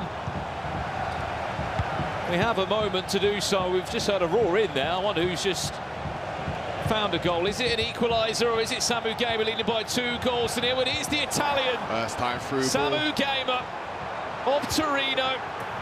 2 goals to nil. The low driven from Kaka as Anders Vergang makes it 3 in 18.5 minutes. And you can see Di Fernandez's frustration as he just try to pause the game, talk with his coach, because there's nothing you can do with these passes. I mean, he didn't even need to time the shot. It was just a pass into the camp, pass into the left wing, and with Rivaldo, it was just an easy shot. We saw this at the World Championships last year, Shells. A player that, as the rounds get harder, for him it sometimes looks easier. Yes. Just confidence grows each round. You got to think Anders is trying to kick into gear. You know, every result matters later on in the stages. And I mean, this is about making it to Munich now, so he wants to focus and finish this game as quickly as possible. If you don't know what we're talking about, off the back of that as well, he won his semi-final in the World Championships last year, 6-0 to Sharif, and he won the World Championship Grand Final 7-0 against Juval Belli. I mean, how are you doing that in games like this? We'll jump over to this one to show a bit more attention and appreciation to both of these 2 players. Samu Gamer with the world right now in his hands with the momentum that this man is feeling. Was an unused draft player last year in Lega Serie A. Had to sort of sit on and watch the competition unfold. This year was his chance to show what he could do. And I think we often see it, Gravison, players pop out and new names pop out, but it's different going from Italy or Spain or Germany and then being thrown in amongst the best 36 players in Europe and then to still perform at the level which he has. It is, because the game style in Italy and Spain is more of a tiki-taka kind of thing. It's more of, I don't know, it's not as direct, I would say. So when you're thrown with the big dogs here in Europe, it's just a different game style. So for Samu to just be in here and play as good as he is, I don't know. I definitely didn't expect it, because Shells, I mean, the competition is just different. I mean, yeah, but it's the beauty of it as well. It brings every single top-tier player all together. So some guys you may never even played each other at all, let alone this year. So I think it works both ways, but it just shows to see how good Samu Game is playing. And also the new wave of talent that seemingly is coming through this FC Pro scene year after year. There is a goal back in this. It's a long way to go, 9 minute halves, remember. Penalty. What follows this? Oh my! That is massive. We're waiting for the penalty to come in. We will show you as it unfolds. Well, for Lilian Thuram, Samu Gamer down to 10 players. He might be 2-0 up, but that game most definitely is about to change. This one might also too, as Di Fernandez looks to get into the box of Anders Vergang. Very calm though, and Lucia able to defend that. I would like to say good composure there from Di Fernandez, but defending from Anders, wow, that was great patience. Well, we're hearing it wasn't actually a penalty, it was a free kick. Yeah, that's why I was confused there for on a the second. edge of the box. And it looked so close, didn't it, to being in the penalty area. I think I would rather give away the pen and keep it level, to be honest. 100%. Especially within 9 minute halves. Was it a red card is my question. I'd love to see it again on the replay when we get a chance to do so. Jarzinho! Reverse elastico into a little Trivela. Could have caused more problems for Buffon, but didn't on that occasion. I mean, I saw a tweet of Orcaccia, a known figure in Italy. He mentioned how Nicola's game against Puma for him was a top 3 performers in FC history. With the way he just played with those 10 men and the way he made a comeback as well. That performance from Nicolas, yeah, it's a pure masterclass performance. 10 men from against a player like Fuma. This is the red card incident that we were talking about.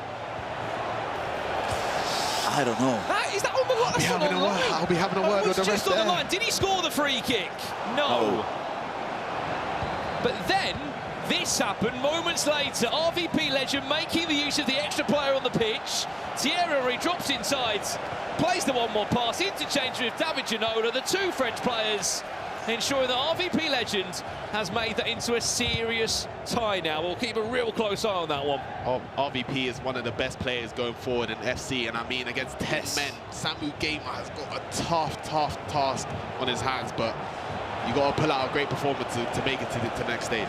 I guess my question would be, because in Nico's interview he mentioned how he was with 10 men, he was playing with no cam, then no striker, so he was changing back and forth.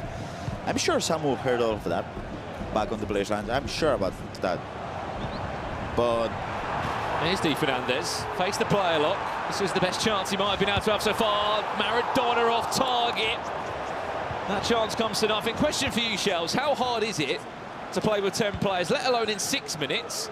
You're playing 9 minute halves now. I mean, it's hard to play with 11 players against some of the best players in the world, let alone 10. But I mean, it's hard. He had a 2-goal lead at the time, 2-1 at the moment.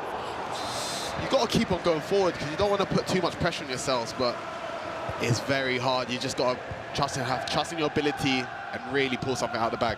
Grav, I mean, Nicolas showed us quite a perfect example. He even played extra time with 10 players on the pitch. yes, the thing is, I'm sure Nico has been competing for 10 years now, so he's been in this position before. Samu Gamer been 17. I don't know about that. So I mean, look, if there's a time to show us what he's all about, this could be that for Samu Gamer. In case you're wondering what we're talking about, he's 2-1 up at the moment, Samu Gamer, but he's down to 10 players, and it's in the first half over in that game. If you have just joined us, by the way, this is the round of 16. This will be our last game of action here. The final eight continues in Munich on the 28th of May, where the likes of Emre Yilmaz, Alian, Ilian Bouchy, Nicholas, Johnny and Mark Marley will all be there competing alongside the two winners from these two matches. I'd like to say Di Fernandez definitely stepped it up a little bit in the second half of the first half, but still 3-0. Anders has done very well defensively, giving him minimal chances, not too high percentage-wise, but Di Fernandez definitely stepped up the level a bit. Well, he needed to, didn't he, Shells? Because before he knows it, he could be 4-0 down. And against Anders, it can turn around very, very quickly, but he done well to hang on. Last chance of the half now, full to Di Fernandez. A goal here for him would be massive to take into the second half, Maradona. I mean, you can see the frustration for Di Fernandez because, as Shells mentioned, he's played better, way better, but the result is still the same, 3-0. One thing I don't think we give credit enough to Anders about his defending. Incredible, Shells. He's been defending very well, aggressive, which can be a bit 50-50, but he's been playing very well. Well, let's jump back to this one then. It's just kicked off for the second half. There was no other goals to report. Shells, you down to 10 players. I'm guessing you're sacrificing a forward, and if you're lucky enough to have a substitute defender, you bring them on. Yeah, I'll probably sacrifice one of the attacking midfielders. I play 4-2-1-3. The Cam would have to go because I like to have the striker there pushing the defence back, but you've got to use your team to help you out. I think the use of a decisive pass is crucial here. And Samu Gaymar is a man of the dark arts. He'll be triggering his players to make runs. Victor Ibarbo, that's going to bounce back to him. Long driven from Ricardo Kaka, who might just be the MVP in these last 3 days of the eChampions League. How many times have we seen that going? And it's crucial to see how he's triggering runs with the midfielders, with both Xavi and Gullit. Of course, he was lucky with the rebound, but one thing that I'm really enjoying, Shells, from Samu Gaymar throughout the whole tournament, we've seen how he attacks on those counterattacks. He's been brilliant, but now with 10 men, he has to attack differently with both the midfielders trying to trigger runs. And the thing is, he's doing that well, scoring goals as well. Yeah, I mean, he's been so aggressive, which I've been love watching, and see, as soon as he gets in the box with a low driven with Kaka, it's just... Jarzinho, Anders makes it 4-0. When does he get to the stage where we might as well just book the plane ticket? I would love to be this vicious in front of goal like Anders. I feel every time he's in the box, it's just a goal. I mean, Shells, you've been talking about this throughout the whole weekend, the ruthless part. Anders. I mean, he's the #1 most probably, as you can see, against... You saw his celebration against Young. He's ruthless, he doesn't care, he just wants to win. The thing is, sometimes, for example, against Young, he was having fun, right? I don't think he's having fun now. Like, I think he really wants I think his fun is by beating his opponent as bad as he can. That is how he has fun, honestly. Someone in the chat, Gravison, has just asked, what is this accent, Scottish or Scouse? I don't know if they're speaking about me or Shells here, but I don't know if I've heard the Spanish man have a Scouse or Scottish accent. It might be me, I guess. I mean, I did say David Beckham as David Beckham a bit earlier, so I might be the Spanish one. Unless they mean me or Shells, if they do, then let us know. So the Spanish accent is similar to what? Scouse, Scottish? I don't know. I was just listening to you for a second there and trying to picture if it did sound a little bit Scouse. No, it doesn't. Go on, mate. We'll leave it there. Here's Mbappe looking for 5. Quick corner comes in all the way through. And for Di Fernandez, it's not looking great at all, this.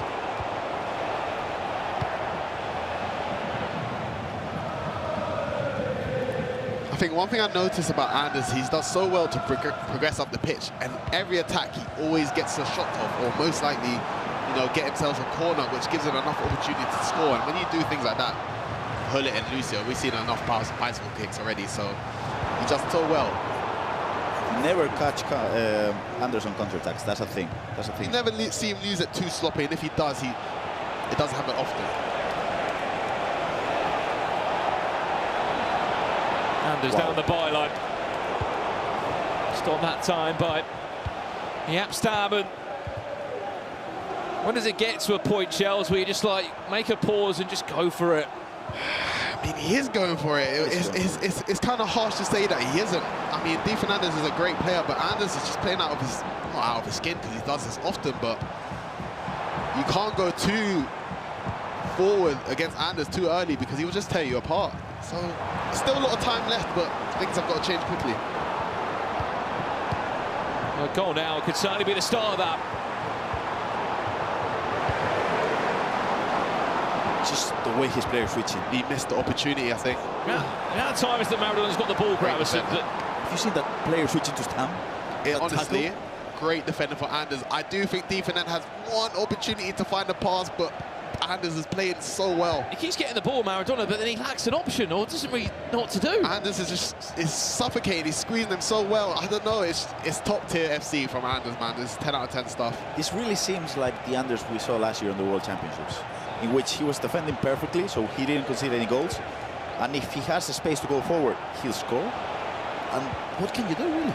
There's a game that you don't make one mistake. This is the game to do so, isn't it? You qualify for the top 8 off the back of this, and at the moment, it has been a perfect performance in so many ways.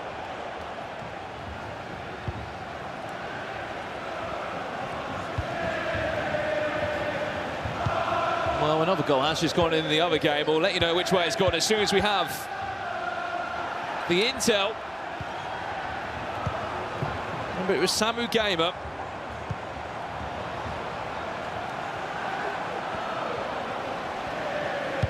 Last time we heard was 3-1 up in that game. It wasn't a goal, I'm hearing. Just for the replay, it looked like it might have been. Wow. A moment in the tie. I mean, look, this is... Wow. I think the lack of words says a lot about what performance this is. I'm speechless right now. I would be frightened for the rest of the competition, honestly. He'll be wanting to play his quarter-final tonight. Ricken, there's one! No, there isn't. And he celebrates the goalkeeper movement. Anders, come on. That had to be the one for Di Fernandez, definitely to keep the momentum, to try and flip the momentum, but Anders, man, this is scary hours, I'll be honest. Well, there's the chance of a pause in the game. 22 minutes here, nothing to report here so far. Samu Gamer is still leading this game. He might only have 10 players on the pitch. Be careful, he might only have 9 soon. I thought that could have been 9. It'll be interesting if the tournament was all played today, though. I would like to see Samu play against Anders. This is the type of FC I've seen Samu play. He's got it all, honestly. And if he manages to... What a game that's going to be as well between the two. If he manages to make it out with 10 men, we've got to watch out for this kid. But there's everyone left so far. Wow, I don't know who to pick. There's been a few comparisons, hasn't there? Henri! Oh, that was close. Now you look at the final 8 in this bracket, we have got potentially 2 new wonder kids coming through. Yes. Alian, 16 years of age. He plays Emre Yilmaz in the quarterfinals in Munich in a few weeks' time. Samu Gamer, again, one of those other young names to come through. The eChampions League is the perfect stage to shine as a youngster, because I do remember Anders back in 2023 when he came to the big stage.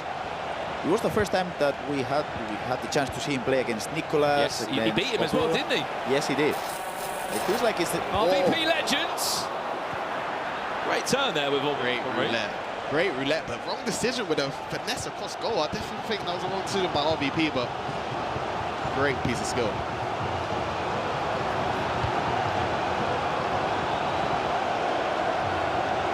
"14 minutes away.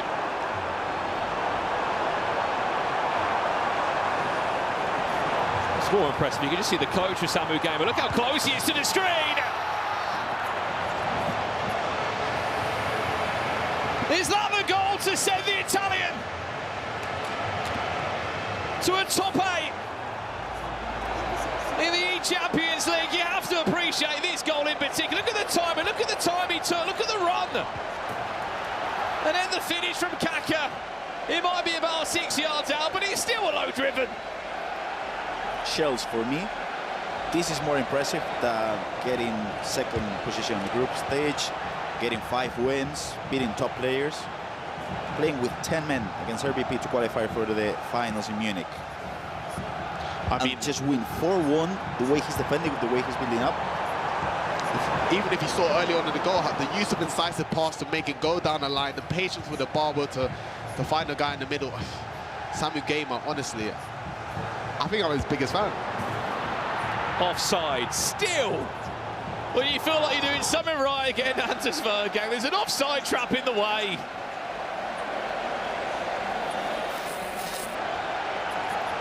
Well, how about that then for a quarter-final which looks set in stone at this moment in time? Samu Gamer versus Anders Vergang. I can't wait for that. To be fair, still a lot of time left. It feels wrong to count these boys out, but I mean, the level these two guys are playing at is... 4 fantastic quarter-finals there, Gravison, but that one does really stand out to me, that Vergang Samu Gamer, or, of course, Emre Yilmaz against Alihan. I'm thinking about that one. Emre former ECL champ, and Alihan seems like he could win it all. Every single player, I think can win it all. Yes. Every single player there at the moment. Johnny, I'm a bit frightened of Johnny as well. I think he's wonderful to watch. Last 6 minutes.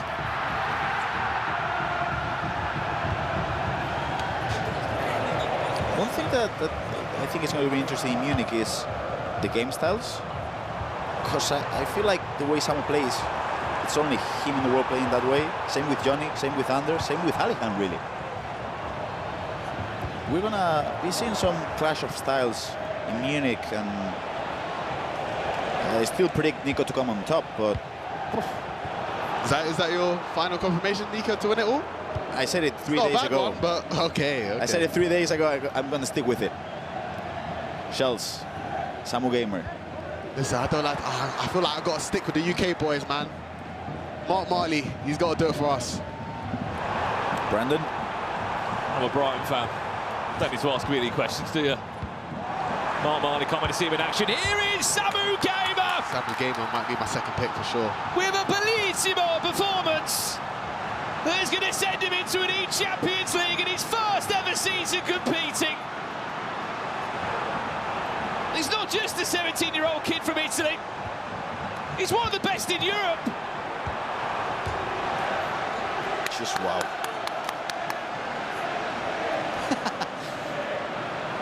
I think one thing about Samu Gamer, his timing with the third man run and the use of the through ball is perfect all the time. So hard to defend against an FC. How was it from Santu? 5 meatballs? We'll have to ask Santu, yeah. might be 5 meatballs, it might be a margarita pizza at this point. We added meatballs on top, that's what he'll be ordering tonight to celebrate. Well, how about this one then? Full-time result. We're looking at a new wave of talent coming into this FC Pro scene. Alihan Lyon's already there. He's the new wonderkid from Bulgaria.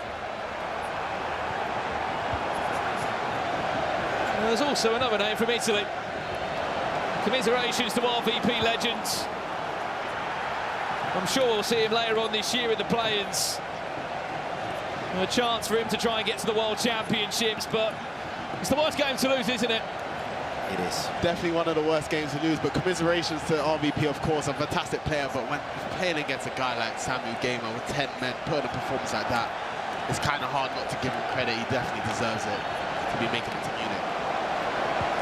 Well, full-time result about to come in there any second. It was only 2 weeks ago he picked up 17,000 euros for winning the Serie A. He's just bagged himself $10,000 more for a top 8 finish in this competition. He is full of confidence. Vamos! He's got a tough... We'll see you. If he beats Anders first round as well, he will have the confidence to win it all. I can't wait for that matchup. And he'll be up for it as well, because he'll be playing against this man. How does he give us his most convincing performance now? In the toughest game, on paper, in this eChampions League knockout phase. Di Fernandez does get one back. He'll be annoyed because his clean sheet bonus is gone. Yep, there he is, off his chair.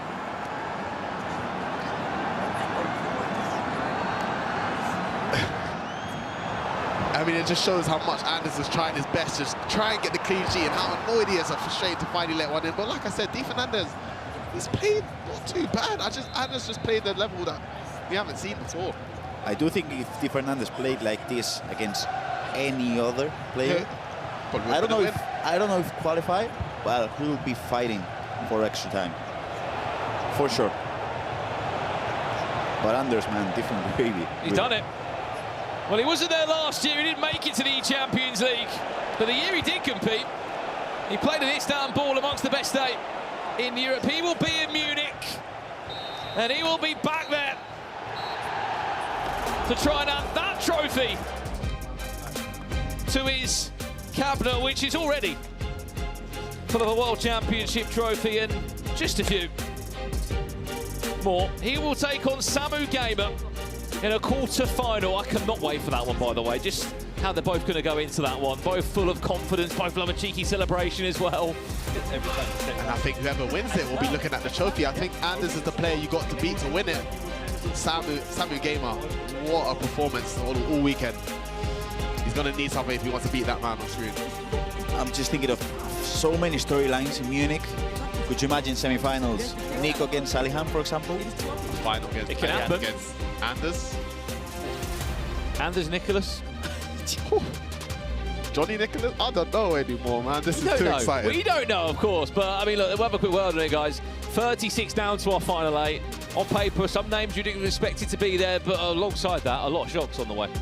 Yes, I did expect Levy, for example, to be in the top 8 with the way he was playing Friday, Saturday, even today. He was playing amazing.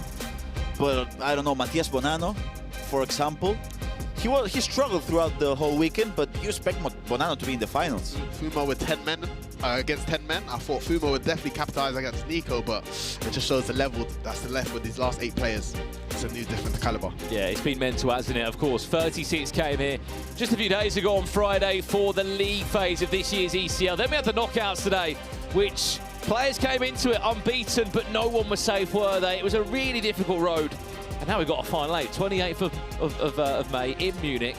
Some crazy games lined up there. I mean, you can have a word with us home. Who wins it? I mean, there's so many potential final scenarios. I just don't know. I'm just looking forward to Alihan and Samu Gamer playing against the best players in the world to try to show if they're up there. Absolutely. Well, look, we can't wait for it. 28th of May will be there. Someone else who will be amongst these behind us right now, Ryan Purcell, Anders Vergan qualifies for the final 8 of the ECL. Yeah, thank you, everyone. I'm joined by Anders, who just qualified. Doesn't seem too happy about it. And I've been warned, actually, not to touch the controller properly. So I'm not going to move the analog sticks, Anders, yeah? Is that right? Probably I'm going to be as better. All right, go on. You can say that. These are the tactics that you've been using for those at home. People have been asking. You're using a 4-2-1-3 formation, build-up style on balance, defensive approach and high. I feel like these are the tactics we've seen you use throughout the whole year. Have you really changed anything? Not really. Like, I mean, everyone is saying I'm a nerd, and the only thing I do is playing. And I think if you ask every pro player, I'm probably the player who is preparing, like not preparing, but like playing the least. Like, you can literally like look at pro. I think it's the exact same tactics. But as everyone say, I'm just looking in the screen all day. No, I'm not, but I always win. So yeah, that's how it is. Yeah, quickly, how do you feel like that game went against Di Fernandez? Because obviously you had a tough game early against Young, you came through that. Di Fernandez was on good form as well, and you still beat him, and it looked easy. Like before the game, I was like, normally when you hear his name and stuff, you wouldn't rate him that high, but he always managed to keep the games close, I would say, because he's a good defender. But I felt in the beginning that he was quite shaky, and I was leading like 3-0 after 90 minutes, and I felt like I was defending good, but still, like when he had some spots, I felt like either he was overplaying or I saved it in the last second. So I could feel that he was kind of nervous, and I mean, if we played yesterday, I think probably he would be better and I would be worse, but today it really matters, and I always play better somehow. Yeah, and one last thing about your tactics, right? Do you feel like it's important to have the pluses or the plus-pluses on each position? Like, of course, it makes a difference. Like, I would say the only, like, where I really was thinking about it this tournament was, like, at the fullbacks, I would say, because all other players are not now this good that they almost have plus and everything, but I saw a lot of players play with, like, especially Lorente, he has no plus at all. Yeah.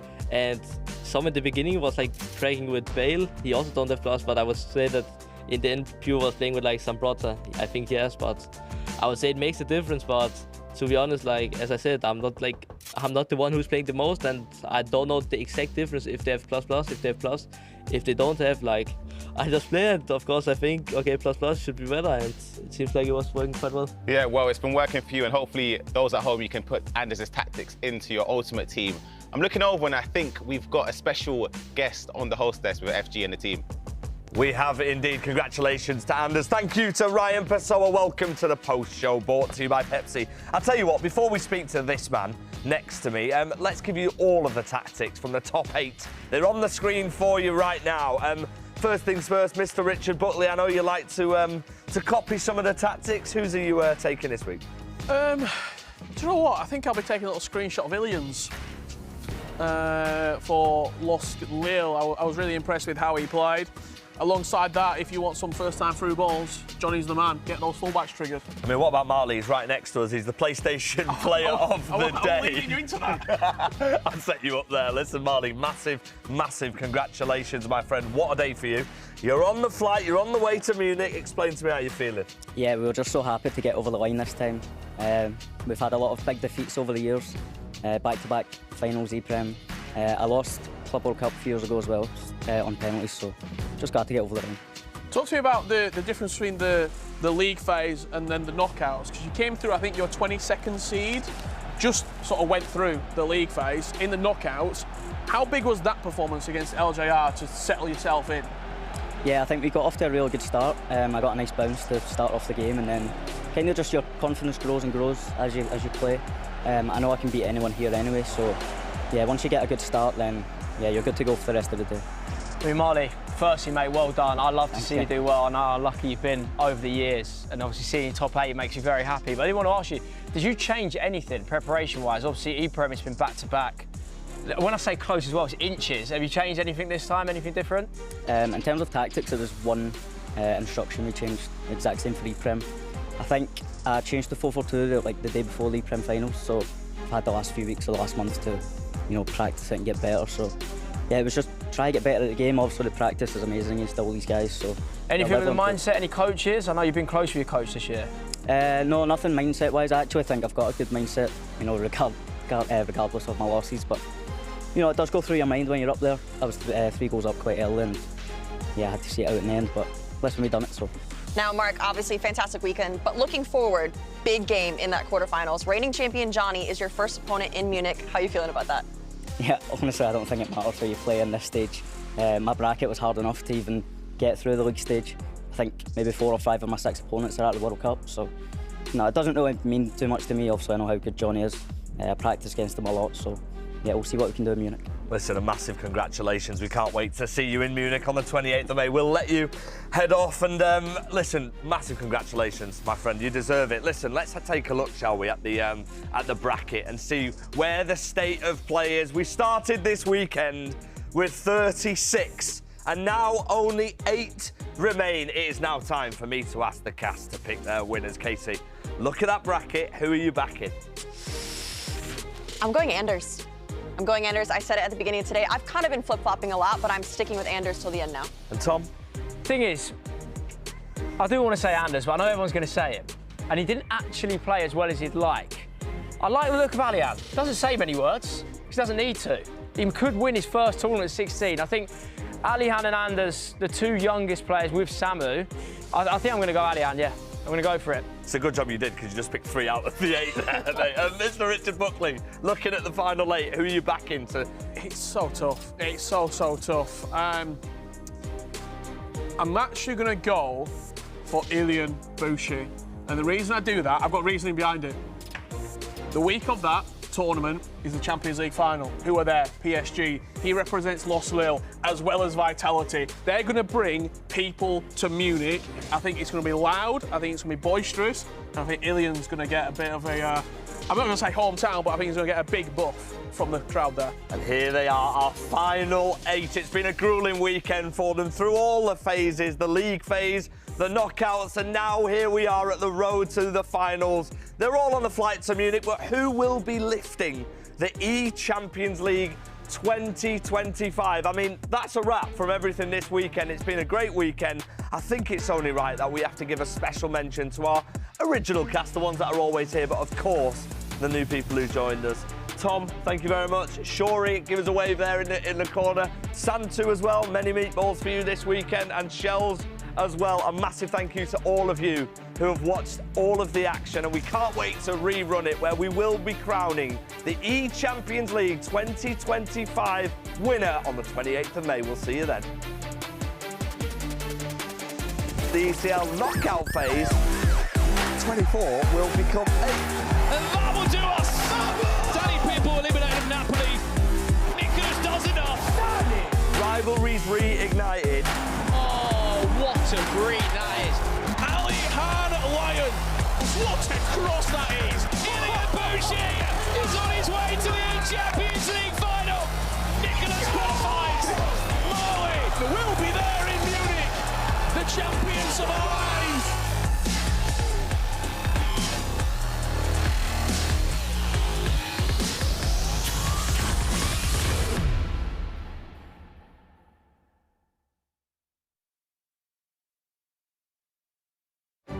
The English archive of Europa League champions continue to write history, but this time from Spain, a donkey's derby to ignite the final of the UEFA Europa League.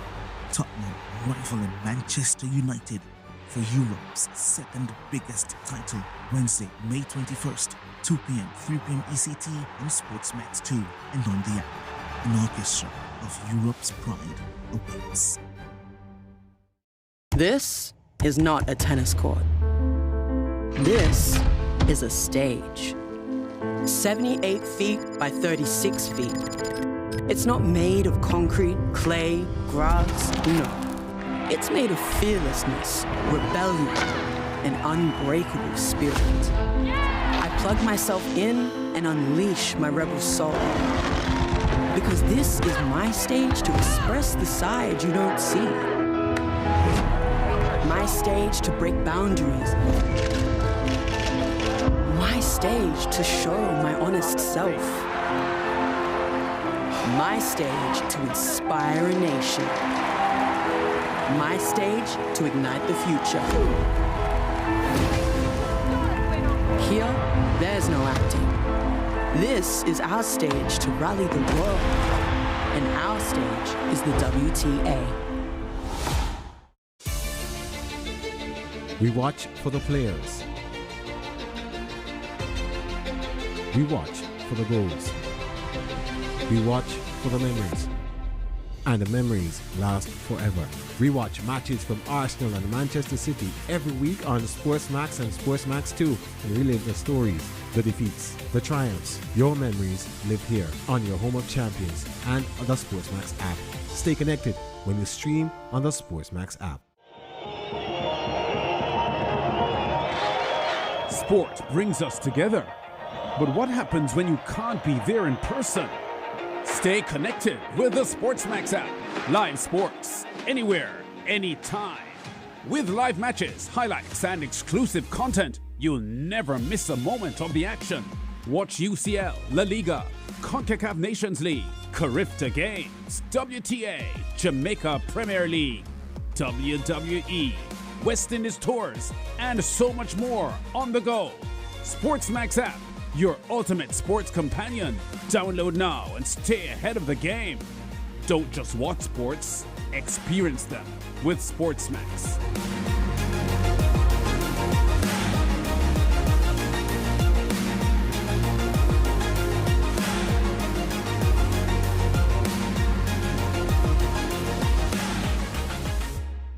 Top-level netball continues on Monday as Avis Magic meets Southern Steel in the ANZ Premiership. It's live at 2:30 a.m., 3:30 Eastern Caribbean Time. On SportsMax and on the SportsMax app. Catch every game. Watch on the SportsMax app. Only pull them out when they in a contest. Then they make sure all matters are. Winner takes all in the second leg of the Jamaica Premier League semi-finals.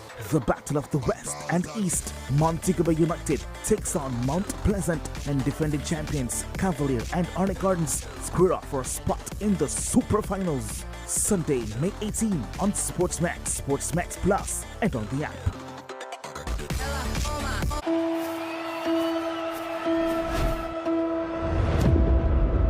Every moment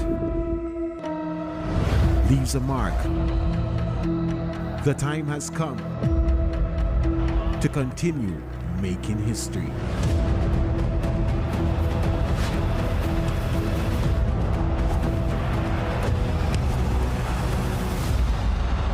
La Liga on your home of champions.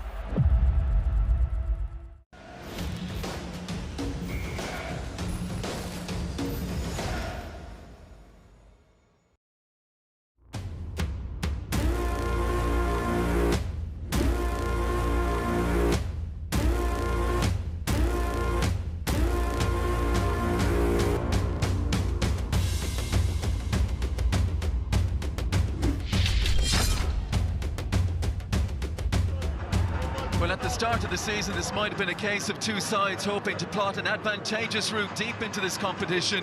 But a roller coaster campaign that has had peaks and troughs and changes at the helm has led us to this penultimate round, and a whole lot riding on events at a tense Thomond Park. Well, it's a Munster 15 showing 5 changes from the side that started the last out loss in Cardiff. Record appearance maker Stephen Archer returns in the front row. Jean Klein into partner British and Irish line Tyke Byrne in the second row. And 2 changes in the back row where Gavin Coombs is joined by John Hodnett and Peter O'Mahony. Behind the scrum, Casey and Crowley at half back. Tom Farrell and Alex Nankerville again the centre partnership. And 1 change in the back 3. Diarmuid Kilgallen comes in for Mike Haley as Takir Abrahams moves to full back. On the bench 6-2 will Alex Kendellen taking the number 23 shirt. Ulster with 3 changes in the home loss to the Sharks. Up front behind an untouched front row comes the big news with captain Ian Henderson returning to feature for the first time since February. That's the sole change in the front 8. A close eye again on James McNabney. Nathan Doak and Jack Murphy at 9 and 10. Stuart McCluskey and Jude Postlethwaite form a muscular centre partnership, teaming up for the 5th time this season. Michael Lowry and Rob Ballacoon both past fit, and coming to the back 3 with Jacob Stockdale reverting back to the wing. A shrill blast of the whistle, a massive 80 minutes ahead of us in Limerick, and it's Jack Crowley to go right down the middle and get us underway. Which of these 2 sides can settle quickest? Picked by Wilson, no ground to be gained there. Referee trying to find a good position to keep eyes on that ball. Ulster creep ever closer, looking for a big start here. Richie Murphy's men defensively strong when Munster have had it. What can they do with ball in hand here now? What a start, they're over. He's as big as any forward, 6'4" and over 17.5 stone. Klein has a look, he's got Hodnett with him. Klein put down, but 4 metres out. O'Mahony gets it away. Archer couldn't quite get there. Well, that would have brought the house down if those could have combined. Michael Milne gets there. Making Ulster condense their defence, so really nice attack from outside of 22, gives them the opportunity into 22. A couple of seasons ago grabbed 7 tries for Leinster, Michael Milne. And Gavin Coombs looks like there was an anguished look on his face there as he was hit. Oh, that's trouble. The only mitigation I could see was that slight dip here. Just watch Gavin Coombs you can see his head coming down there and drop in. So it's a yellow card, Keith. I agree, Adam. Okay, thank you. That's a good angle. Yellow card. He's down, Ulster. 2 men down at the moment. Yeah, Can Munster profit? Crowley floats it.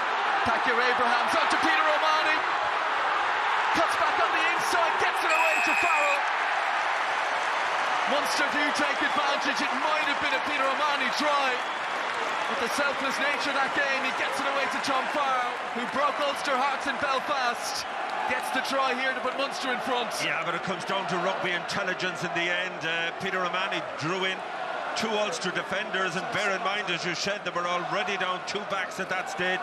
O'Mahony just sized up the opposition, drew in the cover, and made the pass. Well, Munster looking to get out of... Lost the ball here, and Jack Murphy floats it. Over. And it's on the outside. Henderson gets it away. Postlethwaite using his strength, and he gets there. At 6'4" and 17 stone, he was always going to win that battle. Just Mike Lowry coming across on the loop. He attracted the attention of Gavin Coombs. But that's brilliant from Postlethwaite. He's entitled to make that extended arm. Munster try and overplay in their 22. They make an error and Ulster punish them. So Prendergast wants high tempo, but he also wants some balance to their game and make sure they don't overplay in the wrong areas. Well, Ulster would have known what they were coming into here, all the emotion and significance that surrounds this game. There's a charge down. It's Ty Byrne and Chuck Byrne. Oh, what a crazy first half. Right from the restart, you see Jack Murphy who's had a super game, but Ty Byrne is just about the last fella you want to see, all 6'6" of him towering over Murphy. Woken the crowd from their slumber. Munster now 5 metres from this Ulster line. Can they get that fourth try before half-time? And in a frenzied atmosphere, can they pounce again, Munster?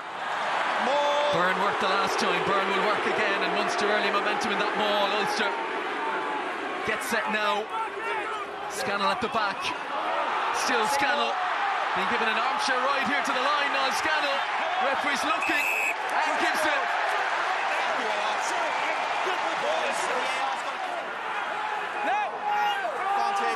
Casey with an advantage. Scrum half interfered with. Kilgallen involved again. There's going to be trouble. There's a card coming, and is it Stuart McCluskey? Absolutely stupid from McCluskey, given that they had already given away the penalty. Watching Ahern at the front, they bypass Izuchukwu right to the back, and Coombs. Sack is immediate. Great field position here. Great throw, Scannell. Casey. Oh, the centres combine, and Barrel is in again. Half a delay on the pass from Nankivell. That was all that Farrell needed. You just see him sizing up the option. Brilliant front door pass there from Nankivell, and Tom Farrell has been absolutely outstanding tonight. Second try for him. Ball's here, he's making a good effort. Casey looks down the short side. Nash back into McCann and Postlethwaite. Out the back it goes from Josh Wycherley. And the cross kick, there's space over there. It's O'Mahony, he's up, he's over!